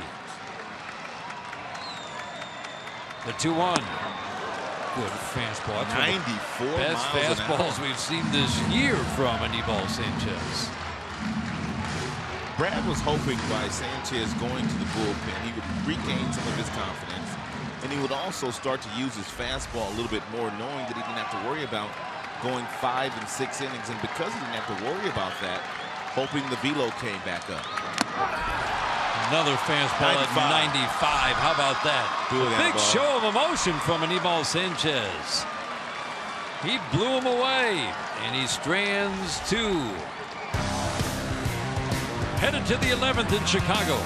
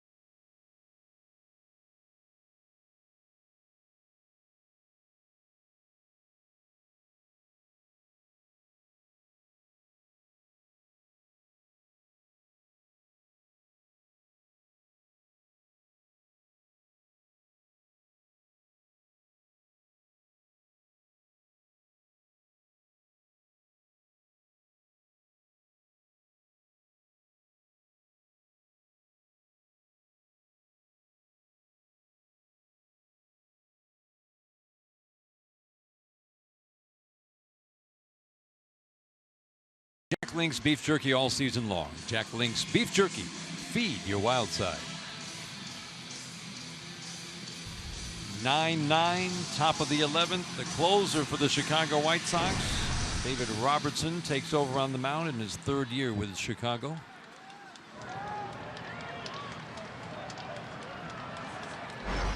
Not your typical closer stuff, but all he does is get swings and misses, ton of strikeouts, great consistency.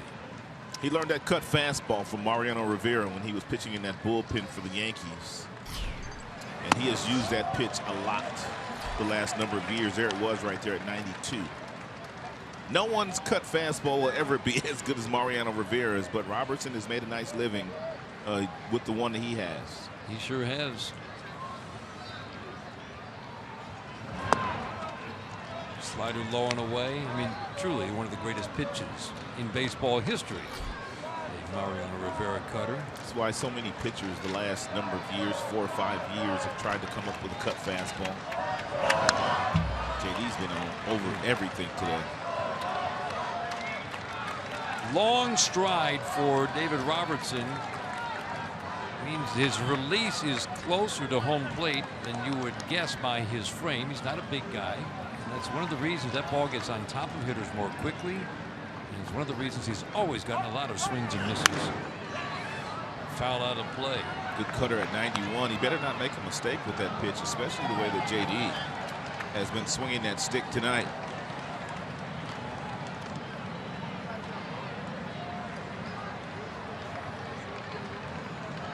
Seven years with the Yankees, 3rd year with Chicago, swinging a little foul. 2nd year with Chicago make it. 3 for 4 for JD Martinez. You're thinking one swing of the bat. Robertson allowed 7 home runs last year, 1 this year. JD reads the slider, 2-2.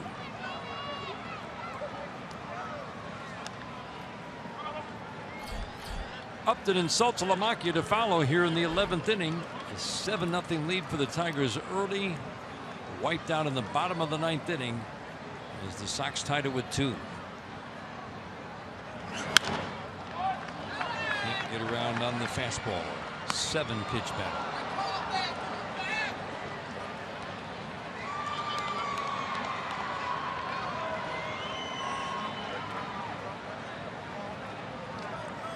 Doubles for JD in this game.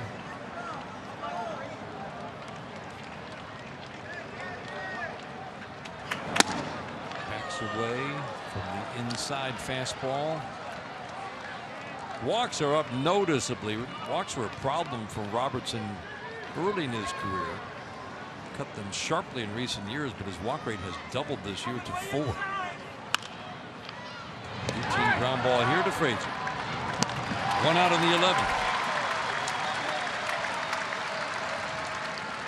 Well, fans, be sure to join us again tomorrow night or later today in Detroit as the battle continues between these Tigers and White Sox. Coverage begins with Tigers Live at 7 right here on Fox Sports Detroit. Tomorrow night, 7 o'clock, Tigers and White Sox game 2 of this 3-game series.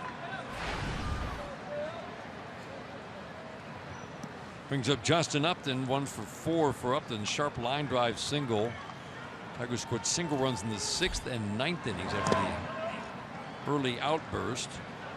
James Shields had a rocky start for the 2nd consecutive game with the White Sox.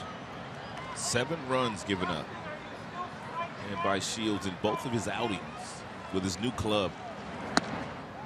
One of the most inauspicious debuts for an established player with a new team that you'll ever see.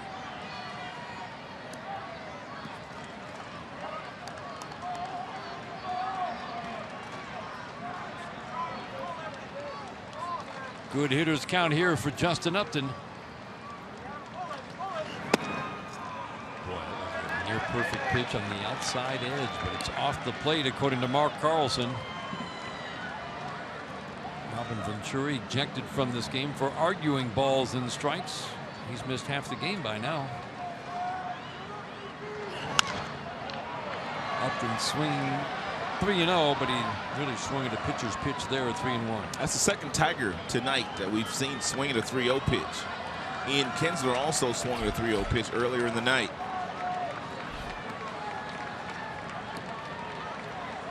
.22 innings of work for Robertson against the Tigers in his career with a .250 ERA. They've done very little damage against him, especially the last 3 years. 9-9 in the 11th. Good cutter, 3-2.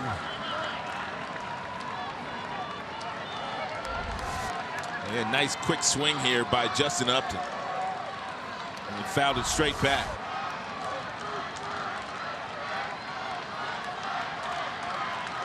He threw J.D. Martinez that slow breaking ball in the same count to get him to ground out the third.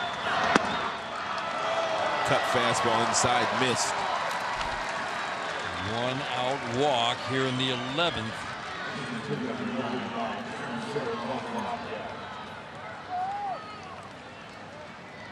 That last pitch, the 200th pitch of the night, thrown by Chicago White Sox pitchers.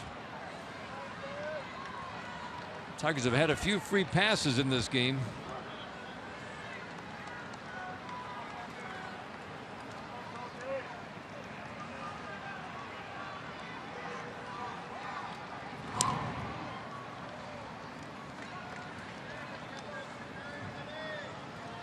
Navarro not good throwing out runners. There was a time where Justin could steal your base. As a matter of fact, he stole one over the weekend in New York.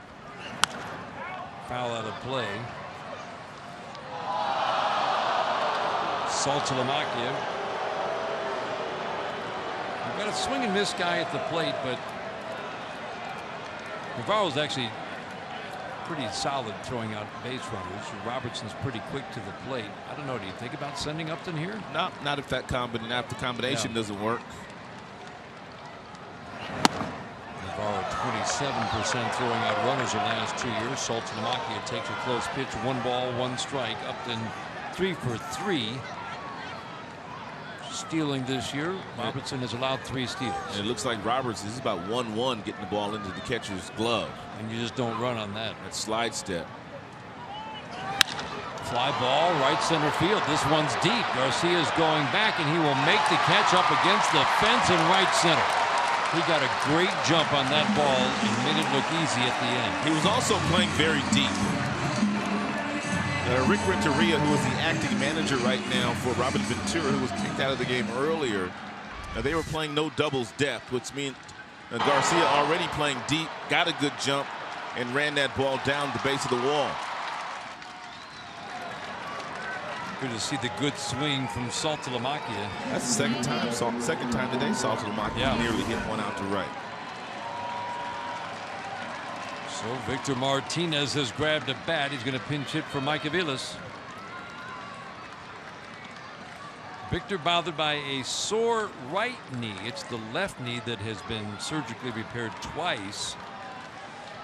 It's been bothering him for the last couple of weeks. Yeah, yesterday when he ran down the line, he got an infield single. And you could tell that it was really bothering him after that. Brad and also Kevin Rand, the head athletic trainer, went out to check on Victor, but Victor stayed in the game. Brad said it does not bother him taking swings. It bothers him when he runs, but especially when he hits the base, as he did yesterday, crossing first. And Victor's already hit a couple home runs this year, pinch hit variety. Pinch hitting here for Aviles. First pitch in the dirt, picked up on the short hop by Navarro, ball 1. Power has come back from the left side. It was the left knee that prevented him from driving from the left side last year, driving off that back left leg. Good power numbers, especially as a left-handed batter this year. Great numbers in extra innings for Victor. 362 with 4 homers. Outfield deep all around. They plan to go the opposite way. Sweeping breaking ball low and in. The good hitters count 2-0. And Victor will be looking for one of those cut fastballs and that he can open his hips up and turn on, which is what he likes to do when he gets himself in this fastball friendly count. He looks for fastballs inside to turn on.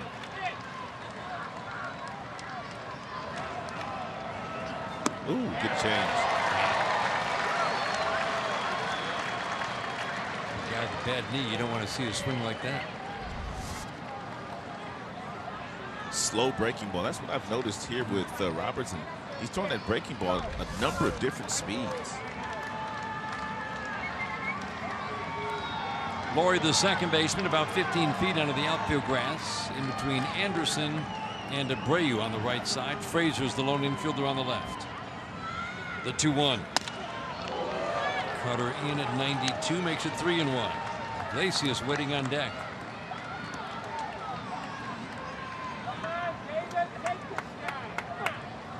Two runs in the bottom of the ninth inning for Chicago. Francisco Rodriguez tied this game.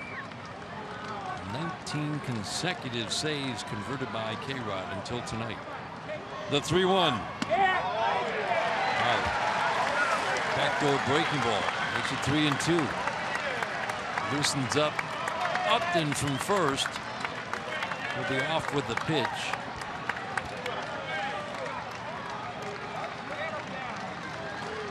Abreu will hold.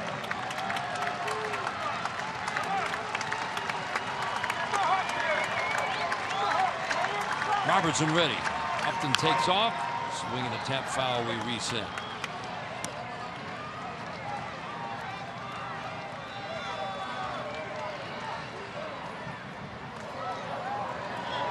Last run for the Tigers was in the ninth inning. Saltalamacchia single. Went to third on a two-base error by Cabrera. Initially called out. Review put him safely at third. And then the suicide squeeze executed to perfection 2 batters later by Jose Iglesias. That made it a 9-7 game at the time. The White Sox tied it with 2 in the bottom of the ninth. The 3-2 again. In the dirt, it bounced. So now Romine will pinch run almost surely. He does pop out of the dugout for Victor Martinez. And the Tigers have a couple of men on now for Jose Iglesias. 10th walk of the night by Chicago pitchers. And another trek to the mound for Don Cooper. Only 2 of the 10 have scored.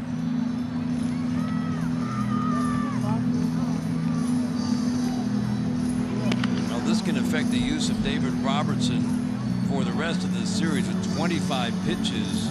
Here in the 11th, Zach Duke has started to throw. The manager's worst nightmare. You bring your closer in just for a quick inning, you hope, in a non-save situation, and then next thing you know, you look up, he's throwing 25 pitches. K-Rod threw 33, the most he's thrown in any inning for the Tigers this year. Yeah, Robertson hasn't pitched since Friday, so he's had a couple days off. Tigers trying to take the lead here in the 11th. In many ways, Iglesias is more dangerous than hitters like Castellanos and Victor Martinez in situations like these. Going up against a closer, when you're just simply trying to put the ball in play, he's not going to try to hit the ball at the ballpark like the other guys do. And he's just going to try to put it in play, so they're more dangerous, in my opinion, than some of your bigger guys. Outfield comes way in on Iglesias. Oh boy, the cutter way outside. Garcia in right, a strong if sometimes erratic arm. Cabrera, as you mentioned, a strong arm in left, and Eaton in center. That doesn't usually play into it. He's got a good arm from there, though. You usually see a lot of center fielders throw guys out at the plate, but he does have that strong arm and the talent to do that. 3 good arms. Going away. How about this? 3-0 on Jose Iglesias, with Ian Kinsler waiting on deck.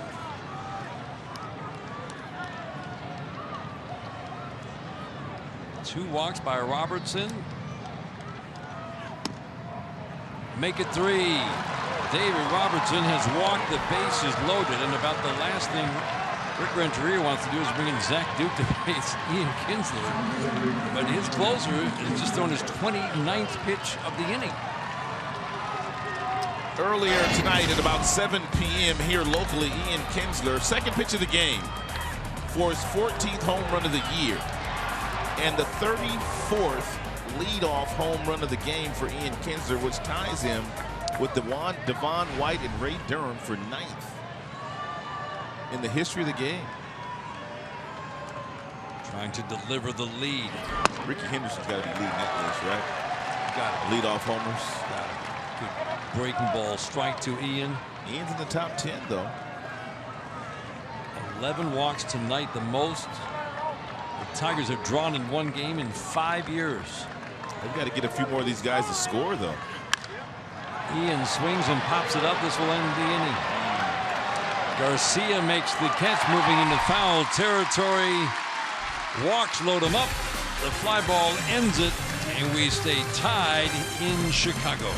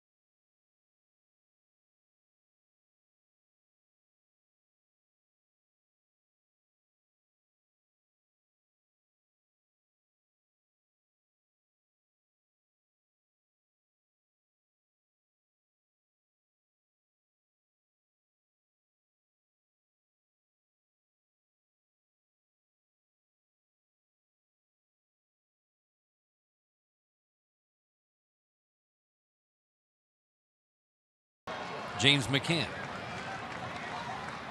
Laurie at the plate, swing and miss. Two best fastballs of the year, Rob, I think, from Sanchez.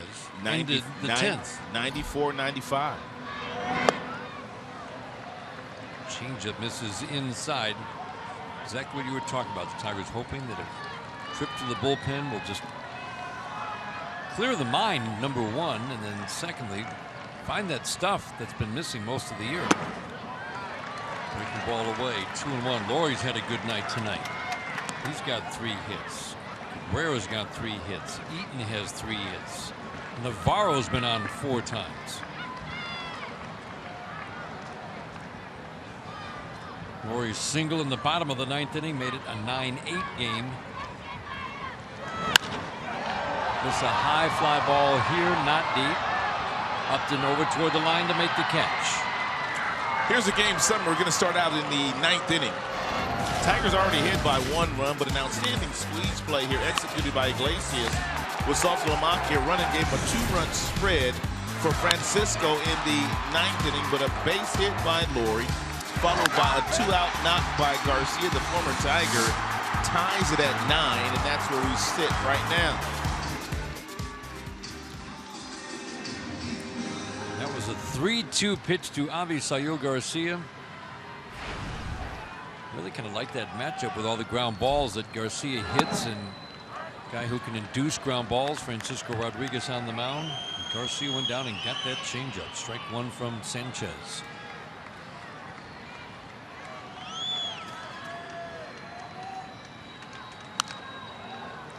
Swinging a foul past the screen. Sometimes these extra inning games can take on a life of their own once you get past the 10th or 11th, Rod. We've seen it before. Get a long guy on the mound, and all of a sudden, the zeros start to pile up. Anibal has the ability to put up some zeros, especially the way that he's throwing the ball right now. The 0-2, swinging a foul to the screen. Fastball with some life into Avisaíl Garcia. I'd like to see him get that fastball up a little bit higher, because that's the one thing that Garcia will do. He will chase once you get ahead of him. As a matter of fact, you can throw him a breaking ball down as well, and he might chase that one too. That's the pitch that's been missing, hasn't it, Rod? That good slider. Exactly. To get righties. He's been throwing more cutters than anything. They're going to go upstairs one more time, though. Easy for Garcia to lay off. He looked like anticipating that very thing. Indians lost earlier tonight.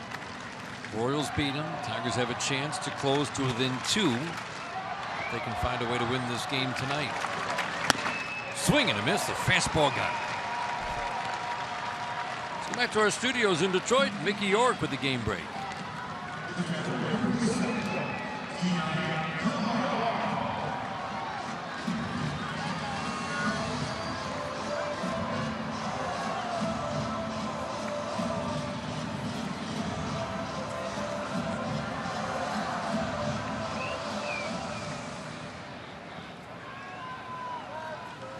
All right, thank you, Mickey. 2 outs here in the 11th. Third strikeout for Aníbal Sanchez. Fastball, some good movement on the outside corner. Grabs it for strike 1. Diano Navarro, switch hitter at the plate. Officially 1 for 2. He's been on 4 times. Home run, 3 walks. Chops this one fouled on the first base line. Sanchez doing a lot of strike throwing. His second inning of work. 3 infielders on the right side for Diano Navarro. Kinsler in between Iglesias and Cabrera, with Castellanos the lone infielder on the left side. Outfield straight up, normal depth on Diano Navarro. The 0-2. Swinging a little baby pop-up on the off-speed pitch. And Iglesias grabs it in front of second for the 3rd out. 1-2-3 inning for Aníbal Sanchez.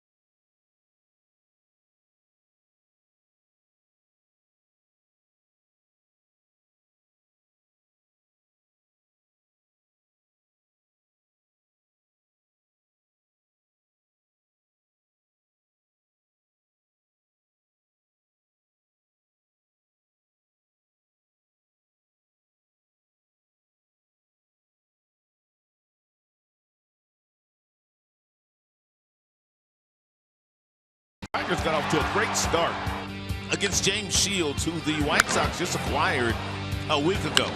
They scored 3 in the first, 3 in the second, and 1 more in the third. They had a 7-run lead. He would go on to give up 7 runs, 6 earned against the Tigers in the 5 innings that he pitched.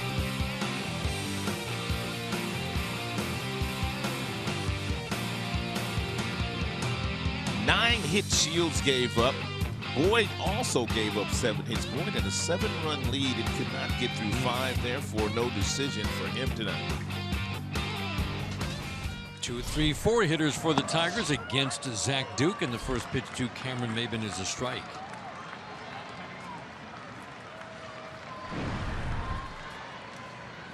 Take a look at Zach Duke. He's a little different look, doesn't he, Rod? Big sweeping breaking ball at 75. Seems like every team has one of these guys in their bullpen these days. A guy that has some deception, a guy that throws from underneath, whether he be right-handed or left-handed. Boy, big sweeping breaking ball again, gets the swing and miss. It's almost like it never gets to home plate. Signed in the offseason by the White Sox before the 2015 season.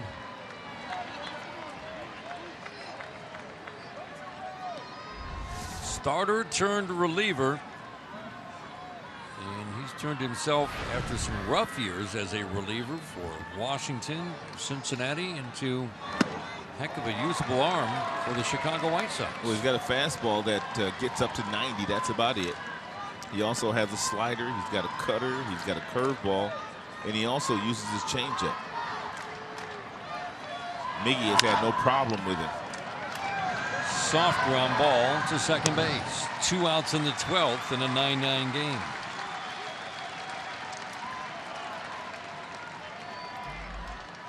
Walks have been a problem for Zach Duke, especially the last 2 years since he joined Chicago. Boy, he's done nothing but throw strikes so far to Maybin and Cabrera.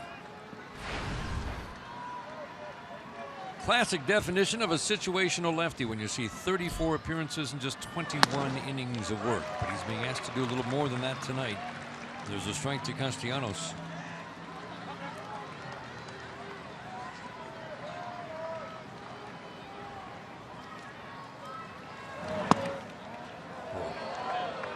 That pitch is so close. Home plate umpire Mark Carlson says it went around the plate. Lefty's actually hitting 280 against Duke. He's tougher on righties. Walks him at a higher clip. Breaking ball low, and it's now 2-1. There you see the lefties. Higher batting average. Again, walks righties. He's got that good changeup for the right-handers. He will not throw that changeup to the lefties. There's a line drive, base hit into center. Castellanos with his second hit of the night. 2-out single here in the 12th inning. The Tigers' 14th hit of the night to match the White Sox. Each team with 9 runs and 14 hits.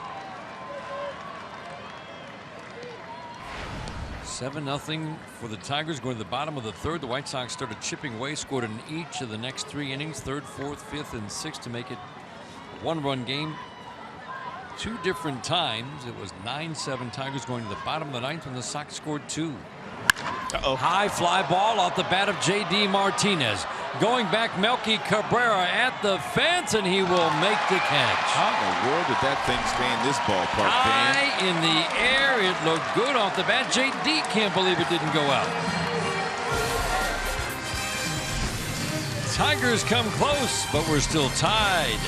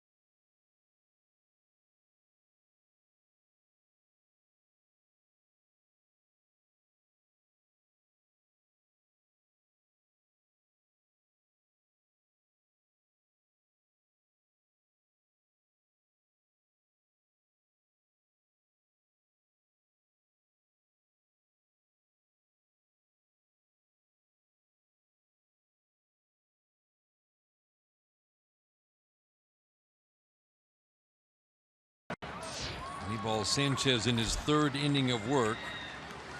Pitching to J.B. Shuck, who's 0 for 3. Came into the game as a pinch hitter for Coates back in the 6th inning, half a game ago. Ooh, good changeup. That's that butterfly changeup there. Wow. And you know what else makes that pitch so good, Dan, is the fact that the velo is back up to 94, 95. So he's got that real nice separation again. You got no chance swinging at that pitch. The movement, wicked. Middle of the plate, off. Fastball away. Sanchez did get it up to the mid-90s. First time I can remember that this year, Rod.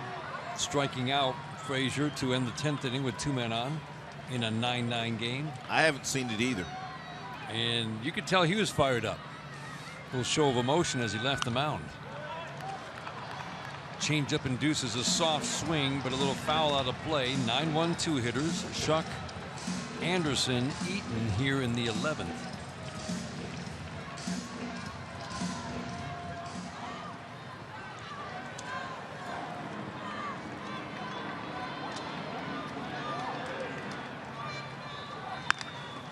Ground ball fair past the diving Cabrera. Shuck's got some speed. Romine up for the ball. He gets it in. It'll be a leadoff double for J.B. Shuck. Usually late in games, Brad will play doubles on the corners, but somehow that ball was able to get past Miguel Cabrera. So maybe Mickey was not hugging the line there. But you don't usually see it late in games, and especially in extra inning games, Dan. No, you don't. More than likely, Anderson will be up there bunting.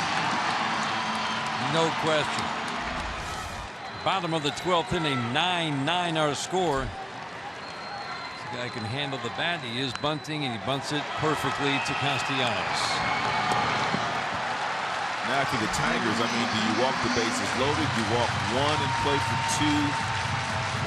Don't know exactly what you want to do here, but there's got to be some type of strategy to get you an easier outs without just being a runner on third, less than 2 outs. Tigers haven't blown a 7-run lead and lost a game since 2007. And the White Sox have not come from down in 7 to win a game since 2002. Man. They have blown big leads during this 8-22 stretch that you mentioned, Rod. Well, Tigers bring everybody in tight. Contact guy at the plate, Adam Eaton. They're pitching to him. Fastball off the plate inside. The problem is you've got Cabrera and Abreu coming up. Yep, no doubt. They've been on 7 times combined. Well, we've seen some swing and miss stuff. We haven't seen a lot of that from Sanchez this year. He's going to need some more of it right here. He has struck out once tonight. Changeup, beauty for a strike.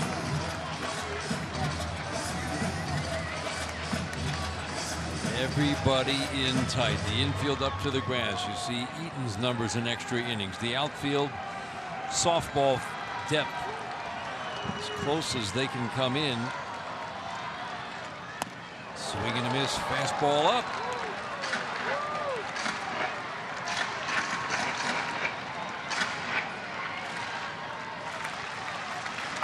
Fastball changeup to lefties. You like him going back to the changeup here, Ron? I go back upstairs with another fastball here. I wouldn't want to make a mistake with the soft stuff. I tried one time upstairs with that 93, 94.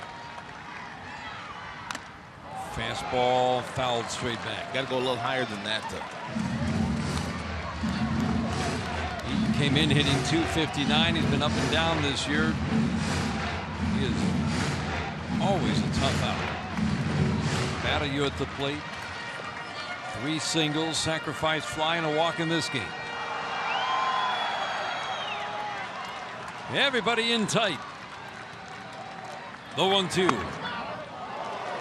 Off the plate, 2 balls, 2 strikes.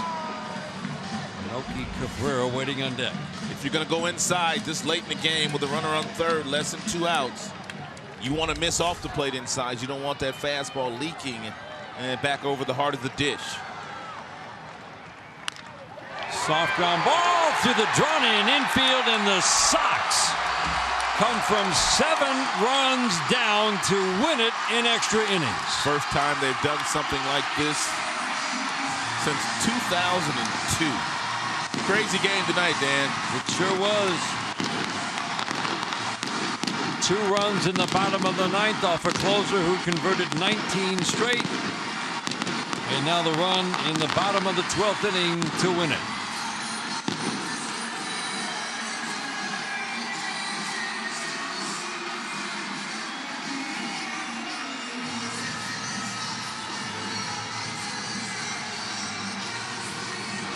The double by J.B. Shuck. He gets over to third base by Tim Anderson on the bunt. Infield drawn in. Chopper right back through the middle for Adam Eaton. And he's going to make him chase them all around the field.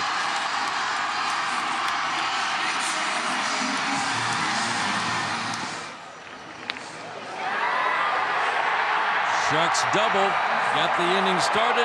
Perfect execution with Anderson's bunt. And then just making contact, gets that ball through the infield. Oh, it started out so well, but it does not end well for the Tigers. The Sox win it in extras.